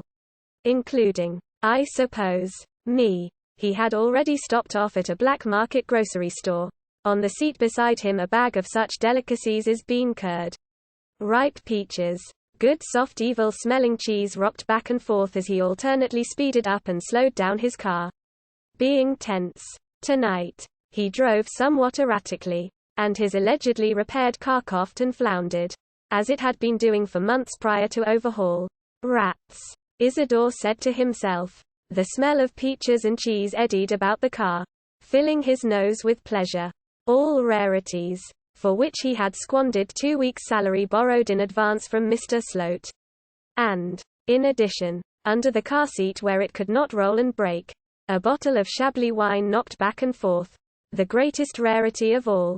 He had been keeping it in a safety deposit box at the Bank of America. Hanging onto it and not selling it no matter how much they offered. In case at some long, late, last moment a girl appeared. That had not happened. Not until now. The rubbish-littered, lifeless roof of his apartment building as always depressed him. Passing from his car to the elevator door he damped down his peripheral vision. He concentrated on the valuable bag and bottle which he carried, making certain that he tripped over no trash and took no ignominious pratfall to economic doom. When the elevator creakily arrived he rode it, not to his own floor, but to the lower level on which the new tenant, Pre Stratton, now lived. Presently he stood in front of her door, rapping with the edge of the wine bottle, his heart going to pieces inside his chest. Who's there? Her voice, muffled by the door and yet clear. A frightened, but blade-sharp tone. This is J.R. Isidore speaking, he said briskly, adopting the new authority which he had so recently acquired via Mr. Sloat's vidphone. I have a few desirable items here and I think we can put together a more than reasonable dinner. The door, to a limited extent, opened. No lights on in the room behind her. peered out into the dim hall. You sound different, she said. More grown up. I had a few routine matters to deal with during business hours today. The usual. If UCC could let me in, you'd talk about them. However, she held the door open wide enough for him to enter. And then, seeing what he carried, she exclaimed. Her face ignited with elfin, exuberant glee. But almost at once, without warning, a lethal bitterness crossed her features. Set concrete-like in place. The glee had gone. What is it? He said. He carried the packages and bottle to the kitchen, set them down and hurried back. Tonelessly. Pri said. They're wasted on me. Why? Oh, she shrugged, walking aimlessly away, her hands in the pockets of her heavy, rather old-fashioned skirt. Sometime I'll tell you. She raised her eyes. Then, it was nice of you anyhow. Now I wish you'd leave. I don't feel like seeing anyone. In a vague fashion she moved toward the door to the hall. Her steps dragged and she seemed depleted. Her store of energy fading almost out. I know what's the matter with you, he said. Oh, her voice, as she reopened the hall door, dropped even further into uselessness. Listless and barren. You don't have any friends. You're a lot worse than when I saw you this morning. It's because I have friends. Sudden authority stiffened her voice. She palpably regained vigor. Or I had 7 of them. That was to start with, but now the bounty hunters have had time to get to work. So some of them, maybe all of them, are dead. She wandered toward the window, gazed out at the blackness and the few lights here and there. I may be the only one of the 8 of us left. So maybe you're right. What's a bounty hunter? That's right. You people aren't supposed to know. A bounty hunter is a professional murderer who's given a list of those he's supposed to kill. He's paid a sum. $1,000 is the going rate. I understand. For each he gets. Usually he has a contract with a city, so he draws a salary as well. But they keep that low so he'll have incentive. Are you sure? Isidore asked. Yes. She nodded. You mean, am I sure he has incentive?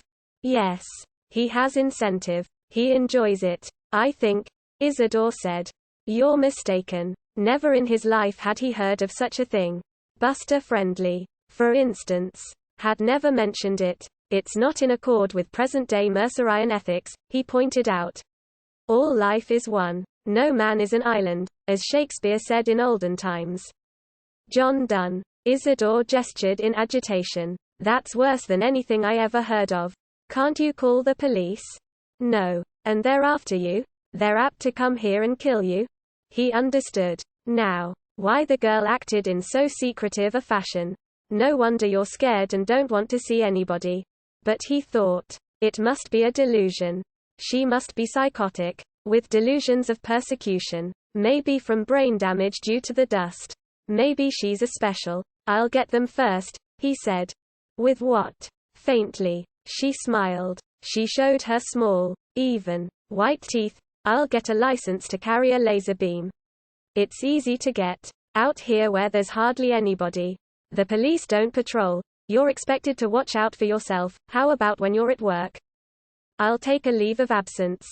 Pri said. That's very nice of you. J.R. Isidore. But if bounty hunters got the others, got Max Polakov and Garland and Luber and Hasking and Roy Batty, she broke off. Roy and Irmgard Batty. If they're dead, then it really doesn't matter. They're my best friends. Why the hell don't I hear from them? I wonder. She cursed angrily. Making his way into the kitchen, he got down dusty, long unused plates and bowls and glasses. He began washing them in the sink, running the rusty hot water until it cleared. At last presently Pri appeared. Seated herself at the table. He uncorked the bottle of Chablis. Divided the peaches and the cheese and the bean curd. What's that white stuff? Not the cheese. She pointed. Made from soybean whey. I wish I had some. He broke off, flushing. It used to be eaten with beef gravy. An android? Pri murmured. That's the sort of slip an android makes. That's what gives it away. She came over, stood beside him, and then to his stunned surprise put her arm around his waist and for an instant pressed against him. I'll try a slice of peach, she said. and gingerly picked out a slippery pink-orange furry slice with her long fingers. And then, as she ate the slice of peach, she began to cry. Cold tears descended her cheeks, splashed on the bosom of her dress. He did not know what to do, so he continued dividing the food. "Goddamn," she said, furiously. Well, she moved away from him, paced slowly, with measured steps, about the room. "See, we lived on Mars. That's how come I know androids." Her voice shook, but she managed to continue. Obviously it meant a great deal to her to have someone to talk to. "And the only people on Earth that you know," Isidore said, "are your fellow ex-emigrants. We knew each other before the trip. A settlement near New York. Roy Batty and Irmgard ran a drugstore. He was a pharmacist and she handled the beauty aids. The creams and ointments. On Mars they use a lot of skin conditioners. She hesitated. I got various drugs from Roy. I needed 'em at first because, well. Anyhow, it's an awful place. She swept in the room. The apartment. In one violent gesture, this is nothing. You think I'm suffering because I'm lonely. Hell, all Mars is lonely. Much worse than this. Don't the androids keep you company? I heard a commercial on, seating himself he ate. And presently she too picked up the glass of wine. She sipped expressionlessly. I understood that the androids helped. The androids, she said, are lonely, too. Do you like the wine? She set down her glass. It's fine. It's the only bottle I've seen in 3 years. We came back, Pri said, because nobody should have to live there. It wasn't conceived for habitation. At least not within the last billion years. It's so old. You feel it in the stones. The terrible old age. Anyhow, at first I got drugs from Roy. I lived for that new synthetic painkiller. That Silenazine. And then I met Horst Hartmann, who at that time ran a stamp store. Rare postage stamps. There's so much time on your hands that you've got to have a hobby. Something you can pore over endlessly. And Horst got me interested in pre-colonial fiction. You mean old books? Stories written before space travel but about space travel. How could there have been stories about space travel before? The writers, Pri said, made it up. Based on what? On imagination. A lot of times they turned out wrong. For example, they wrote about Venus being a jungle paradise with huge monsters and women in breastplates that glistened. She eyed him. Does that interest you? Big women with long braided blonde hair and gleaming breastplates the size of melons? No, he said. Irmgard is blonde, Pri said. But small. Anyhow, there's a fortune to be made in smuggling pre-colonial fiction. The old magazines and books and films. To Mars. Nothing is as exciting. To read about cities and huge industrial enterprises. And really successful colonization. You can imagine what it might have been like. What Mars ought to be like. Canals. Canals? Dimly. He remembered reading about that. In the olden days they had believed in canals on Mars. Crisscrossing the planet, Pri said. And beings from other stars. With infinite wisdom. And stories about Earth. Set in our time and even later. Where there's no radioactive dust, I would think, Isidore said. It would make you feel worse. It doesn't, Pri said curtly. Did you bring any of that pre-colonial reading material back with you? It occurred to him that he ought to try some. It's worthless. Here. Because here on Earth the craze never caught on. Anyhow there's plenty here. In the libraries. That's where we get all of ours. Stolen from libraries here on Earth and shot by autorocket to Mars. You're out at night humbling across the open space. And all of a sudden you see a flare. And there's a rocket. Cracked open. With old pre-colonial fiction magazines spilling out everywhere. A fortune. But of course you read them before you sell them. She warmed to her topic. Of all, a knock sounded on the hall door. Ashen. Pri whispered. I can't go. Don't make any noise. Just sit. She strained. Listening. I wonder if the door's locked, she said almost inaudibly.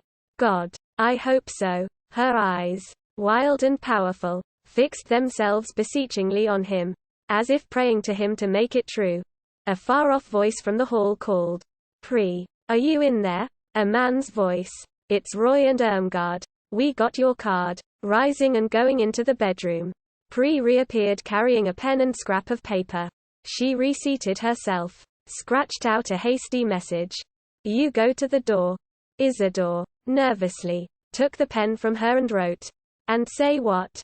With anger. Pri scratched out. See if it's really them. Getting up, he walked glumly into the living room. How would I know if it was them? He inquired of himself. He opened the door. Two people stood in the dim hall. A small woman, lovely in the manner of Greta Garbo, with blue eyes and yellow blonde hair. The man larger, with intelligent eyes but flat, Mongolian features which gave him a brutal look. The woman wore a fashionable wrap, high shiny boots, and tapered pants. The man lounged in a rumpled shirt and stained trousers, giving an air of almost deliberate vulgarity. He smiled at Isidore but his bright, small eyes remained oblique. We're looking, the small blonde woman began. But then she saw past Isidore. Her face dissolved in rapture and she whisked past him, calling, Pri, how are you? Isidore turned. The two women were embracing. He stepped aside, and Roy Batty entered, somber and large, smiling his crooked, tuneless smile. Chapter 14. Can we talk? Roy said, indicating Isidore. Pri, vibrant with bliss, said, it's okay up to a point. To Isidore she said, excuse us. She led the Beatties off to one side and muttered at them.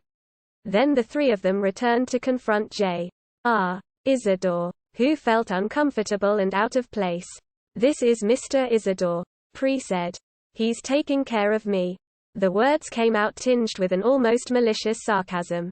Isidore blinked. See? He brought me some natural food. Food? Irmgard Batty echoed. And trotted lithely into the kitchen to see. Peaches, she said, immediately picking up a bowl and spoon. Smiling at Isidore she ate with brisk little animal bites. Her smile, different from Pri's, provided simple warmth. It had no veiled overtones. Going after her, he felt attracted to her, Isidore said. You're from Mars. Yes. We gave up. Her voice bobbed. As, with birdish acumen, her blue eyes sparkled at him. What an awful building you live in. Nobody else lives here, do they? We didn't see any other fights. I live upstairs, Isidore said. Oh, I thought you and Pri were maybe living together. Irmgard Batty did not sound disapproving. She meant it, obviously, as merely a statement. Dully, but still smiling his smile, Roy Batty said. Well, they got Polakov. The joy which had appeared on Pri's face at seeing her friends at once melted away. Who else? They got Garland, Roy Batty said. They got Anders and Gitchell and then just a little earlier today they got Luba. He delivered the news as if, perversely, it pleased him to be telling this. As if he derived pleasure from Pri's shock. I didn't think they'd get Luba. Remember I kept saying that during the trip? So that leaves, Pri said. The three of us, Irmgard said with apprehensive urgency. That's why we're here. Roy Batty's voice boomed out with new, unexpected warmth. The worse the situation the more he seemed to enjoy it. Isidore could not fathom him in the slightest. Oh God, Pri said. Stricken. Well, they had this investigator, this bounty hunter, Irmgard said in agitation. Named Dave Holden. Her lips dripped venom at the name. And then Polakov almost got him. Almost got him, Roy echoed. His smile now immense. So he's in this hospital. This Holden, Irmgard continued. And evidently they gave his list to another bounty hunter. And Polakov almost got him, too. But it wound up with him retiring Polakov. And then he went after Luba. We know that because she managed to get hold of Garland and he sent out someone to capture the bounty hunter and take him to the Mission Street building. See, Luba called us after Garland's agent picked up the bounty hunter. She was sure it would be okay. She was sure that Garland would let him. She added. But evidently something went wrong on mission. We don't know what. Maybe we never will. Pri asked. Does this bounty hunter have our names? Oh yes, dear. I suppose he does, Irmgard said. But he doesn't know where we are. Roy and I aren't going back to our apartment. We have as much stuff in our car as we could cram in. And we've decided to take one of these abandoned apartments in this ratty old building. Is that wise? Isidore spoke up, summoning courage. TT to all be in one place? Well, they got everybody else, Irmgard said. Matter-of-factly, she, too, like her husband, seemed strangely resigned, despite her superficial agitation. All of them, Isidore thought. They're all strange. He sensed it without being able to finger it. As if a peculiar and malign abstractness pervaded their mental processes. Except, perhaps, for Pri. Certainly she was radically frightened. Pri seemed almost right. Almost natural. But, why don't you move in with him? Roy said to Pri, indicating Isidore. He could give you a certain amount of protection. A chickenhead? Pri said. I'm not going to live with a chickenhead. Her nostrils flared. Irmgard said rapidly. I think you're foolish to be a snob at a time like this. Bounty hunters move fast. He may try to tie it up this evening. There may be a bonus in it for him if he got it done by Kirist. Close the hall door, Roy said. Going over to it, he slammed it with one blow of his hand, thereupon summarily locking it. I think you should move in with Isidore. Pri. And I think and I should be here in the same building. That way we can help each other. I've got some electronic components in my car. Junk I ripped off the ship. I'll install a two-way bug so Pri you can hear us and we can hear you. And I'll rig up an alarm system that any of the four of us can set off. It's obvious that the synthetic identities didn't work out. Even Garland's. Of course. Garland put his head in the noose by bringing the bounty hunter to the Mission Street building. That was a mistake. And Polakov, instead of staying as far away as possible from the hunter, chose to approach him. We won't do that. We'll stay put. He did not sound worried in the slightest. The situation seemed to rouse him to crackling near-manic energy. I think, he sucked in his breath noisily, holding the attention of everyone else in the room, including Isidore. I think that there's a reason why the three of us are still alive. I think if he had any clue as to where we are he'd have shown up here by now. The whole idea in bounty hunting is to work as fast as hell. That's where the profit comes. And if he waits, Irmgard said in agreement, we slip away. Like we've done. I bet Roy is right. I bet he has our names but no location. Poor Luba. Stuck in the War Memorial Opera House. Right out in the open. No difficulty finding her. Well, Roy said stiltedly. She wanted it that way. She believed she'd be safer as a public figure. You told her otherwise, Irmgard said. Yes. Roy agreed. I told her. And I told Polakov not to try to pass himself off as a WPO man. And I told Garland that one of his own bounty hunters would get him. Which is very possibly, just conceivably, exactly what did happen. He rocked back and forth on his heavy heels, his face wise with profundity. Isidore spoke up. I gather from LL listening to Mr. Batty that he's your NN natural leader. Oh yes. Roy's a leader, Irmgard said. Pri said. He organized our trip. From Mars to here. Then, Isidore said. You better do what he suggests. His voice broke with hope and tension. I think it would be terrific. Pri. If you 1L lived with me. I'll stay home a couple of days from my job. I have a vacation coming. To make sure you're okay. And maybe Milt, who was very inventive, could design a weapon for him to use. Something imaginative. Which would slay bounty hunters. Whatever they were. He had an indistinct, glimpsed darkly impression of something merciless that carried a printed list and a gun. That moved machine-like through the flat, bureaucratic job of killing. A thing without emotions. Or even a face. A thing that if killed got replaced immediately by another resembling it. And so on. Until everyone real and alive had been shot. Incredible. He thought. That the police can't do anything. I can't believe that. These people must have done something. Perhaps they emigrated back to Earth illegally. We're told. The TV tells us. To report any landing of a ship outside the approved pads. The police must be watching for this. But even so, no one got killed deliberately anymore. It ran contrary to mercerism. The chickenhead, Pri said. Likes me. Don't call him that. Pri. Irmgard said. She gave Isidore a look of compassion. Think what he could call you. Pri said nothing. Her expression became enigmatic. I'll go start rigging up the bug, Roy said. Guard and I'll stay in this apartment. Pri, you go with Mr. Isidore. He started toward the door, striding with amazing speed for a man so heavy. In a blur he disappeared out the door, which banged back as he flung it open. Isidore then had a momentary, strange hallucination. He saw briefly a frame of metal, a platform of pulleys and circuits and batteries and turrets and gears, and then the slovenly shape of Roy Batty faded back into view.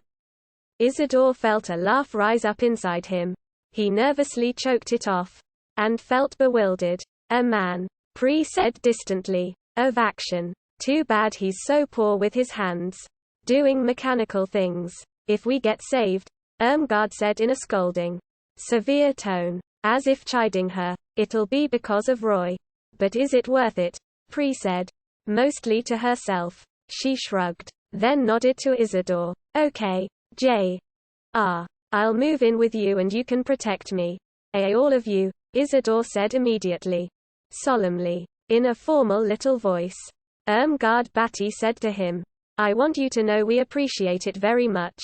Mr. Isidore. You're the first friend I think any of us have found here on Earth. It's very nice of you and maybe sometime we can repay you. She glided over to pat him on the arm. Do you have any pre-colonial fiction I could read? He asked her. Pardon? Irmgard Batty glanced inquiringly at Pri. Those old magazines, Pri said. She had gathered a few things together to take with her, and Isidore lifted the bundle from her arms, feeling the glow that comes only from satisfaction at a goal achieved.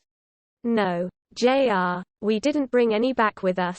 For reasons I explained. I'll go to a library tomorrow, he said, going out into the hall, and get you and me some to read. So you'll have something to do besides just waiting. He led Pri upstairs to his own apartment, dark and empty and stuffy and lukewarm as it was. Carrying her possessions into the bedroom, he at once turned on the heater, lights, and the TV to its sole channel. I like this, Pri said, but in the same detached and remote tone as before. She meandered about, hands thrust in her skirt pockets. On her face a sour expression, almost righteous in the degree of its displeasure, appeared, in contrast to her stated reaction. What's the matter? He asked as he laid her possessions out on the couch. Nothing. She halted at the picture window, drew the drapes back, and gazed morosely out. If you think they're looking for you, he began. It's a dream, Pri said. Induced by drugs that Roy gave me.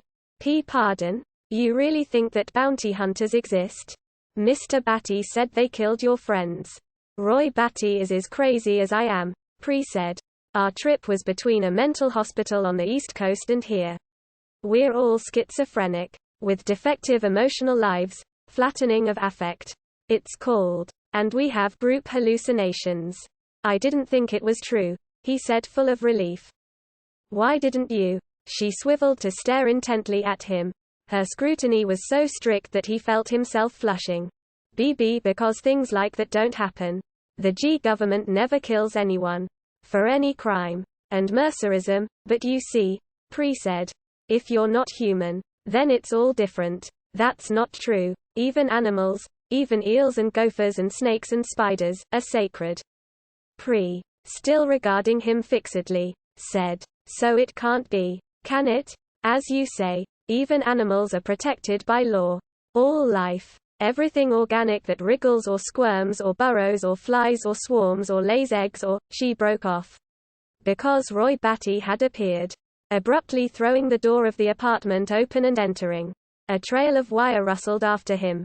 Insects, he said, showing no embarrassment at overhearing them, are especially sacrosanct. Lifting a picture from the wall of the living room, he attached a small electronic device to the nail. Stepped back, viewed it, then replaced the picture. Now the alarm. He gathered up the trailing wire, which led to a complex assembly. Smiling his discordant smile, he showed the assembly to Pri and John Isidore. The alarm. These wires go under the carpet. They're antennae. It picks up the presence of a. He hesitated. A mentational entity, he said obscurely. Which isn't one of us four. So it rings. Pre said. And then what? He'll have a gun. We can't fall on him and bite him to death. This assembly, Roy continued, has a Penfield unit built into it. When the alarm has been triggered, it radiates a mood of panic to the intruder. Unless he acts very fast. Which he may. Enormous panic. I have the gain turned all the way up. No human being can remain in the vicinity more than a matter of seconds. That's the nature of panic. It leads to random circus motions, purposeless flight, and muscle and neural spasms, he concluded. Which will give us an opportunity to get him. Possibly. Depending on how good he is. Isidore said. Won't the alarm affect us? That's right. Pre said to Roy Batty. It'll affect Isidore. Well, so what? Roy said. And resumed his task of installation. So they both go racing out of here panic-stricken. It'll still give us time to react. And they won't kill Isidore. He's not on their list. That's why he's usable as a cover. Pre said brusquely. You can't do any better. Roy? No. He answered. I can't. I'll be able to get a weapon tomorrow. Isidore spoke up. You're sure Isidore's presence here won't set off the alarm?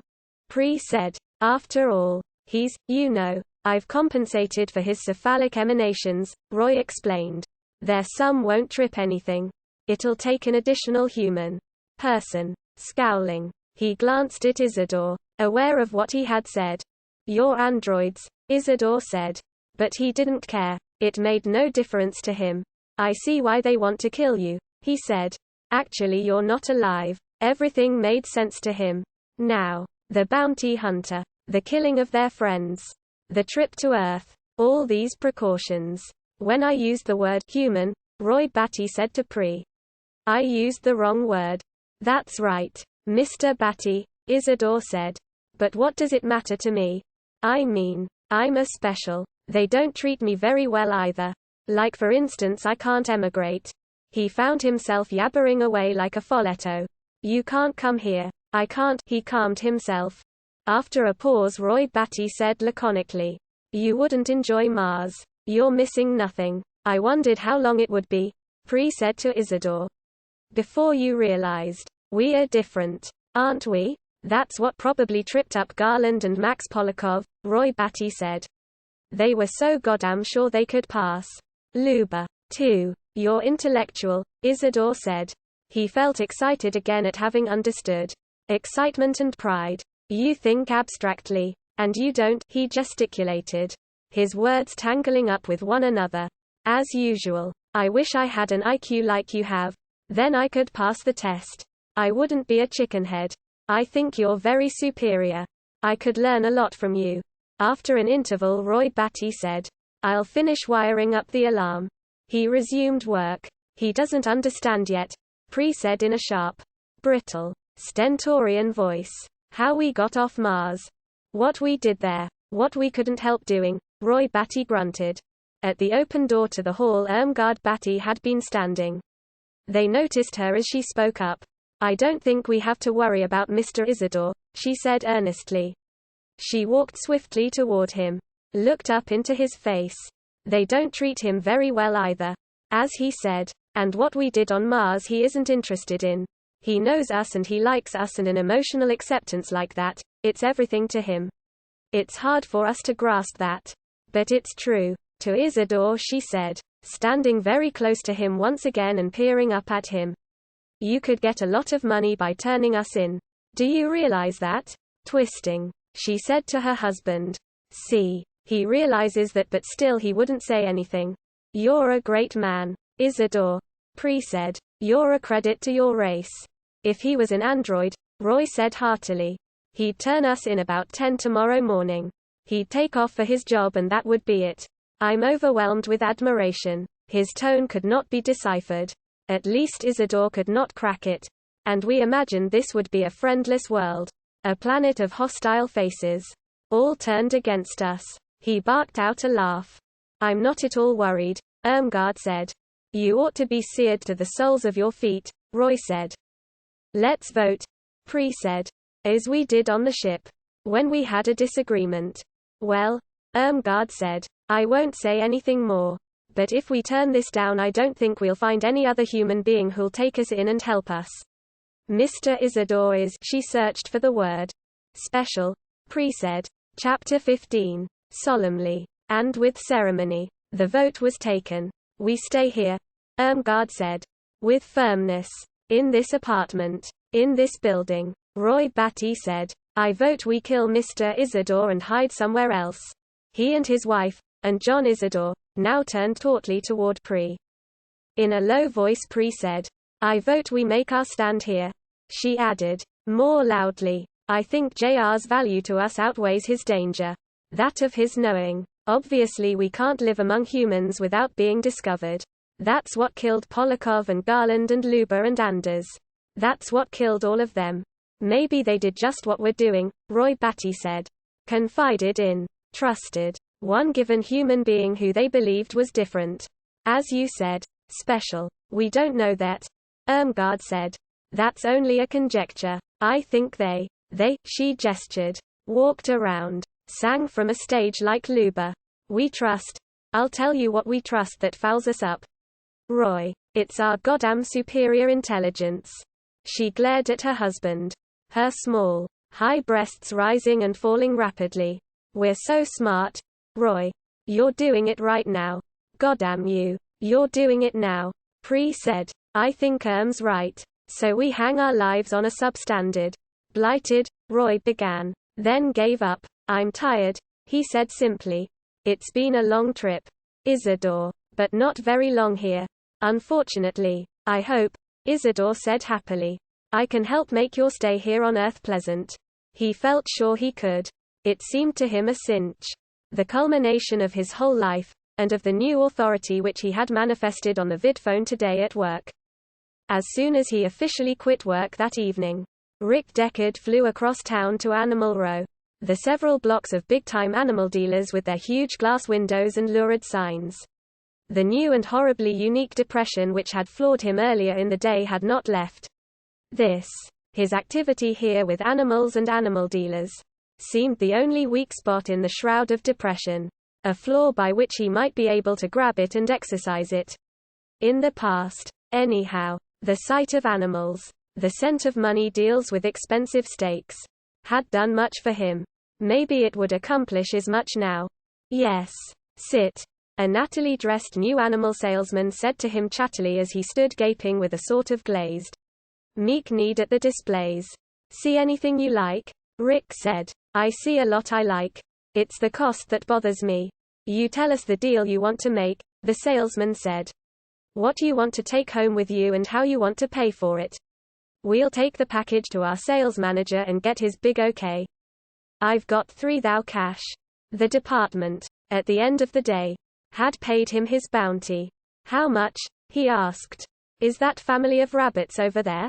Sir, if you have a down payment of $3,000, I can make you owner of something a lot better than a pair of rabbits. What about a goat? I haven't thought much about goats, Rick said. May I ask if this represents a new price bracket for you? Well, I don't usually carry around $3,000, Rick conceded. I thought as much. Sit. When you mentioned rabbits. The thing about rabbits. Sit.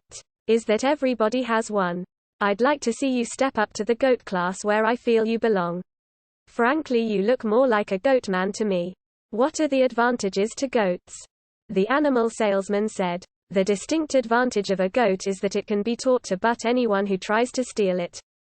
Not if they shoot it with a hypno dart and descend by rope ladder from a hovering hovercar. Rick said. The salesman, undaunted, continued. A goat is loyal. And it has a free, natural soul which no cage can chain up. And there is one exceptional additional feature about goats. One which you may not be aware of. Oftentimes when you invest in an animal and take it home you find, some morning, that it's eaten something radioactive and died. A goat isn't bothered by contaminated quasi-foodstuffs. It can eat eclectically, even items that would fell a cow or a horse or most especially a cat. As a long-term investment we feel that the goat, especially the female, offers unbeatable advantages to the serious animal owner. Is this goat a female? He had noticed a big black goat standing squarely in the center of its cage. He moved that way and the salesman accompanied him. The goat, it seemed to Rick, was beautiful. Yes. This goat is a female. A black Nubian goat. Very large. As you can see, this is a superb contender in this year's market, sir. And we're offering her at an attractive, unusually low price. Getting out his creased Sydneys, Rick looked up the listing. On goats. Black Nubian. Will this be a cash deal? The salesman asked. Or are you trading in a used animal? All cash, Rick said. On a slip of paper the salesman scribbled a price and then briefly, almost furtively, showed it to Rick. Too much, Rick said. He took the slip of paper and wrote down a more modest figure. We couldn't let a goat go for that, the salesman protested. He wrote another figure. This goat is less than a year old. She has a very long life expectancy. He showed the figure to Rick. It's a deal, Rick said. He signed the time payment contract. Paid over his $3,000, his entire bounty money, as down payment. And shortly found himself standing by his hovercar, rather dazed, as employees of the animal dealer loaded the crate of goat into the car. I own an animal now, he said to himself. A living animal, not electric, for the second time in my life. The expense, the contractual indebtedness, appalled him. He found himself shaking. But I had to do it, he said to himself. The experience with Phil Resch, I have to get my confidence, my faith in myself and my abilities back, or I won't keep my job. His hands numb, he guided the hovercar up into the sky and headed for his apartment and Iran. She'll be angry, he said to himself, because it'll worry her, the responsibility, and since she's home all day a lot of the maintenance will fall to her. Again he felt dismal. When he had landed on the roof of his building he sat for a time, weaving together in his mind a story thick with verisimilitude. My job requires it, he thought. Scraping bottom. Prestige. We couldn't go on with the electric sheep any longer. It sapped my morale. Maybe I can tell her that, he decided. Climbing from the car he maneuvered the goat cage from the back seat. With wheezing effort managed to set it down on the roof. The goat, which had slid about during the transfer, regarded him with bright-eyed perspicacity, but made no sound. He descended to his floor, followed a familiar path down the hall to his own door. Hi. Iran greeted him. Busy in the kitchen with dinner. Why so late tonight? Come up to the roof, he said. I want to show you something. You bought an animal. She removed her apron, smoothed back her hair reflexively, and followed him out of the apartment. They progressed down the hall with huge, eager strides. You shouldn't have gotten it without me, Iran gasped. I have a right to participate in the decision. The most important acquisition we'll ever. I wanted it to be a surprise, he said. You made some bounty money today, Iran said, accusingly. Rick said, yes. I retired 3 Andes. He entered the elevator and together they moved nearer to God. I had to buy this, he said. Something went wrong today. Something about retiring them. It wouldn't have been possible for me to go on without getting an animal. The elevator had reached the roof. He led his wife out into the evening darkness. To the cage. Switching on the spotlights, maintained for the use of all building residents, he pointed to the goat. Silently, waiting for her reaction. Oh my God, Iran said softly. She walked to the cage. Peered in. Then she circled around it, viewing the goat from every angle. Is it really real? She asked. It's not false. Absolutely real, he said. Unless they swindled me. But that rarely happened. The fine for counterfeiting would be enormous. 2.5 times the full market value of the genuine animal. No, they didn't swindle me. It's a goat, Iran said. A black Nubian goat. Female, Rick said. So maybe later on we can mate her. And we'll get milk out of which we can make cheese. Can we let her out? Put her where the sheep is. She ought to be tethered, he said. For a few days at least, Iran said in an odd little voice. My life is love and pleasure. An old song by Joseph Strauss.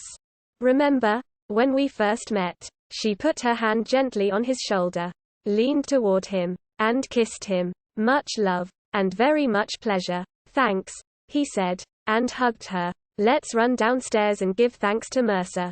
Then we can come up here again and right away name her. She needs a name, and maybe you can find some rope to tether her. She started off, standing by his horse Judy, grooming and currying her. Their neighbor Bill Barber called to them. Hey, that's a nice-looking goat you have, Deckards. Congratulations. Evening, Mrs. Deckard. Maybe you'll have kids.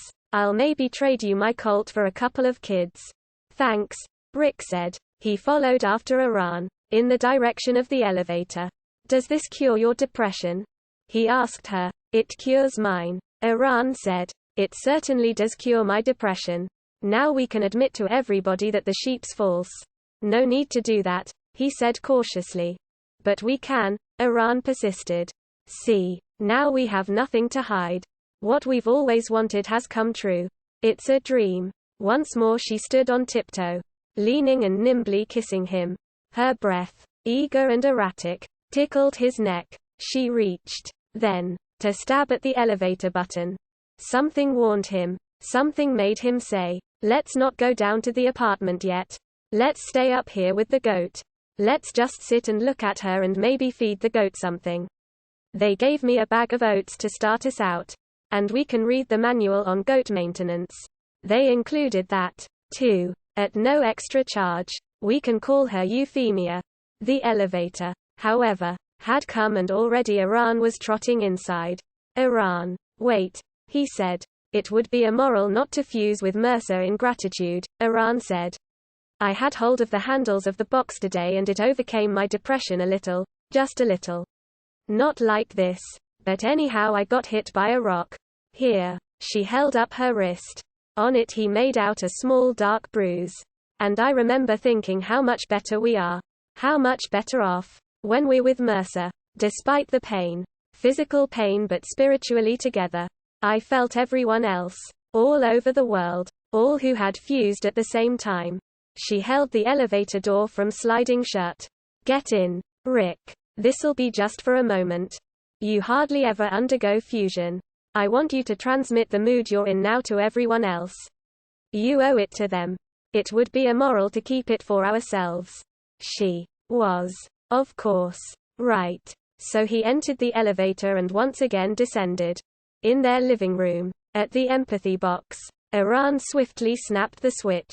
Her face animated with growing gladness. It lit her up like a rising new crescent of moon.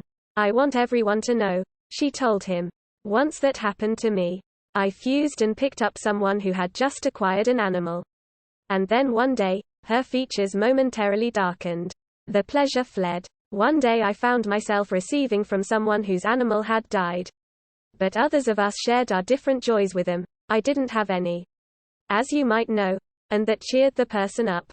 We might even reach a potential suicide. What we have, what we're feeling, they'll have our joy, Rick said. But we'll lose. We'll exchange what we feel for what they feel. Our joy will be lost. The screen of the empathy box now showed rushing streams of bright formless color. Taking a breath, his wife hung on tightly to the two handles. We won't really lose what we feel. Not if we keep it clearly in mind. You never really have gotten the hang of fusion. Have you, Rick? Guess not, he said. But now he had begun to sense, for the first time, the value that people such as Iran obtained from Mercerism. Possibly his experience with the bounty hunter Phil Resch had altered some minute synapses in him. Had closed one neurological switch and opened another. And this perhaps had started a chain reaction. Iran, he said urgently. He drew her away from the empathy box. Listen. I want to talk about what happened to me today. He led her over to the couch. Sat her down facing him. I met another bounty hunter, he said. One I never saw before. A predatory one who seemed to like to destroy them. For the first time, after being with him, I looked at them differently. I mean, in my own way I had been viewing him as he did. Won't this wait? Iran said. Rick said. I took a test. One question. And verified it. I've begun to empathize with androids. And look what that means. You said it this morning yourself. Those poor Andes. So you know what I'm talking about.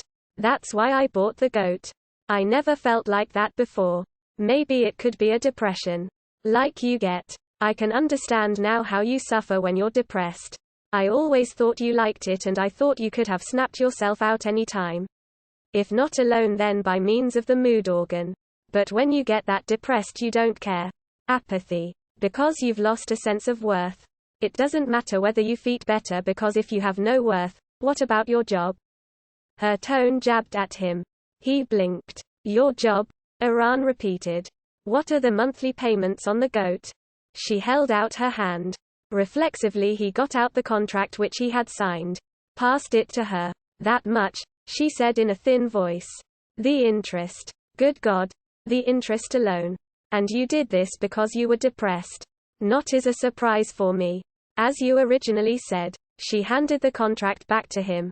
Well, it doesn't matter. I'm still glad you got the goat. I love the goat. But it's such an economic burden. She looked gray. Rick said. I can get switched to some other desk. The department does 10 or 11 separate jobs.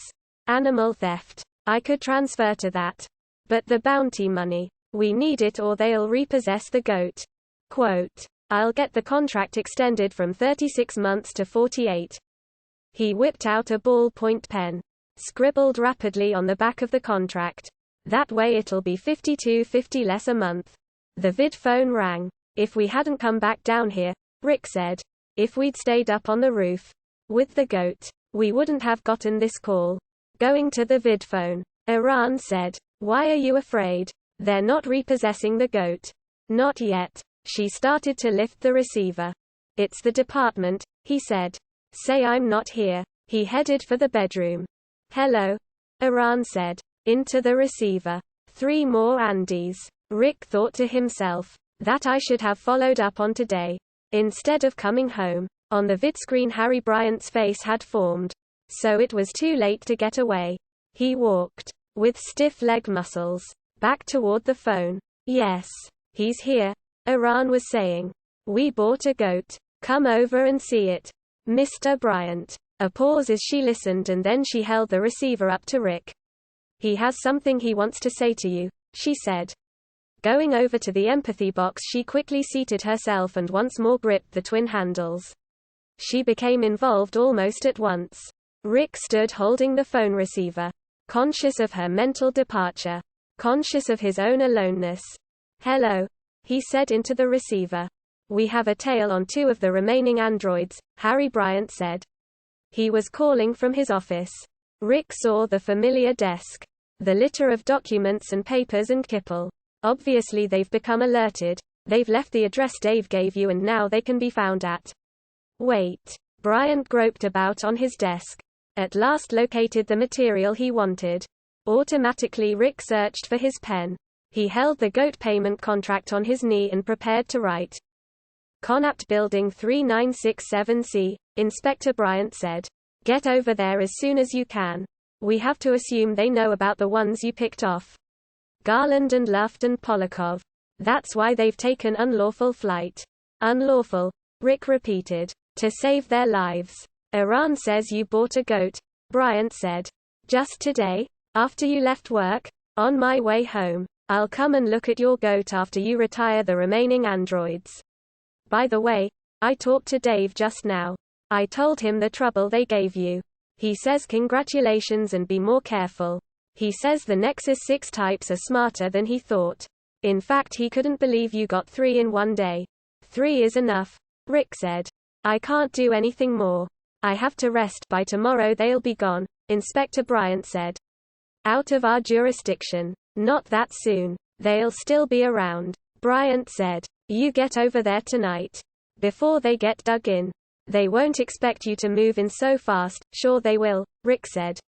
They'll be waiting for me. Got the shakes? Because of what? Polakov, I haven't got the shakes, Rick said. Then what's wrong? Okay, Rick said. I'll get over there. He started to hang up the phone. Let me know as soon as you get results. I'll be here in my office. Rick said. If I get them I'm going to buy a sheep. You have a sheep. You've had one as long as I've known you. It's electric, Rick said. He hung up. A real sheep this time. He said to himself. I have to get one.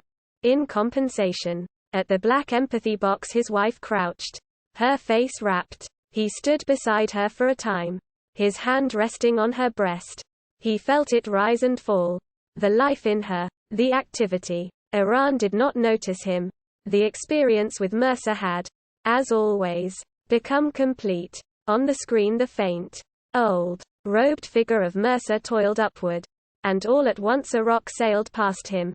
Watching. Rick thought. My God, there's something worse about my situation than his. Mercer doesn't have to do anything alien to him. He suffers, but at least he isn't required to violate his own identity. Bending. He gently removed his wife's fingers from the twin handles. He then himself took her place. For the first time in weeks. An impulse. He hadn't planned it. All at once it had happened. A landscape of weeds confronted him. A desolation. The air smelled of harsh blossoms. This was the desert. And there was no rain. A man stood before him. A sorrowful light in his weary, pain-drenched eyes. Mercer, Rick said. I am your friend, the old man said. But you must go on as if I did not exist. Can you understand that? He spread empty hands. No. Rick said. I can't understand that. I need help. How can I save you? The old man said. If I can't save myself? He smiled. Don't you see? There is no salvation. Then what's this for? Rick demanded. What are you for? To show you, Wilbur Mercer said, that you aren't alone. I am here with you and always will be. Go and do your task. Even though you know it's wrong. Why? Rick said. Why should I do it? I'll quit my job and emigrate. The old man said. You will be required to do wrong no matter where you go. It is the basic condition of life. To be required to violate your own identity. At some time, every creature which lives must do so. It is the ultimate shadow. The defeat of creation. This is the curse at work. The curse that feeds on all life. Everywhere in the universe. That's all you can tell me? Rick said. A rock whizzed at him. He ducked and the rock struck him on the ear. At once he let go of the handles and again he stood in his own living room. Beside his wife and the empathy box. His head ached wildly from the blow. Reaching. He found fresh blood collecting.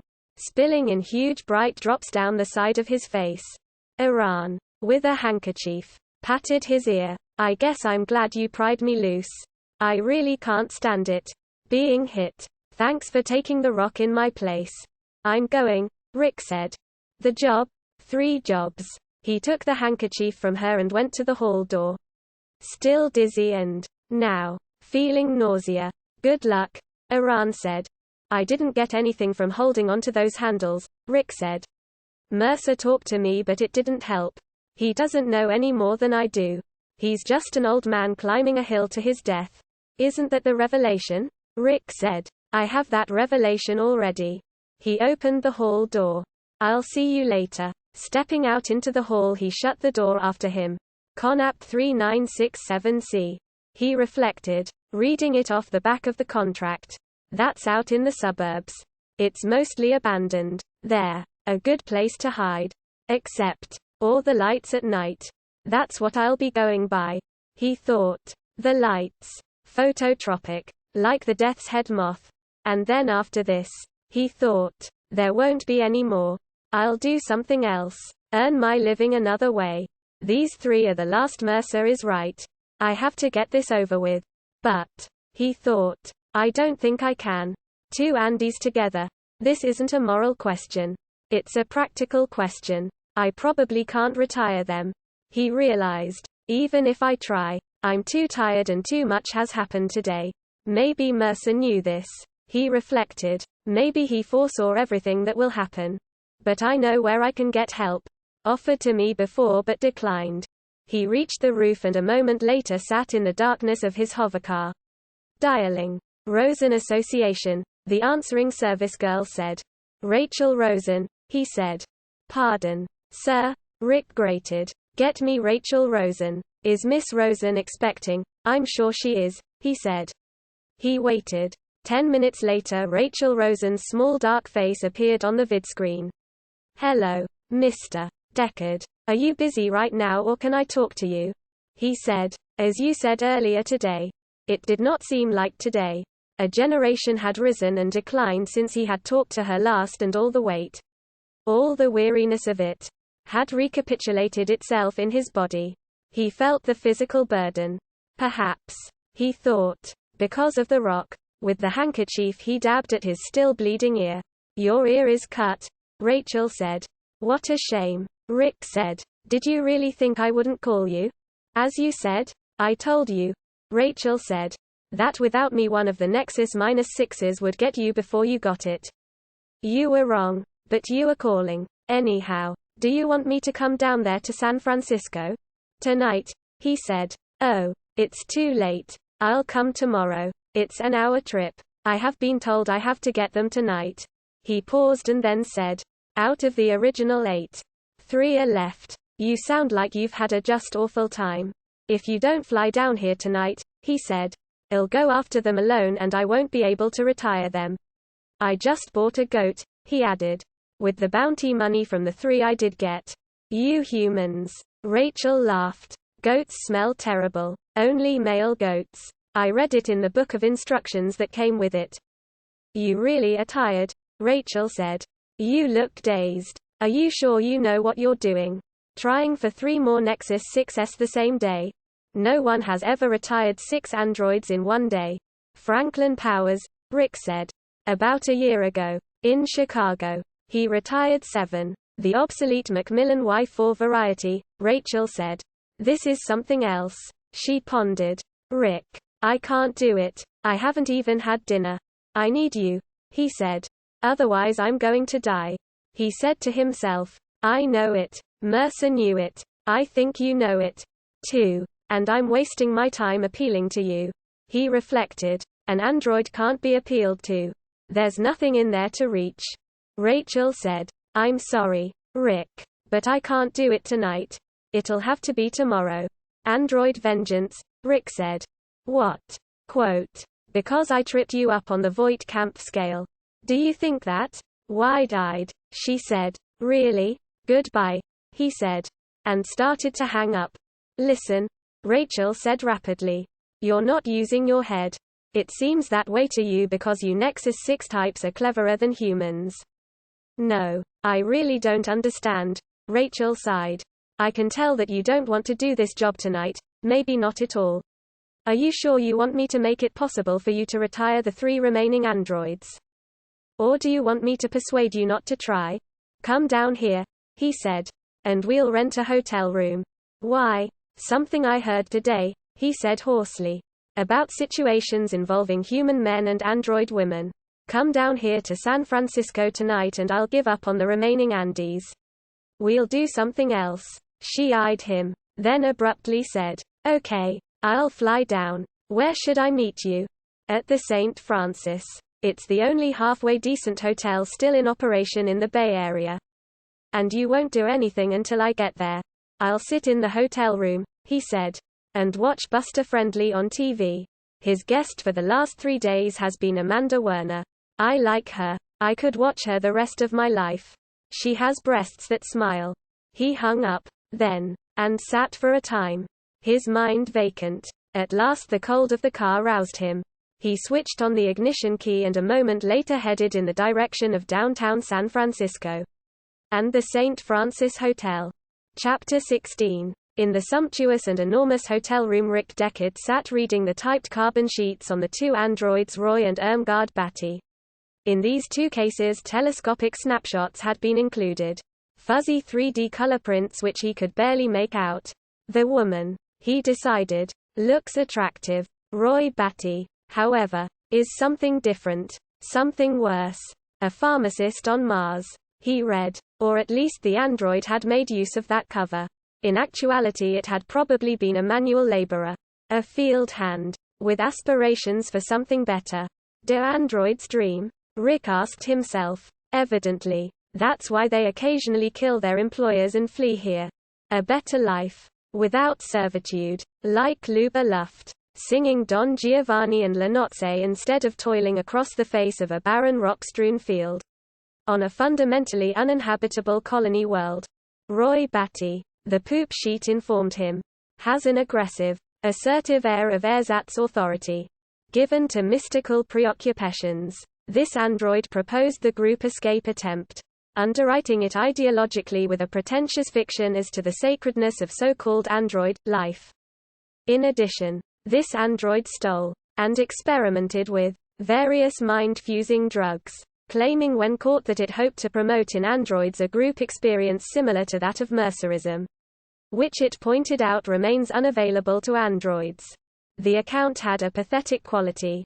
A rough, cold android, hoping to undergo an experience from which, due to a deliberately built-in defect, it remained excluded. But he could not work up much concern for Roy Batty. He caught, from Dave's jottings, a repellent quality hanging about this particular android. Batty had tried to force the fusion experience into existence for itself, and then, when that fell through, it had engineered the killing of a variety of human beings, followed by the flight to Earth, and now, especially as of today, the chipping away of the original 8 androids until only the 3 remained. And they, the outstanding members of the illegal group, were also doomed, since if he failed to get them, someone else would. Time and tide, he thought, the cycle of life, ending in this, the last twilight, before the silence of death. He perceived in this a micro-universe. Complete. The door of the hotel room banged open. What a flight, Rachel Rosen said breathlessly, entering in a long fish-scale coat with matching bra and shorts. She carried, besides her big, ornate, mail pouch purse, a paper bag. This is a nice room. She examined her wristwatch. Less than an hour. I made good time. Here. She held out the paper bag. I bought a bottle. Bourbon. Rick said. The worst of the 8 is still alive. The one who organized them. He held the poop sheet on Roy Batty toward her. Rachel set down the paper bag and accepted the carbon sheet. You've located this one? She asked. After reading. I have a Connaught number. Out in the suburbs where possibly a couple of deteriorated specials, ant heads and chicken heads, hang out and go through their versions of living. Rachel held out her hand. Let's see about the others. Both females. He passed her the sheets. One dealing with Irmgard Batty. The other an android calling itself Pre-Stratton. Glancing at the final sheet, Rachel said, "Oh." She tossed the sheets down. Moved over to the window of the room to look out at downtown San Francisco. I think you're going to get thrown by the last one. Maybe not. Maybe you don't care. She had turned pale and her voice shook. All at once she had become exceptionally unsteady. Exactly what are you muttering about? He retrieved the sheets. Studied them. Wondering which part had upset Rachel. Let's open the bourbon. Rachel carried the paper bag into the bathroom. Got 2 glasses. Returned. She still seemed distracted and uncertain, and preoccupied. He sensed the rapid flight of her hidden thoughts. The transitions showed on her frowning, tense face. Can you get this open? She asked. It's worth a fortune. You realize. It's not synthetic. It's from before the war. Made from genuine mash. Taking the bottle, he opened it. Poured bourbon in the 2 tumblers. Tell me what's the matter, he said. Rachel said. On the phone you told me if I flew down here tonight you'd give up on the remaining 3 Andes.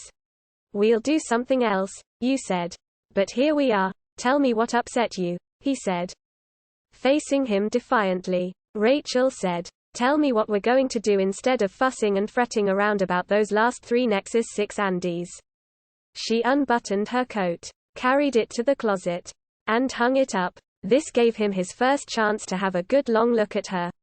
Rachel's proportions, he noticed once again, were odd. With her heavy mass of dark hair her head seemed large, and because of her diminutive breasts her body assumed a lank, almost childlike stance. But her great eyes, with their elaborate lashes, could only be those of a grown woman. There the resemblance to adolescence ended. Rachel rested very slightly on the forepart of her feet, and her arms, as they hung, bent at the joint. The stance, he reflected, of a wary hunter of perhaps the Cro-Magnon persuasion. The race of tall hunters. He said to himself, No excess flesh. A flat belly. Small behind and smaller bosom. Rachel had been modeled on the Celtic type of build. Anachronistic and attractive. Below the brief shorts her legs. Slender. Had a neutral, non-sexual quality. Not much rounded off in nubile curves. The total impression was good. However, although definitely that of a girl. Not a woman. Except for the restless, shrewd eyes. He sipped the bourbon. The power of it, the authoritative strong taste and scent, had become almost unfamiliar to him and he had trouble swallowing. Rachel, in contrast, had no difficulty with hers. Seating herself on the bed, Rachel smoothed absently at the spread. Her expression had now become one of moodiness. He set his glass down on the bedside table and arranged himself beside her. Under his gross weight the bed gave, and Rachel shifted her position. "What is it?" he said, reaching. He took hold of her hand. It felt cold, bony, slightly moist. "What upset you?" "That last goddamn Nexus 6 type," Rachel said, enunciating with effort, "is the same type as I am." She stared down at the bedspread, found a thread, and began rolling it into a pellet. "Didn't you notice the description? It's of me, too. She may wear her hair differently and dress differently. She may even have bought a wig. But when you see her you'll know what I mean." She laughed sardonically. "It's a good thing the association admitted I'm an Andy. Otherwise you'd probably have gone mad when you caught sight of Pre Stratton. Or thought she was me. Why does that bother you so much? Hell, I'll be along when you retire her." "Maybe not. Maybe I won't find her," Rachel said. "I know Nexus 6 psychology. That's why I'm here. That's why I can help you." They're all holed up together. The three of them, clustered around the deranged one calling himself Roy Batty. He'll be masterminding their crucial, all-out, final defense. Her lips twisted. "Jesus," she said. "Cheer up," he said. He cupped her sharp, small chin in the palm of his hand, lifted her head so that she had to face him. "I wonder what it's like to kiss an android," he said to himself. Leaning forward an inch he kissed her dry lips. No reaction followed. Rachel remained impassive, as if unaffected, and yet he sensed otherwise. Or perhaps it was wishful thinking. "I wish," Rachel said, "that I had known that before I came. I never would have flown down here. I think you're asking too much. You know what I have toward this pre-android? Empathy," he said. "Something like that. Identification. There goes I. My God, maybe that's what'll happen. In the confusion you'll retire me. Not her. And she can go back to Seattle and live my life. I never felt this way before. We are machines. Stamped out like bottle caps. It's an illusion that I, personally, really exist. I'm just representative of a type." She shuddered. He could not help being amused. Rachel had become so mawkishly morose. "Ants don't feel like that," he said. "And they're physically identical. Ants. They don't feel, period. Identical human twins. They don't, but they identify with each other. I understand they have an empathic, special bond." Rising, she got to the bourbon bottle. A little unsteadily, she refilled her glass and again drank swiftly. For a time she slouched about the room, brows knitted darkly. And then, as if sliding his way by chance, she settled back onto the bed. She swung her legs up and stretched out, leaning against the fat pillows, and sighed. "Forget the three Andys." Her voice filled with weariness. "I'm so worn out. From the trip I guess. And from all I learned today. I just want to sleep." She shut her eyes. "If I die," she murmured, "maybe I'll be born again when the Rosen Association stamps out its next unit of my subtype." She opened her eyes and glared at him ferociously. "Do you know," she said, "why I really came here? Why Eldon and the other Rosens, the human ones, wanted me to go along with you?" "To observe," he said. "To detail exactly what the Nexus does that gives it away on the Voight-Kampff test, on the test or otherwise. Everything that gives it a different quality. And then I report back and the association makes modifications of its zygote bath DNS factors. And we then have the Nexus 7. And when that gets caught we modify it again and eventually the association has a type that can't be distinguished. Do you know of the Benelli reflex arc test? He asked. We're working on the spinal ganglia. 2. Someday the Benelli test will fade into yesterday's hoary shroud of spiritual oblivion. She smiled innocuously, at variance with her words. At this point he could not discern her degree of seriousness. A topic of world-shaking importance. Yet dealt with facetiously. An android trait. Possibly. He thought. No emotional awareness. No feeling sense of the actual meaning of what she said. Only the hollow, formal, intellectual definitions of the separate terms. And more. Rachel had begun to tease him. Imperceptibly she had passed from lamenting her condition to taunting him about his. Damn you, he said. Rachel laughed. I'm drunk. I can't go with you. If leave here, she gestured in dismissal. I'll stay behind and steep and you can tell me later what happened. Except, he said, there won't be a later because Roy Batty will nail me. But I can't help you anyhow now because I'm drunk. Anyhow, you know the truth. The brick hard, irregular, slithery surface of truth. I'm just an observer and I won't intervene to save you. I don't care if Roy Batty nails you or not. I care whether I get nailed. She opened her eyes round and wide. Christ, I'm empathic about myself. And, see, if I go to that suburban broken-down Connaught building, she reached out. Toyed with a button of his shirt. In slow, facile twists she began unbuttoning it. I-86 don't dare go because androids have no loyalty to one another and I know that that goddamn pre-Stratton will destroy me and occupy my place. See? Take off your coat. Why? So we can go to bed, Rachel said. I bought a black Nubian goat, he said. I have to retire the 3 more Andes. I have to finish up my job and go home to my wife. He got up, walked around the bed to the bottle of bourbon. Standing there he carefully poured himself a second drink. His hands, he observed, shook only very slightly, probably from fatigue. Both of us, he realized, are tired. Too tired to hunt down 3 Andes. With the worst of the 8 calling the shots. Standing there he realized, all at once, that he had acquired an overt, incontestable fear directed toward the principal android. It all hung on Batty, had hung on it from the start. Up to now he had encountered and retired progressively more ominous manifestations of Batty. Now came Batty itself. Thinking that he felt the fear grow.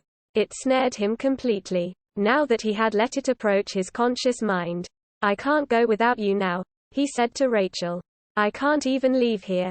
Polakov came after me. Garland virtually came after me. You think Roy Batty will look you up?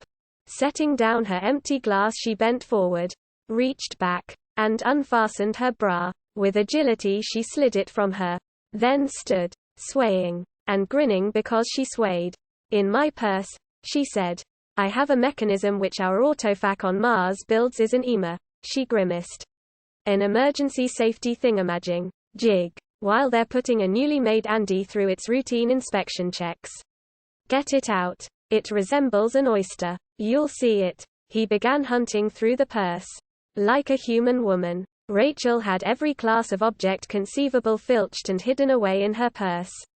He found himself rooting interminably. Meanwhile, Rachel kicked off her boots and unzipped her shorts. Balancing on one foot she caught the discarded fabric with her toe and tossed it across the room. She then dropped onto the bed, roiled over to fumble for her glass. Accidentally pushed the glass to the carpeted floor. Damn, she said, and once again got shakily to her feet. In her underpants she stood watching him at work on her purse. And then, with careful deliberation and attention she drew the bed covers back. Got in. Drew the covers over her. Is this it? He held up a metallic sphere with a button stem projecting. That cancels an android into catalepsy, Rachel said.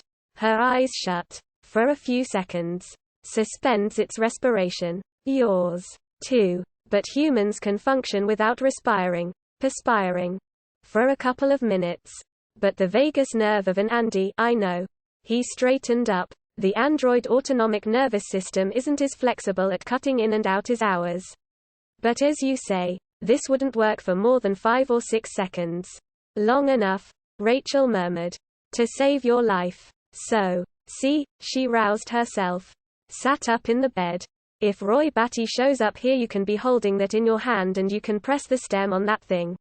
And while Roy Batty is frozen stiff with no air supply to his blood and his brain cells deteriorating, you can kill Roy Batty with your laser.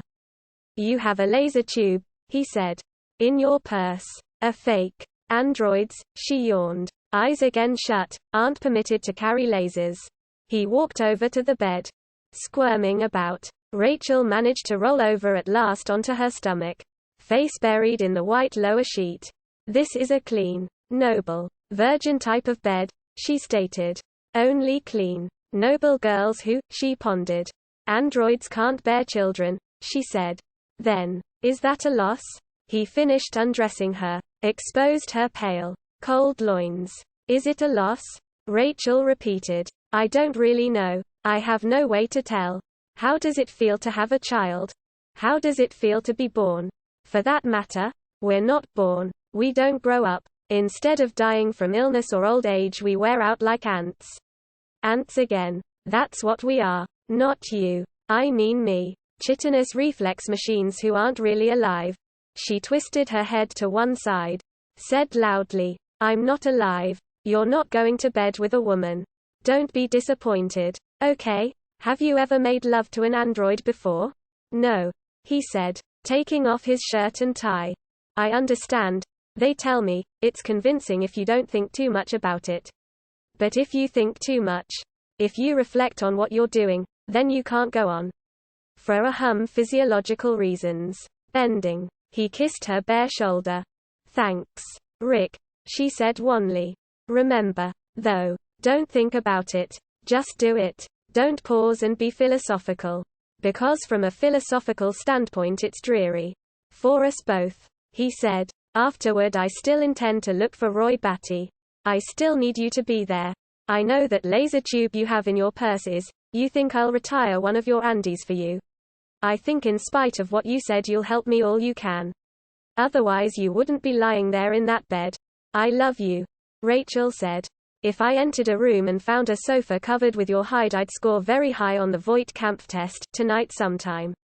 He thought as he clicked off the bedside light. I will retire a Nexus 6 which looks exactly like this naked girl. My good God, he thought. I've wound up where Phil Resch said. Go to bed with her first. He remembered. Then kill her. I can't do it, he said. And backed away from the bed. I wish you could, Rachel said. Her voice wavered. Not because of you. Because of Pre Stratton. What I have to do to her. We're not the same. I don't care about Pre Stratton. Listen. Rachel thrashed about in the bed. Sitting up. In the gloom he could dimly make out her almost breastless, trim shape. Go to bed with me and I'll retire Stratton. Okay? Because I can't stand getting this close and then. Thank you, he said. Gratitude. Undoubtedly because of the bourbon. Rose up inside him, constricting his throat. 2. He thought. I now have only 2 to retire. Just the Batys. Would Rachel really do it? Evidently. Androids thought and functioned that way. Yet he had never come across anything quite like this. Goddamn it. Get into bed, Rachel said. He got into bed. Chapter 17. Afterward they enjoyed a great luxury. Rick had room service bring up coffee. He sat for a long time within the arms of a green, black, and gold leaf lounge chair, sipping coffee and meditating about the next few hours. Rachel, in the bathroom, squeaked and hummed and splashed in the midst of a hot shower. You made a good deal when you made that deal, she called when she had shut off the water. Dripping, her hair tied up with a rubber band. She appeared bare and pink at the bathroom door. We androids can't control our physical, sensual passions. You probably knew that. In my opinion you took advantage of me. She did not, however, appear genuinely angry. If anything she had become cheerful and certainly as human as any girl he had known. Do we really have to go track down those 3 Andes tonight? Yes, he said. 2 for me to retire. He thought. 1 for you. As Rachel put it, the deal had been made. Gathering a giant white bath towel about her, Rachel said, did you enjoy that? Yes. Would you ever go to bed with an android again? If it was a girl. If she resembled you. Rachel said. Do you know what the lifespan of a humanoid robot such as myself is? I've been in existence 2 years. How long do you calculate I have? After a hesitation he said. About 2 more years. They never could solve that problem. I mean cell replacement. Perpetual or anyhow semi-perpetual renewal. Well, so it goes. Vigorously she began drying herself. Her face had become expressionless. I'm sorry, Rick said. Hell. Rachel said. I'm sorry I mentioned it. Anyhow it keeps humans from running off and living with an android. And this is true with you Nexus 6 types too? It's the metabolism, not the brain unit. She trotted out, swept up her underpants, and began to dress. He, too, dressed. Then together, saying little, the two of them journeyed to the roof field, where his hovercar had been parked by the pleasant white-clad human attendant. As they headed toward the suburbs of San Francisco, Rachel said, It's a nice night. My goat is probably asleep by now, he said. Or maybe goats are nocturnal. Some animals never sleep. Sheep never do. Not that I could detect. Whenever you look at them they're looking back, expecting to be fed. What sort of wife do you have? He did not answer. Do you? If you weren't an android, Rick interrupted. If I could legally marry you, I would, Rachel said. Or we could live in sin. Except that I'm not alive. Legally you're not. But really you are. Biologically. You're not made out of transistorized circuits like a false animal. You're an organic entity. And in 2 years, he thought, you'll wear out and die. Because we never solved the problem of cell replacement. As you pointed out. So I guess it doesn't matter anyhow. This is my end, he said to himself. As a bounty hunter. After the Beatties there won't be any more. Not after this. Tonight. You look so sad, Rachel said. Putting his hand out he touched her cheek. You're not going to be able to hunt androids any longer, she said calmly. So don't look sad. Please. He stared at her. No bounty hunter ever has gone on, Rachel said. After being with me. Except one. A very cynical man. Phil Resch. And he's nutty. He works out in left field on his own. I see, Rick said. He felt numb. Completely. Throughout his entire body. But this trip we're taking, Rachel said, won't be wasted. Because you're going to meet a wonderful, spiritual man. Roy Batty, he said. Do you know all of them? I knew all of them. When they still existed. I know 3. Now. We tried to stop you this morning. Before you started out with Dave Holden's list I tried again. Just before Polakov reached you. But then after that I had to wait. Until I broke down, he said. And had to call you. Luba Luft and I had been close. Very close friends for almost 2 years. What did you think of her? Did you like her? I liked her. But you killed her. Phil Resch killed her. Oh. So Phil accompanied you back to the opera house. We didn't know that. Our communications broke down about then. We knew just that she had been killed. We naturally assumed by you. From Dave's notes, he said. I think I can still go ahead and retire Roy Batty. But maybe not Irmgard Batty. And not Pre Stratton. He thought. Even now. Even knowing this. So all that took place at the hotel, he said. Consisted of the association, Rachel said. Wanted to reach the bounty hunters here and in the Soviet Union. This seemed to work. For reasons which we do not fully understand. Our limitation again. I guess. I doubt if it works as often or as well as you say, he said thickly. But it has with you. We'll see. I already know, Rachel said. When I saw that expression on your face. That grief. I look for that. How many times have you done this? I don't remember. 7. 8. No. I believe it's 9. She, or rather it, nodded. Yes. 9 times. The idea is old-fashioned, Rick said. Startled. Rachel said. What? Pushing the steering wheel away from him he put the car into a gliding decline. Or anyhow that's how it strikes me. I'm going to kill you, he said. And go on to Roy and Irmgard Batty and Pre Stratton alone. That's why you're landing. Apprehensively, she said. There's a fine. I'm the property. The legal property. of the association. I'm not an escaped android who fled here from Mars. I'm not in the same class as the others. But, he said, if I can kill you then I can kill them. Her hands dived for her bulging, overstuffed, kipple-filled purse. She searched frantically, then gave up. Goddamn this purse, she said with ferocity. I never can lay my hands on anything in it. Will you kill me in a way that won't hurt?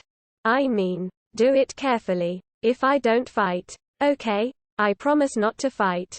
Do you agree? Rick said. I understand now why Phil Resch said what he said. He wasn't being cynical. He had just learned too much. Going through this, I can't blame him. It warped him, but the wrong way. She seemed more externally composed now, but still fundamentally frantic and tense. Yet, the dark fire waned. The life force oozed out of her, as he had so often witnessed before with other androids. The classic resignation, mechanical, intellectual acceptance of that which a genuine organism, with 2 billion years of the pressure to live and evolve hagriding it, could never have reconciled itself to. I can't stand the way you androids give up, he said savagely. The car now swooped almost to the ground. He had to jerk the wheel toward him to avoid a crash. Braking. He managed to bring the car to a staggering, careening halt. He slammed off the motor and got out his laser tube. At the occipital bone, the posterior base of my skull, Rachel said. Please. She twisted about so that she did not have to look at the laser tube. The beam would enter unperceived. Putting his laser tube away, Rick said. I can't do what Phil Resch said. He snapped the motor back on. And a moment later they had taken off again. If you're ever going to do it, Rachel said. Do it now. Don't make me wait. I'm not going to kill you. He steered the car in the direction of downtown San Francisco once again. Your car's at the St. Francis. Isn't it? I'll let you off there and you can head for Seattle. That ended what he had to say. He drove in silence. Thanks for not killing me, Rachel said presently. Hell, as you said you've only got 2 years of life left. Anyhow. And I've got 50. I'll live 25 times as long as you. But you really look down on me, Rachel said. For what I did. Assurance had returned to her. The litany of her voice picked up pace. You've gone the way of the others. The bounty hunters before you. Each time they get furious and talk wildly about killing me. But when the time comes they can't do it. Just like you. Just now. She lit a cigarette. Inhaled with relish. You realize what this means. Don't you? It means I was right. You won't be able to retire any more androids. It won't be just me. It'll be the Beatties and Stratton, too. So go on home to your goat. And get some rest. Suddenly she brushed at her coat. Violently. Yeef. I got a burning ash from my cigarette. There. It's gone. She sank back against the seat. Relaxing. He said nothing. That goat, Rachel said. You love the goat more than you love your wife. Probably. First the goat. Then your wife. Then last of all, she laughed merrily. What can you do but laugh? He did not answer. They continued in silence for a while and then Rachel poked about. Found the car's radio. And switched it on. Turn it off, Rick said. Turn off Buster Friendly and his friendly friends. Turn off Amanda Werner and Oscar Scruggs. It's time to hear Buster's big sensational exposé. Which is finally almost arrived. She stooped to read the dial of her watch by the radio's light. Very soon now. Did you already know about it? He's been talking about it. Building up to it. The radio said. Jess want ta tell ya. Folks. That sittin' HIH with my pal Buster. And we're talkin' en havin' a real mighty fine time. Waitin' expectantly as we are with each tick other clock FOH what our understan is the most important announcement of. Rick shut the radio off. Oscar Scruggs, he said. The voice of intelligent man. Instantly reaching. Rachel clicked the radio back on. I want to listen. I intend to listen. This is important. What Buster Friendly has to say on his show tonight. The idiotic voice babbled once more from the speaker. And Rachel Rosen settled back and made herself comfortable. Beside him in the darkness the coal of her cigarette glowed like the rump of a complacent lightning bug. A steady, unwavering index of Rachel Rosen's achievement. Her victory over him. Chapter 18. Bring the rest of my property up here, pre-ordered J.R. Isidore. In particular I want the TV set. So we can hear Buster's announcement. Yes. Irmgard Batty agreed. Bright-eyed. Like a darting. Plumed Swift. We need the TV. We've been waiting a long time for tonight and now it'll be starting soon. Isidore said. My own set gets the government channel. Off in a corner of the living room. Seated in a deep chair as if he intended to remain permanently. As if he had taken up lodgings in the chair. Roy Batty belched and said patiently. It's Buster Friendly and his friendly friends that we want to watch. Or do you want me to call you JR? Anyhow. Do you understand? So will you go get the set? Alone. Isidore made his way down the echoing, empty hall to the stairs. The potent, strong fragrance of happiness still bloomed in him. The sense of being, for the first time in his dull life, useful. Others depend on me now. He exulted as he trudged down the dust-impacted steps to the level beneath. And, he thought, it'll be nice to see Buster Friendly on TV again, instead of just listening on the radio in the store truck.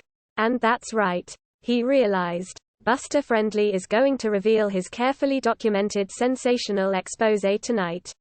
So because of Pri and Roy and Irmgard I get to watch what will probably be the most important piece of news to be released in many years.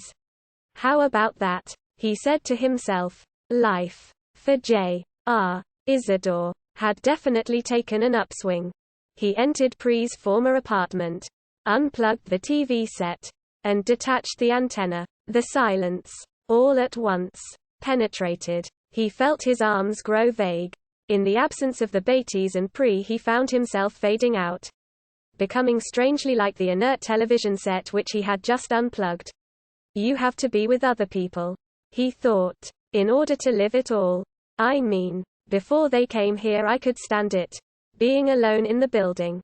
But now it's changed. You can't go back, he thought. You can't go from people to non-people. In panic he thought, I'm dependent on them. Thank God they stayed. It would require 2 trips to transfer Pri's possessions to the apartment above. Hoisting the TV set he decided to take it first. Then the suitcases and remaining clothes. A few minutes later he had gotten the TV set upstairs. His fingers groaning he placed it on a coffee table in his living room. The Batys and Pri watched him passively.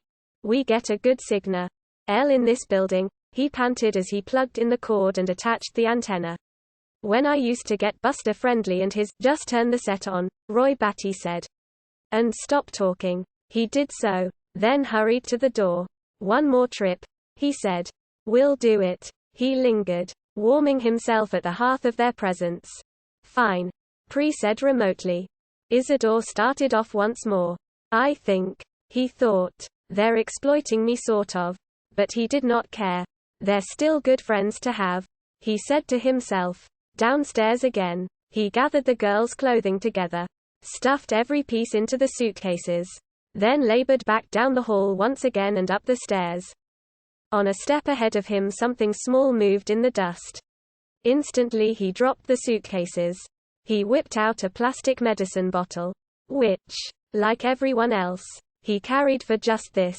A spider, undistinguished but alive. Shakily he eased it into the bottle and snapped the cap, perforated by means of a needle, shut tight. Upstairs, at the door of his apartment, he paused to get his breath. Yes sir, folks. The time is now. This is Buster Friendly, who hopes and trusts you're as eager as I am to share the discovery which I've made and by the way had verified by top-trained research workers working extra hours over the past weeks. Ho ho, folks. This is it, John Isidore said. I found a spider. The 3 androids glanced up, momentarily moving their attention from the TV screen to him. Let's see it, Pri said. She held out her hand. Roy Batty said, don't talk while Buster is on. I've never seen a spider, Pri said. She cupped the medicine bottle in her palms, surveying the creature within. All those legs. Why's it need so many legs? JR? That's the way spiders are, Isidore said, his heart pounding. He had difficulty breathing. 8 legs. Rising to her feet. Pri said. You know what I think. Jr. I think it doesn't need all those legs. 8. God, Batty said. Why couldn't it get by on 4? Cut 4 off and see. Impulsively opening her purse, she produced a pair of clean, sharp cuticle scissors, which she passed to Pri. A weird terror struck at J.R. Isidore. Carrying the medicine bottle into the kitchen, Pri seated herself at J.R. Isidore's breakfast table. She removed the lid from the bottle and dumped the spider out. It probably won't be able to run as fast, she said. But there's nothing for it to catch around here anyhow. It'll die anyway. She reached for the scissors. Please, Isidore said. Pri glanced up inquiringly. Is it worth something? Don't mutilate it, he said wheezingly. Imploringly. With the scissors, Pri snipped off one of the spider's legs. In the living room, Buster Friendly on the TV screen said, Take a look at this enlargement of a section of background. This is the sky you usually see. Wait. I'll have Earl Parameter, head of my research staff, explain their virtually world-shaking discovery to you. Pri clipped off another leg, restraining the spider with the edge of her hand. She was smiling. Blow-ups of the video pictures, a new voice from the TV said, when subjected to rigorous laboratory scrutiny, reveal that the gray backdrop of sky and daytime moon against which Mercer moves is not only not Terran, it is artificial.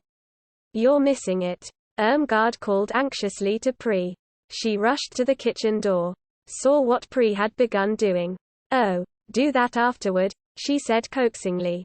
This is so important. What they're saying. It proves that everything we believed. Be quiet, Roy Batty said.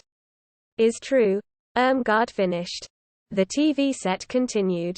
The moon is painted. In the enlargements, one of which you see now on your screen.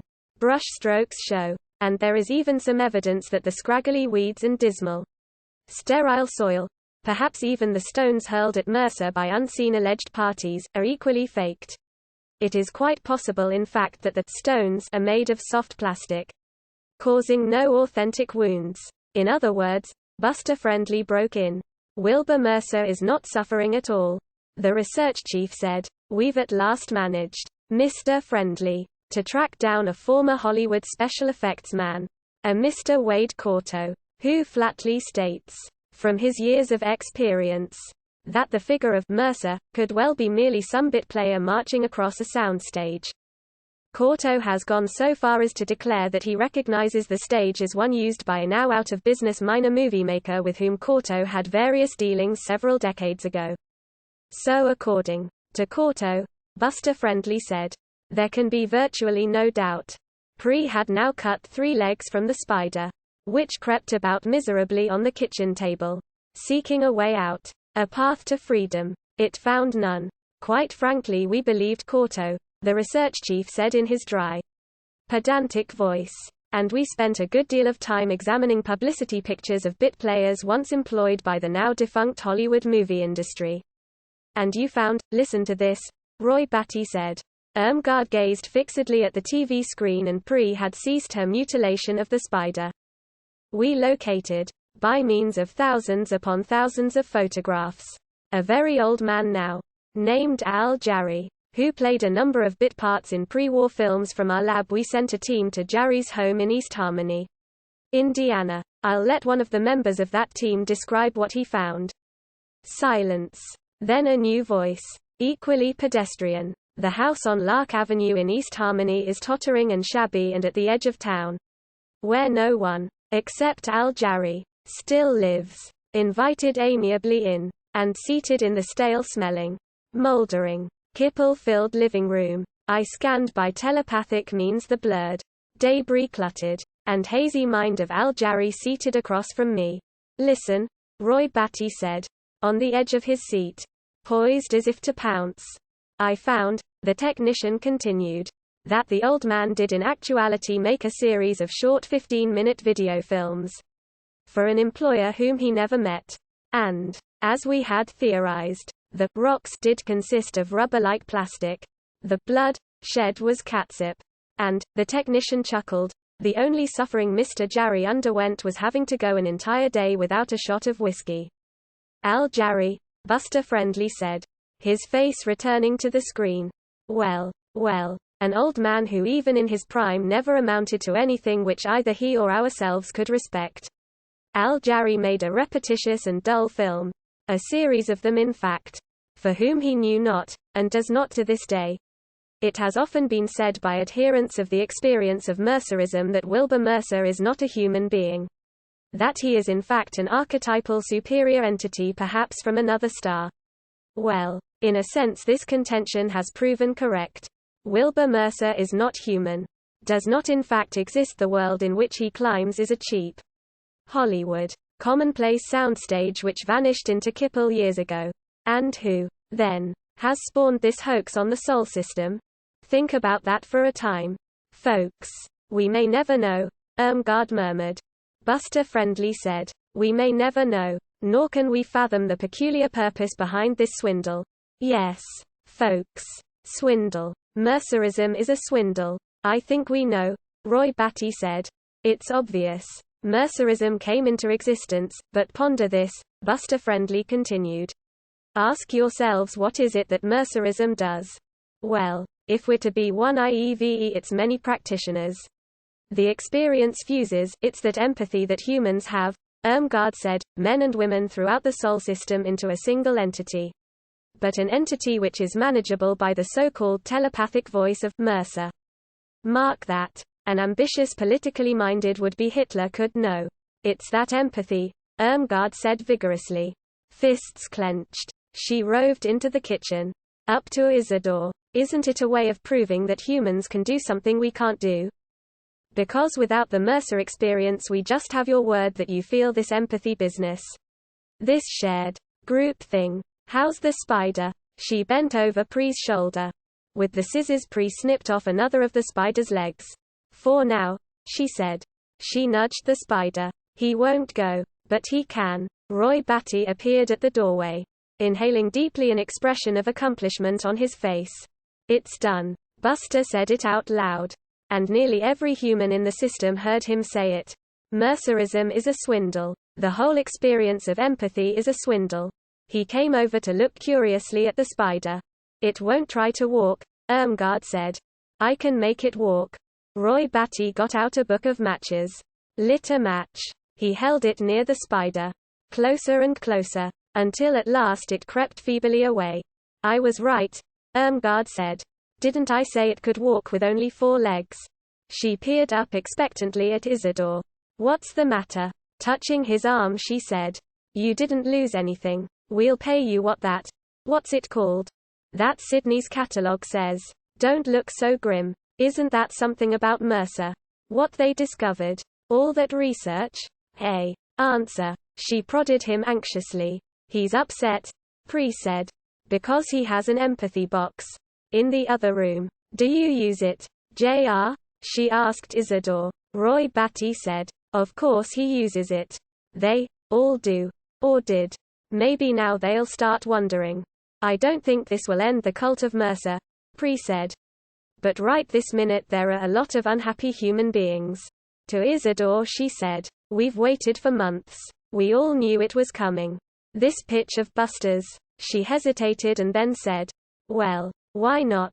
Buster is one of us. An android, Irmgard explained. And nobody knows. No humans. I mean, Pre. With the scissors. Cut yet another leg from the spider. All at once John Isidore pushed her away and lifted up the mutilated creature. He carried it to the sink and there he drowned it. In him his mind. His hopes.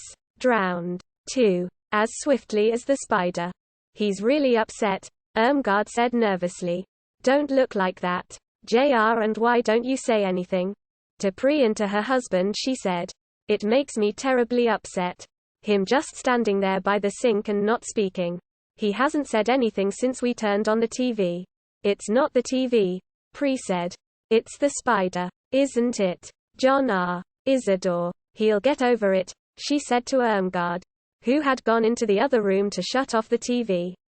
Regarding Isidore with easy amusement, Roy Batty said, it's all over now, for Mercerism. I mean, with his nails he managed to lift the corpse of the spider from the sink. Maybe this was the last spider, he said. The last living spider on Earth. He reflected. In that case it's all over for spiders. 2. I don't feel well, Isidore said. From the kitchen cupboard he got a cup. He stood holding it for an interval. He did not know exactly how long. And then he said to Roy Batty, "Is the sky behind? Mercer just painted? Not real? You saw the enlargements on the TV screen," Roy Batty said. "The brush strokes. Mercerism isn't finished," Isidore said. Something ailed the three androids. Something terrible. The spider. He thought. Maybe it had been the last spider on Earth.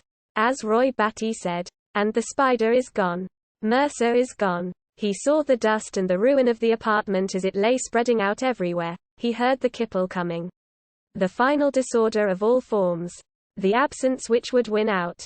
It grew around him as he stood holding the empty ceramic cup. The cupboards of the kitchen creaked and split and he felt the floor beneath his feet give. Reaching out, he touched the wall. His hand broke the surface. Gray particles trickled and hurried down. Fragments of plaster resembling the radioactive dust outside. He seated himself at the table and, like rotten, hollow tubes, the legs of the chair bent. Standing quickly, he set down the cup and tried to reform the chair. Tried to press it back into its right shape. The chair came apart in his hands. The screws which had previously connected its several sections ripping out and hanging loose. He saw, on the table, the ceramic cup crack. Webs of fine lines grew like the shadows of a vine. And then a chip dropped from the edge of the cup, exposing the rough, unglazed interior. "What's he doing?" Irmgard Batty's voice came to him distantly. "He's breaking everything." "Isidore, stop. I'm not doing it," he said. He walked unsteadily into the living room. To be by himself. He stood by the tattered couch and gazed at the yellow, stained wall with all the spots which dead bugs, that had once crawled, had left. And again he thought of the corpse of the spider with its 4 remaining legs. Everything in here is old. He realized. It long ago began to decay and it won't stop. The corpse of the spider has taken over. In the depression caused by the sagging of the floor, pieces of animals manifested themselves. The head of a crow. Mummified hands which might have once been parts of monkeys. A donkey stood a little way off. Not stirring and yet apparently alive. At least it had not begun to deteriorate. He started toward it, feeling stick-like bones, dry as weeds, splinter under his shoes. But before he could reach the donkey, one of the creatures which he loved the most, a shiny blue crow, fell from above to perch on the donkey's unprotesting muzzle. "Don't," he said aloud. But the crow, rapidly, picked out the donkey's eyes. Again, he thought, "It's happening to me again. I will be down here a long time." He realized. As before, it's always long. Because nothing here ever changes. A point comes when it does not even decay. A dry wind rustled. And around him the heaps of bones broke. Even the wind destroys them. He perceived. At this stage, just before time ceases. "I wish I could remember how to climb up from here," he thought. Looking up he saw nothing to grasp. "Mercer," he said aloud. "Where are you now? This is the tomb world and I am in it again. But this time you're not here too." Something crept across his foot. He knelt down and searched for it, and found it because it moved so slowly. The mutilated spider, advancing itself haltingly on its surviving legs. He picked it up and held it in the palm of his hand. The bones, he realized, have reversed themselves. The spider is again alive. Mercer must be near. The wind blew, cracking and splintering the remaining bones. But he sensed the presence of Mercer. "Come here," he said to Mercer. "Crawl across my foot or find some other way of reaching me." "Okay, Mercer," he thought. Aloud he said, "Mercer." Across the landscape weeds advanced. Weeds corkscrewed their way into the walls around him and worked the walls until the weeds became their own spore. The spore expanded, split, and burst within the corrupted steel and shards of concrete that had formerly been walls. But the desolation remained after the walls had gone. The desolation followed after everything else. Except the frail, dim figure of Mercer. The old man faced him. A placid expression on his face. "Is the sky painted?" Isidore asked. Are there really brushstrokes that show up under magnification? Yes. Mercer said. I can't see them. You're too close. Mercer said. You have to be a long way off. The way the androids are. They have better perspective. Is that why they claim you're a fraud? I am a fraud, Mercer said. They're sincere. Their research is sincere. From their standpoint, I am an elderly retired bit player named Al Jarry. All of it. Their disclosure is true. They interviewed me at my home. As they claim, I told them whatever they wanted to know. Which was everything, including about the whiskey. Mercer smiled. It was true. They did a good job, and from their standpoint, Buster Friendly's disclosure was convincing. They will have trouble understanding why nothing has changed. Because you're still here and I'm still here. Mercer indicated with a sweep of his hand the barren, rising hillside. The familiar place. I lifted you from the tomb world just now, and I will continue to lift you until you lose interest and want to quit. But you will have to stop searching for me, because I will never stop searching for you. I didn't like that about the whiskey, Isidore said. That's lowering. That's because you're a highly moral person. I'm not. I don't judge. Not even myself. Mercer held out a closed hand. Palm up. Before I forget it. I have something of yours here. He opened his fingers. On his hand rested the mutilated spider, but with its snipped-off legs restored. Thanks. Isidore accepted the spider. He started to say something further. An alarm bell clanged. Roy Batty snarled. There's a bounty hunter in the building. Get all the lights off. Get him away from that empathy box. He has to be ready at the door. Go on. Move him. Quote. Chapter 19. Looking down. John Isidore saw his own hands. They gripped the twin handles of the empathy box. As he stood gaping at them, the lights in the living room of his apartment plunged out. He could see, in the kitchen, Pri hurrying to catch the table lamp there. Listen, J.R., Irmgard whispered harshly in his ear. She had grabbed him by the shoulder, her nails digging into him with frantic intensity. She seemed unaware of what she did. Now, in the dim nocturnal light from outdoors, Irmgard's face had become distorted. Astigmatic. It had turned into a craven dish. With cowering, tiny, lidless eyes. You have to go, she whispered. To the door. When he knocks. If he does knock, you have to show him your identification and tell him this is your apartment and no one else is here. And you ask to see a warrant. Pri, standing on the other side of him, her body arched, whispered, don't let him in. JR, say anything. Do anything that will stop him. Do you know what a bounty hunter would do let loose in here? Do you understand what he would do to us? Moving away from the two android females, Isidore groped his way to the door. With his fingers he located the knob. Halted there, listening. He could sense the hall outside. He always had sensed it. Vacant and reverberating and lifeless. Hear anything? Roy Batty said, bending close. Isidore smelled the rank, cringing body. He inhaled fear from it. Fear pouring out, forming a mist. Step out and take a look.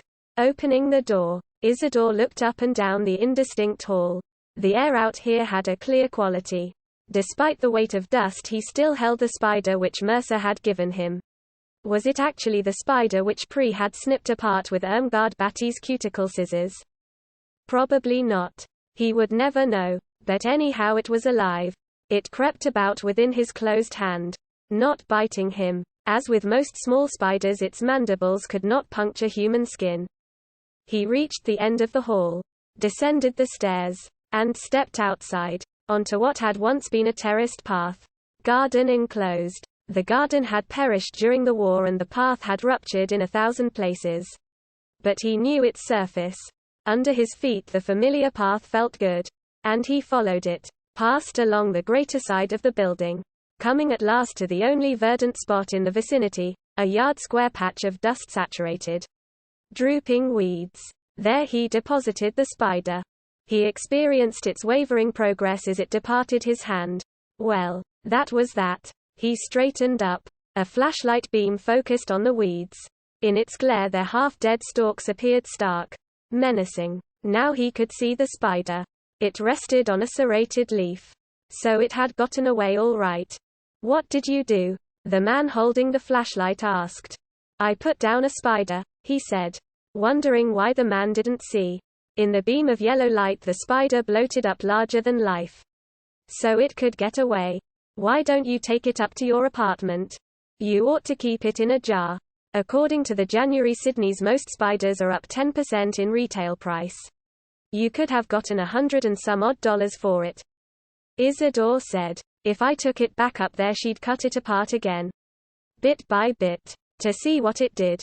Androids do that, the man said. Reaching into his overcoat he brought out something which he flapped open and extended toward Isidore. In the irregular light the bounty hunter seemed a medium man. Not impressive. Round face and hairless. Smooth features. Like a clerk in a bureaucratic office. Methodical but informal. Not demigod in shape. Not at all as Isidore had anticipated him. I'm an investigator for the San Francisco Police Department. Deckard. Rick Deckard. The man flapped his ID shut again. Stuck it back in his overcoat pocket. They're up there now? The three? Well, the thing is, Isidore said. I'm looking after them. 2 are women. They're the last ones of the group. The rest are dead. I brought Pre's TV set up from her apartment and put it in mine. So they could watch Buster friendly. Buster proved beyond a doubt that Mercer doesn't exist. Isidore felt excitement. Knowing something of this importance, news that the bounty hunter evidently hadn't heard.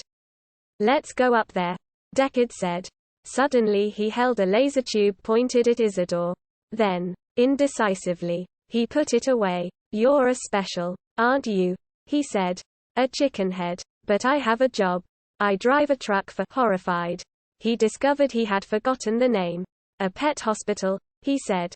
The Van Ness Pet Hospital, he said. Owned BB by Hannibal Sloat.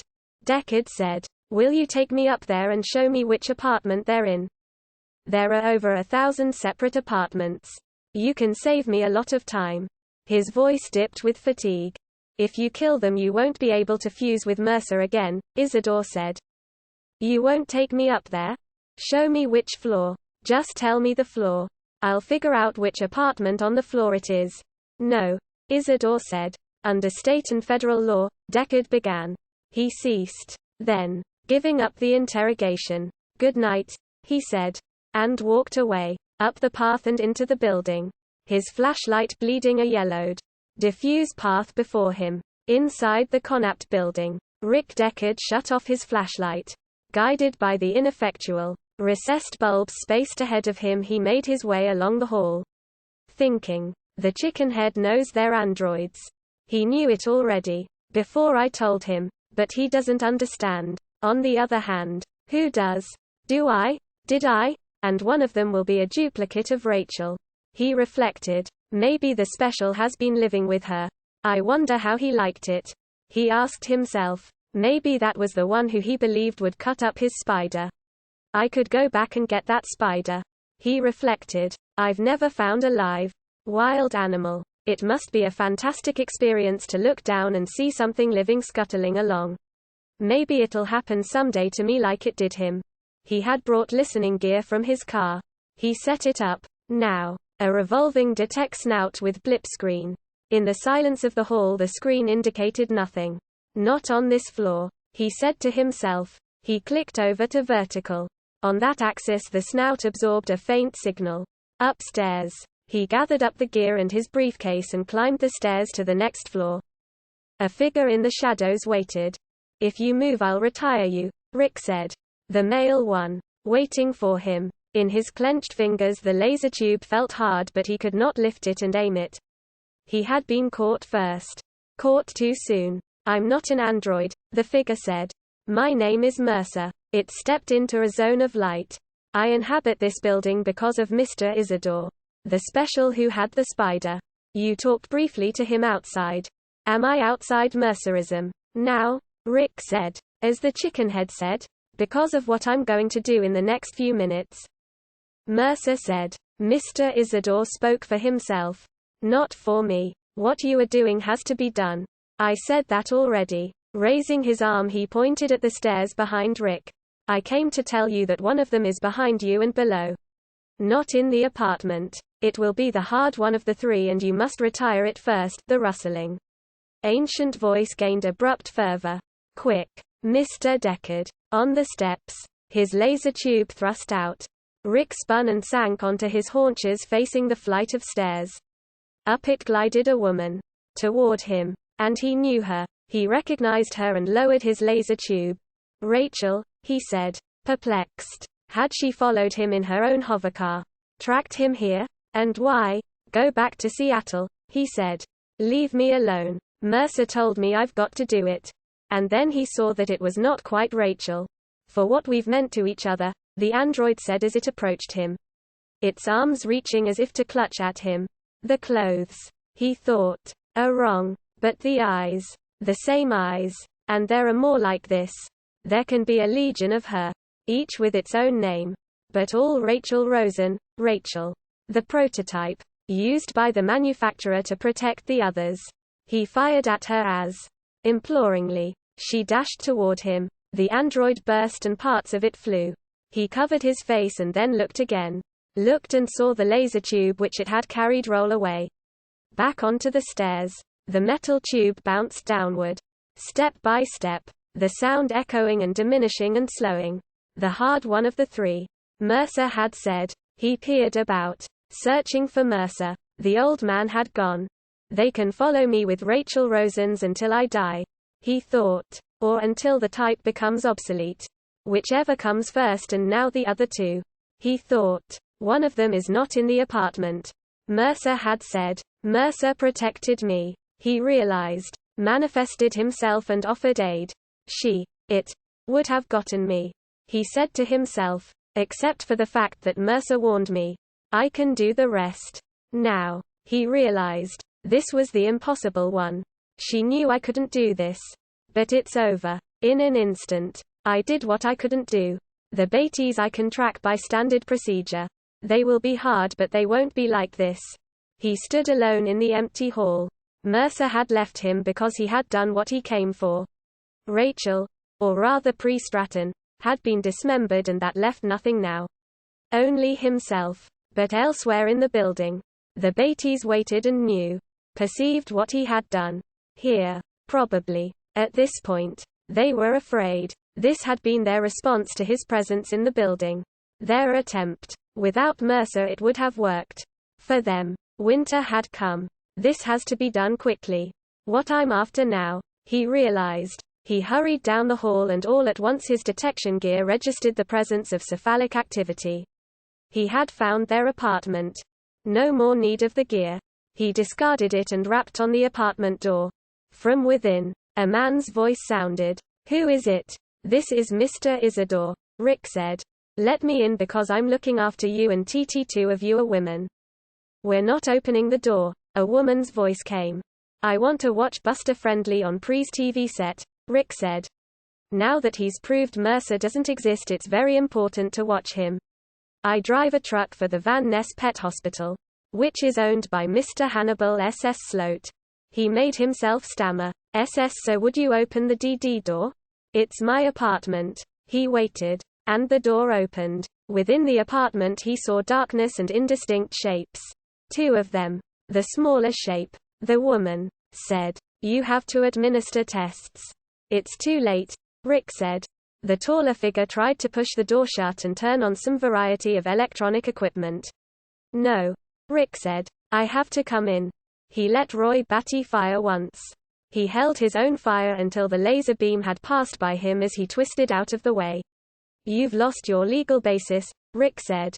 By firing on me. You should have forced me to give you the Voight-Kampf test. But now it doesn't matter. Once more Roy Batty sent a laser beam cutting at him. Missed. Dropped the tube. And ran somewhere deeper inside the apartment. To another room. Perhaps. The electronic hardware abandoned. Why didn't Pre get you? Mrs. Batty said. There is no Pre, he said. Only Rachel Rosen. Over and over again. He saw the laser tube in her dimly outlined hand. Roy Batty had slipped it to her. Had meant to decoy him into the apartment. Far in. So that Irmgard Batty could get him from behind. In the back. I'm sorry, Mrs. Batty, Rick said. And shot her. Roy Batty, in the other room, let out a cry of anguish. Okay. You loved her, Rick said. And I loved Rachel. And the special loved the other Rachel. He shot Roy Batty. The big man's corpse lashed about, toppled like an overstacked collection of separate, brittle entities. It smashed into the kitchen table and carried dishes and flatware down with it. Reflex circuits in the corpse made it twitch and flutter. But it had died. Rick ignored it, not seeing it and not seeing that of Irmgard Batty by the front door. I got the last one. Rick realized. 6 today. Almost a record. And now it's over and I can go home. Back to Iran and the goat. And we'll have enough money. For once. He sat down on the couch, and presently as he sat there in the silence of the apartment, among the non-stirring objects, the special Mr. Isidore appeared at the door. Better not look, Rick said. I saw her on the stairs. The special was crying. Don't take it so hard, Rick said. He got dizzily to his feet. Laboring. Where's your phone? The special said nothing. Did nothing except stand. So Rick hunted for the phone himself. Found it. And dialed Harry Bryant's office. Chapter 20. Good. Harrow Bryant said. After he had been told. Well, go get some rest, we'll send a patrol car to pick up the 3 bodies. Rick Deckard hung up. Androids are stupid, he said savagely to the special. Roy Batty couldn't tell me from you. It thought you were at the door. The police will clean up in here. Why don't you stay in another apartment until they're finished? You don't want to be in here with what's left. I'm leaving this BB building, Isidore said. I'm going to live deeper in town where there's more people. I think there's a vacant apartment in my building, Rick said. Isidore stammered. I don't want to live near you. Go outside or upstairs, Rick said. Don't stay in here. The special floundered, not knowing what to do. A variety of mute expressions crossed his face, and then, turning, he shuffled out of the apartment, leaving Rick alone. What a job to have to do, Rick thought. I'm a scour, like famine or plague. Where I go the ancient curse follows. As Mercer said, I am required to do wrong. Everything I've done has been wrong from the start. Anyhow, now it's time to go home. Maybe. After I've been there a while with Iran, I'll forget. When he got back to his own apartment building, Iran met him on the roof. She looked at him in a deranged, peculiar way. In all his years with her, he had never seen her like this. Putting his arm around her, he said, anyhow, it's over. And I've been thinking, maybe Harry Bryant can assign me to a Rick, she said. I have to tell you something. I'm sorry. The goat is dead. For some reason it did not surprise him. It only made him feel worse. A quantitative addition to the weight shrinking him from every side. I think there's a guarantee in the contract, he said. If it gets sick within 90 days, the dealer, it didn't get sick. Someone, Iran cleared her throat and went on huskily, someone came here. Got the goat out of its cage. And dragged it to the edge of the roof. And pushed it off, he said. Yes. She nodded. Did you see who did it? I saw her very clearly, Iran said. Barber was still up here fooling around. He came down to get me and we called the police. But by then the animal was dead and she had left. A small young-looking girl with dark hair and large black eyes. Very thin, wearing a long fish scale coat. She had a mail pouch purse. And she made no effort to keep us from seeing her. As if she didn't care. No, she didn't care, he said. Rachel wouldn't give a damn if you saw her. She probably wanted you to. So I'd know who had done it. He kissed her. You've been waiting up here all this time? Only for half an hour. That's when it happened. Half an hour ago. Iran gently kissed him back. It's so awful. So needless. He turned toward his parked car. Opened the door. And got in behind the wheel. Not needless, he said. She had what seemed to her a reason. An android reason. He thought. Where are you going? Won't you come downstairs and be with me? There was the most shocking news on TV. Buster Friendly claims that Mercer is a fake. What do you think about that? Rick, do you think it could be true? Quote, everything is true, he said. Everything anybody has ever thought. He snapped on the car motor. Will you be all right? I'll be all right, he said. and thought, and I'm going to die. Both those are true. 2. He closed the car door, flicked a signal with his hand to Iran, and then swept up into the night sky.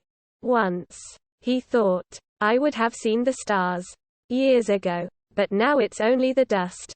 No one has seen a star in years. At least not from Earth. Maybe I'll go where I can see stars, he said to himself as the car gained velocity and altitude. It headed away from San Francisco, toward the uninhabited desolation to the north, to the place where no living thing would go. Not unless it felt that the end had come. Chapter 21. In the early morning light, the land below him extended seemingly forever. Gray and refuse littered. Pebbles the size of houses had rolled to a stop next to one another, and he thought, it's like a shipping room when all the merchandise has left. Only fragments of crates remain. The containers which signify nothing in themselves. Once, he thought, crops grew here and animals grazed. What a remarkable thought, that anything could have cropped grass here. What a strange place, he thought, for all of that to die. He brought the hovercar down, coasted above the surface for a time. What would Dave Holden say about me now? He asked himself. In one sense, I'm now the greatest bounty hunter who ever lived.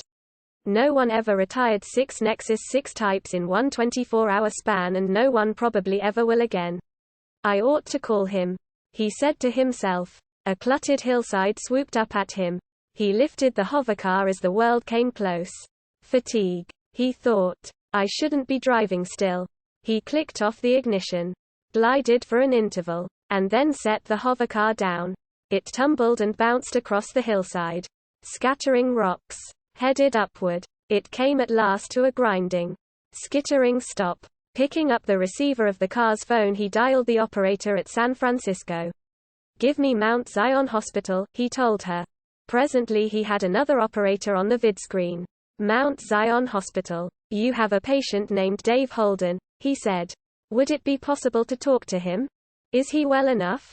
Just a moment and I'll check on that, sir. The screen temporarily blanked out. Time passed. Rick took a pinch of Dr. Johnson's snuff and shivered. Without the car's heater, the temperature had begun to plunge. Dr. Costa says that Mr. Holden is not receiving calls, the operator told him. Reappearing. This is police business, he said. He held his flat pack of ID up to the screen. Just a moment. Again the operator vanished. Again Rick inhaled a pinch of Dr. Johnson's snuff. The menthol in it tasted foul. So early in the morning. He rolled down the car window and tossed the little yellow tin out into the rubble. No, sir, the operator said. Once more on his screen. Dr. Costa does not feel Mr. Holden's condition will permit him to take any calls. No matter how urgent. For at least, okay, Rick said. He hung up. The air, too, had a foul quality. He rolled up the window again. Dave is really out, he reflected. I wonder why they didn't get me. Because I moved too fast, he decided. All in one day. They couldn't have expected it. Harry Bryant was right. The car had become too cold. Now. So he opened the door and stepped out. A noxious, unexpected wind filtered through his clothes and he began to walk, rubbing his hands together. It would have been rewarding to talk to Dave. He decided. Dave would have approved what I did. But also he would have understood the other part. Which I don't think even Mercer comprehends. For Mercer everything is easy. He thought. Because Mercer accepts everything. Nothing is alien to him. But what I've done, he thought, that's become alien to me. In fact, everything about me has become unnatural. I've become an unnatural self. He walked on, up the hillside, and with each step the weight on him grew. Too tired, he thought, to climb. Stopping, he wiped stinging sweat from his eyes. Salt tears produced by his skin. His whole aching body. Then, angry at himself, he spat with wrath and contempt. For himself, with utter hate, onto the barren ground. Thereupon he resumed his trudge up the slope. The lonely and unfamiliar terrain. Remote from everything. Nothing lived here except himself. The heat. It had become hot. Now. Evidently time had passed. And he felt hunger. He had not eaten for God knew how long. The hunger and heat combined. A poisonous taste resembling defeat. Yes, he thought. That's what it is. I've been defeated in some obscure way. By having killed the androids? By Rachel's murder of my goat? He did not know. But as he plodded along, a vague and almost hallucinatory pall harsed over his mind. He found himself at one point, with no notion of how it could be, a step from an almost certainly fatal cliffside fall, falling humiliatingly and helplessly. He thought, on and on, with no one even to witness it. Here there existed no one to record his or anyone else's degradation. And any courage or pride which might manifest itself here at the end would go unmarked. The dead stones, the dust-stricken weeds dry and dying, perceived nothing, recollected nothing, about him or themselves. At that moment the first rock, and it was not rubber or soft foam plastic, struck him in the inguinal region. And the pain, the first knowledge of absolute isolation and suffering, touched him throughout in its undisguised actual form. He halted, and then, goaded on, the goad invisible but real, not to be challenged, he resumed his climb. Rolling upward, he thought, like the stones, I am doing what stones do. Without volition, without it meaning anything. Mercer, he said, panting. He stopped, stood still. In front of him he distinguished a shadowy figure. Motionless. Wilbur Mercer. Is that you? My God. He realized. It's my shadow. I have to get out of here. Down off this hill. He scrambled back down. Once. He fell. Clouds of dust obscured everything. And he ran from the dust. He hurried faster, sliding and tumbling on the loose pebbles. Ahead he saw his parked car.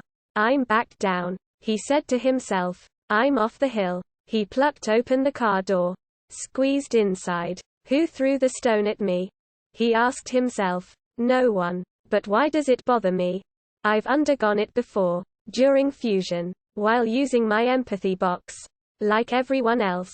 This isn't new. But it was. Because. He thought. I did it alone. Trembling. He got a fresh new tin of snuff from the glove compartment of the car. Pulling off the protective band of tape, he took a massive pinch. Rested. Sitting half in the car and half out. His feet on the arid, dusty soil. This was the last place to go to. He realized. I shouldn't have flown here. And now he found himself too tired to fly back out. If I could just talk to Dave. He thought. I'd be all right. I could get away from here. Go home and go to bed. I still have my electric sheep and I still have my job. There'll be more Andys to retire. My career isn't over. I haven't retired the last Andy in existence. Maybe that's what it is. He thought. I'm afraid there aren't any more. He looked at his watch. 9:30. Picking up the vidphone receiver, he dialed the Hall of Justice on Lombard. Let me speak to Inspector Bryant, he said to the police switchboard operator Miss Wilde. Inspector Bryant is not in his office. Mr. Deckard. He's out in his car. But I don't get any answer. He must have temporarily left his car. Did he say where he intended to go? Something about the androids you retired last night. Let me talk to my secretary, he said. A moment later the orange, triangular face of Ann Marston appeared on the screen. Oh, Mr. Deckard. Inspector Bryant has been trying to get hold of you. I think he's turning your name over to Chief Cutter for a citation. Because you retired those 6, I know what I did, he said. That's never happened before. Oh, and Mr. Deckard, your wife phoned. She wants to know if you're all right. Are you all right? He said nothing. Anyhow, Miss Marston said. Maybe you should call her and tell her. She left word she'll be home. Waiting to hear from you. Did you hear about my goat? He said. No. I didn't even know you had a goat. Rick said. They took my goat. Who did? Mr. Deckard? Animal thieves?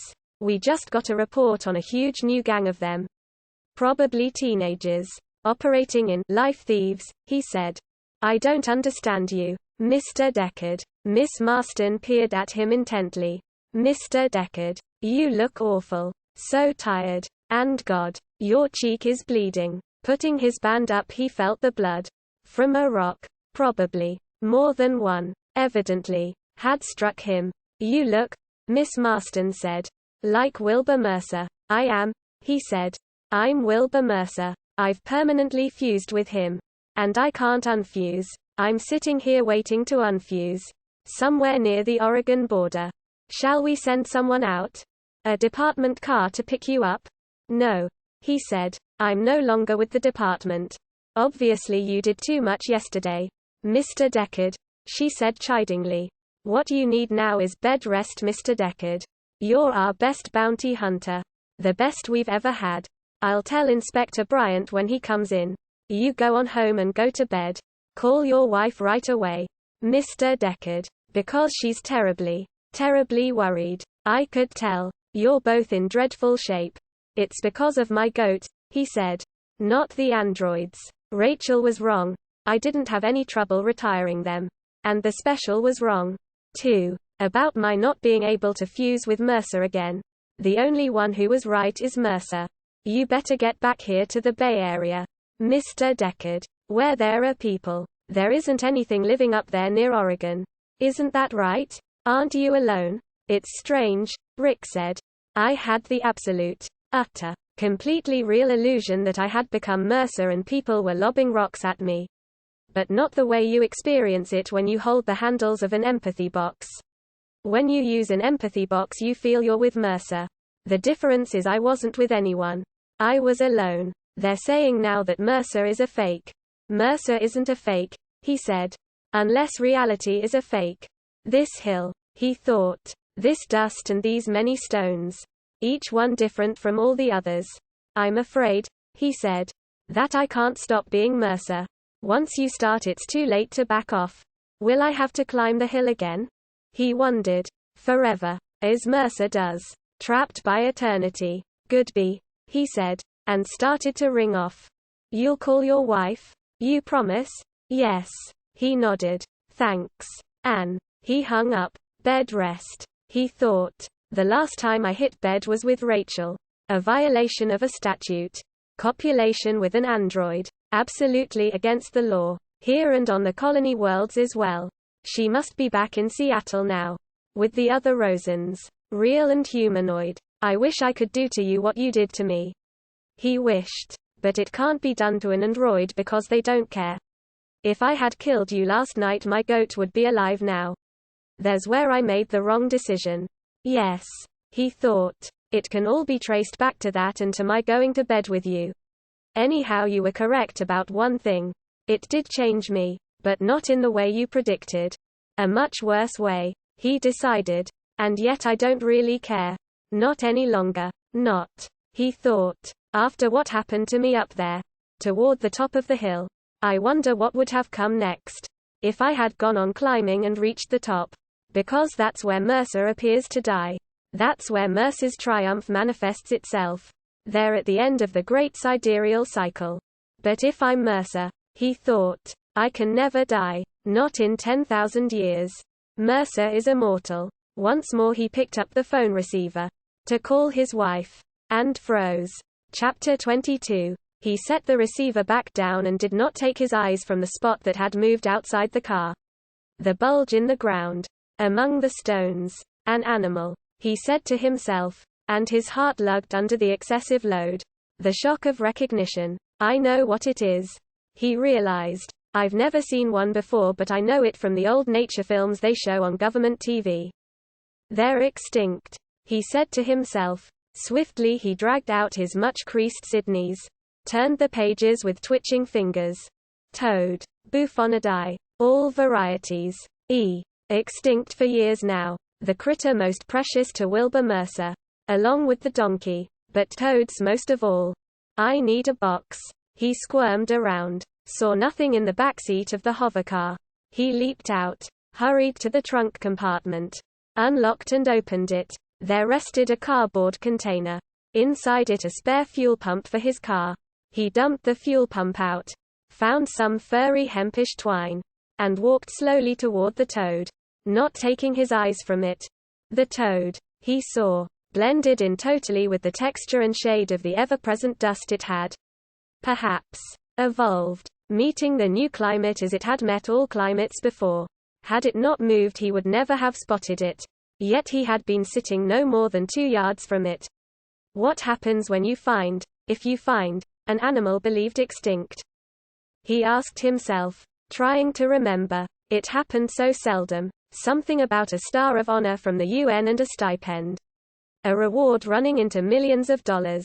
And of all possibilities, to find the critter most sacred to Mercer. Jesus. He thought. It can't be. Maybe it's due to brain damage on my part. Exposure to radioactivity. I'm a special. He thought. Something has happened to me. Like the chickenhead Isidore and his spider. What happened to him is happening to me. Did Mercer arrange it? But I'm Mercer. I arranged it. I found the toad. Found it because I see through Mercer's eyes. He squatted on his haunches. Close beside the toad. It had shoved aside the grit to make a partial hole for itself. Displaced the dust with its rump. So that only the top of its flat skull and its eyes projected above ground. Meanwhile, its metabolism slowed almost to a halt. It had drifted off into a trance. The eyes held no spark. No awareness of him. And in horror he thought. It's dead. Of thirst maybe. But it had moved. Setting the cardboard box down. He carefully began brushing the loose soil away from the toad. It did not seem to object. But of course it was not aware of his existence. When he lifted the toad out he felt its peculiar coolness. In his hands its body seemed dry and wrinkled. Almost flabby. And as cold as if it had taken up residence in a grotto miles under the earth away from the sun. Now the toad squirmed. With its weak hind feet it tried to pry itself from his grip. Wanting, instinctively, to go flopping off. A big one, he thought. Full-grown and wise. Capable, in its own fashion, of surviving even that which we're not really managing to survive. I wonder where it finds the water for its eggs. So this is what Mercer sees. He thought as he painstakingly tied the cardboard box shut. Tied it again and again. Life which we can no longer distinguish. Life carefully buried up to its forehead in the carcass of a dead world. In every cinder of the universe Mercer probably perceives inconspicuous life. Now I know, he thought. And once having seen through Mercer's eyes I probably will never stop. And no android, he thought, will cut the legs from this. As they did from the chicken-head spider. He placed the carefully tied box on the car seat and got in behind the wheel. It's like being a kid again. He now all the weight had left him. The monumental oppressive fatigue. Wait until Iran hears about this. He the vid phone receiver. Started to dial. Then paused. It is a surprise. He concluded. It'll only take 30 minutes to fly back there. Eagerly he switched the motor on. And, shortly, had zipped up into the sky. In the direction of San Francisco. 700 miles to the south. At the Penfield mood organ. Iran Deckard sat with her right index finger touching the numbered dial. But she did not dial. She felt too listless and ill to want anything. A burden which closed off the future and any possibilities which it might once have contained. If Rick were here, she thought, he'd get me to dial and that way I'd find myself wanting to dial something important. A buoyant joy, or if not that then possibly an 888. The desire to watch TV no matter what's on it. I wonder what is on it. She thought. And then she wondered again where Rick had gone. He may be coming back and on the other hand he may not be. She said to herself. And felt her bones within her shrink with age. A knock sounded at the apartment door. Putting down the Penfield manual she jumped up. Thinking. I don't need to dial. Now. I already have it, if it is Rick. She ran to the door. Opened the door wide. Hi. He said. There he stood. A cut on his cheek. His clothes wrinkled and gray. Even his hair saturated with dust. His hands. His face. Dust clung to every part of him. Except his eyes. Round with awe his eyes shone. Like those of a little boy. He looks. She thought. As if he has been playing and now it's time to give up and come home. To rest and wash and tell about the miracles of the day. It's nice to see you, she said. I have something. He held a cardboard box with both hands. When he entered the apartment he did not set it down. As if, she thought, it contained something too fragile and too valuable to let go of. He wanted to keep it perpetually in his hands.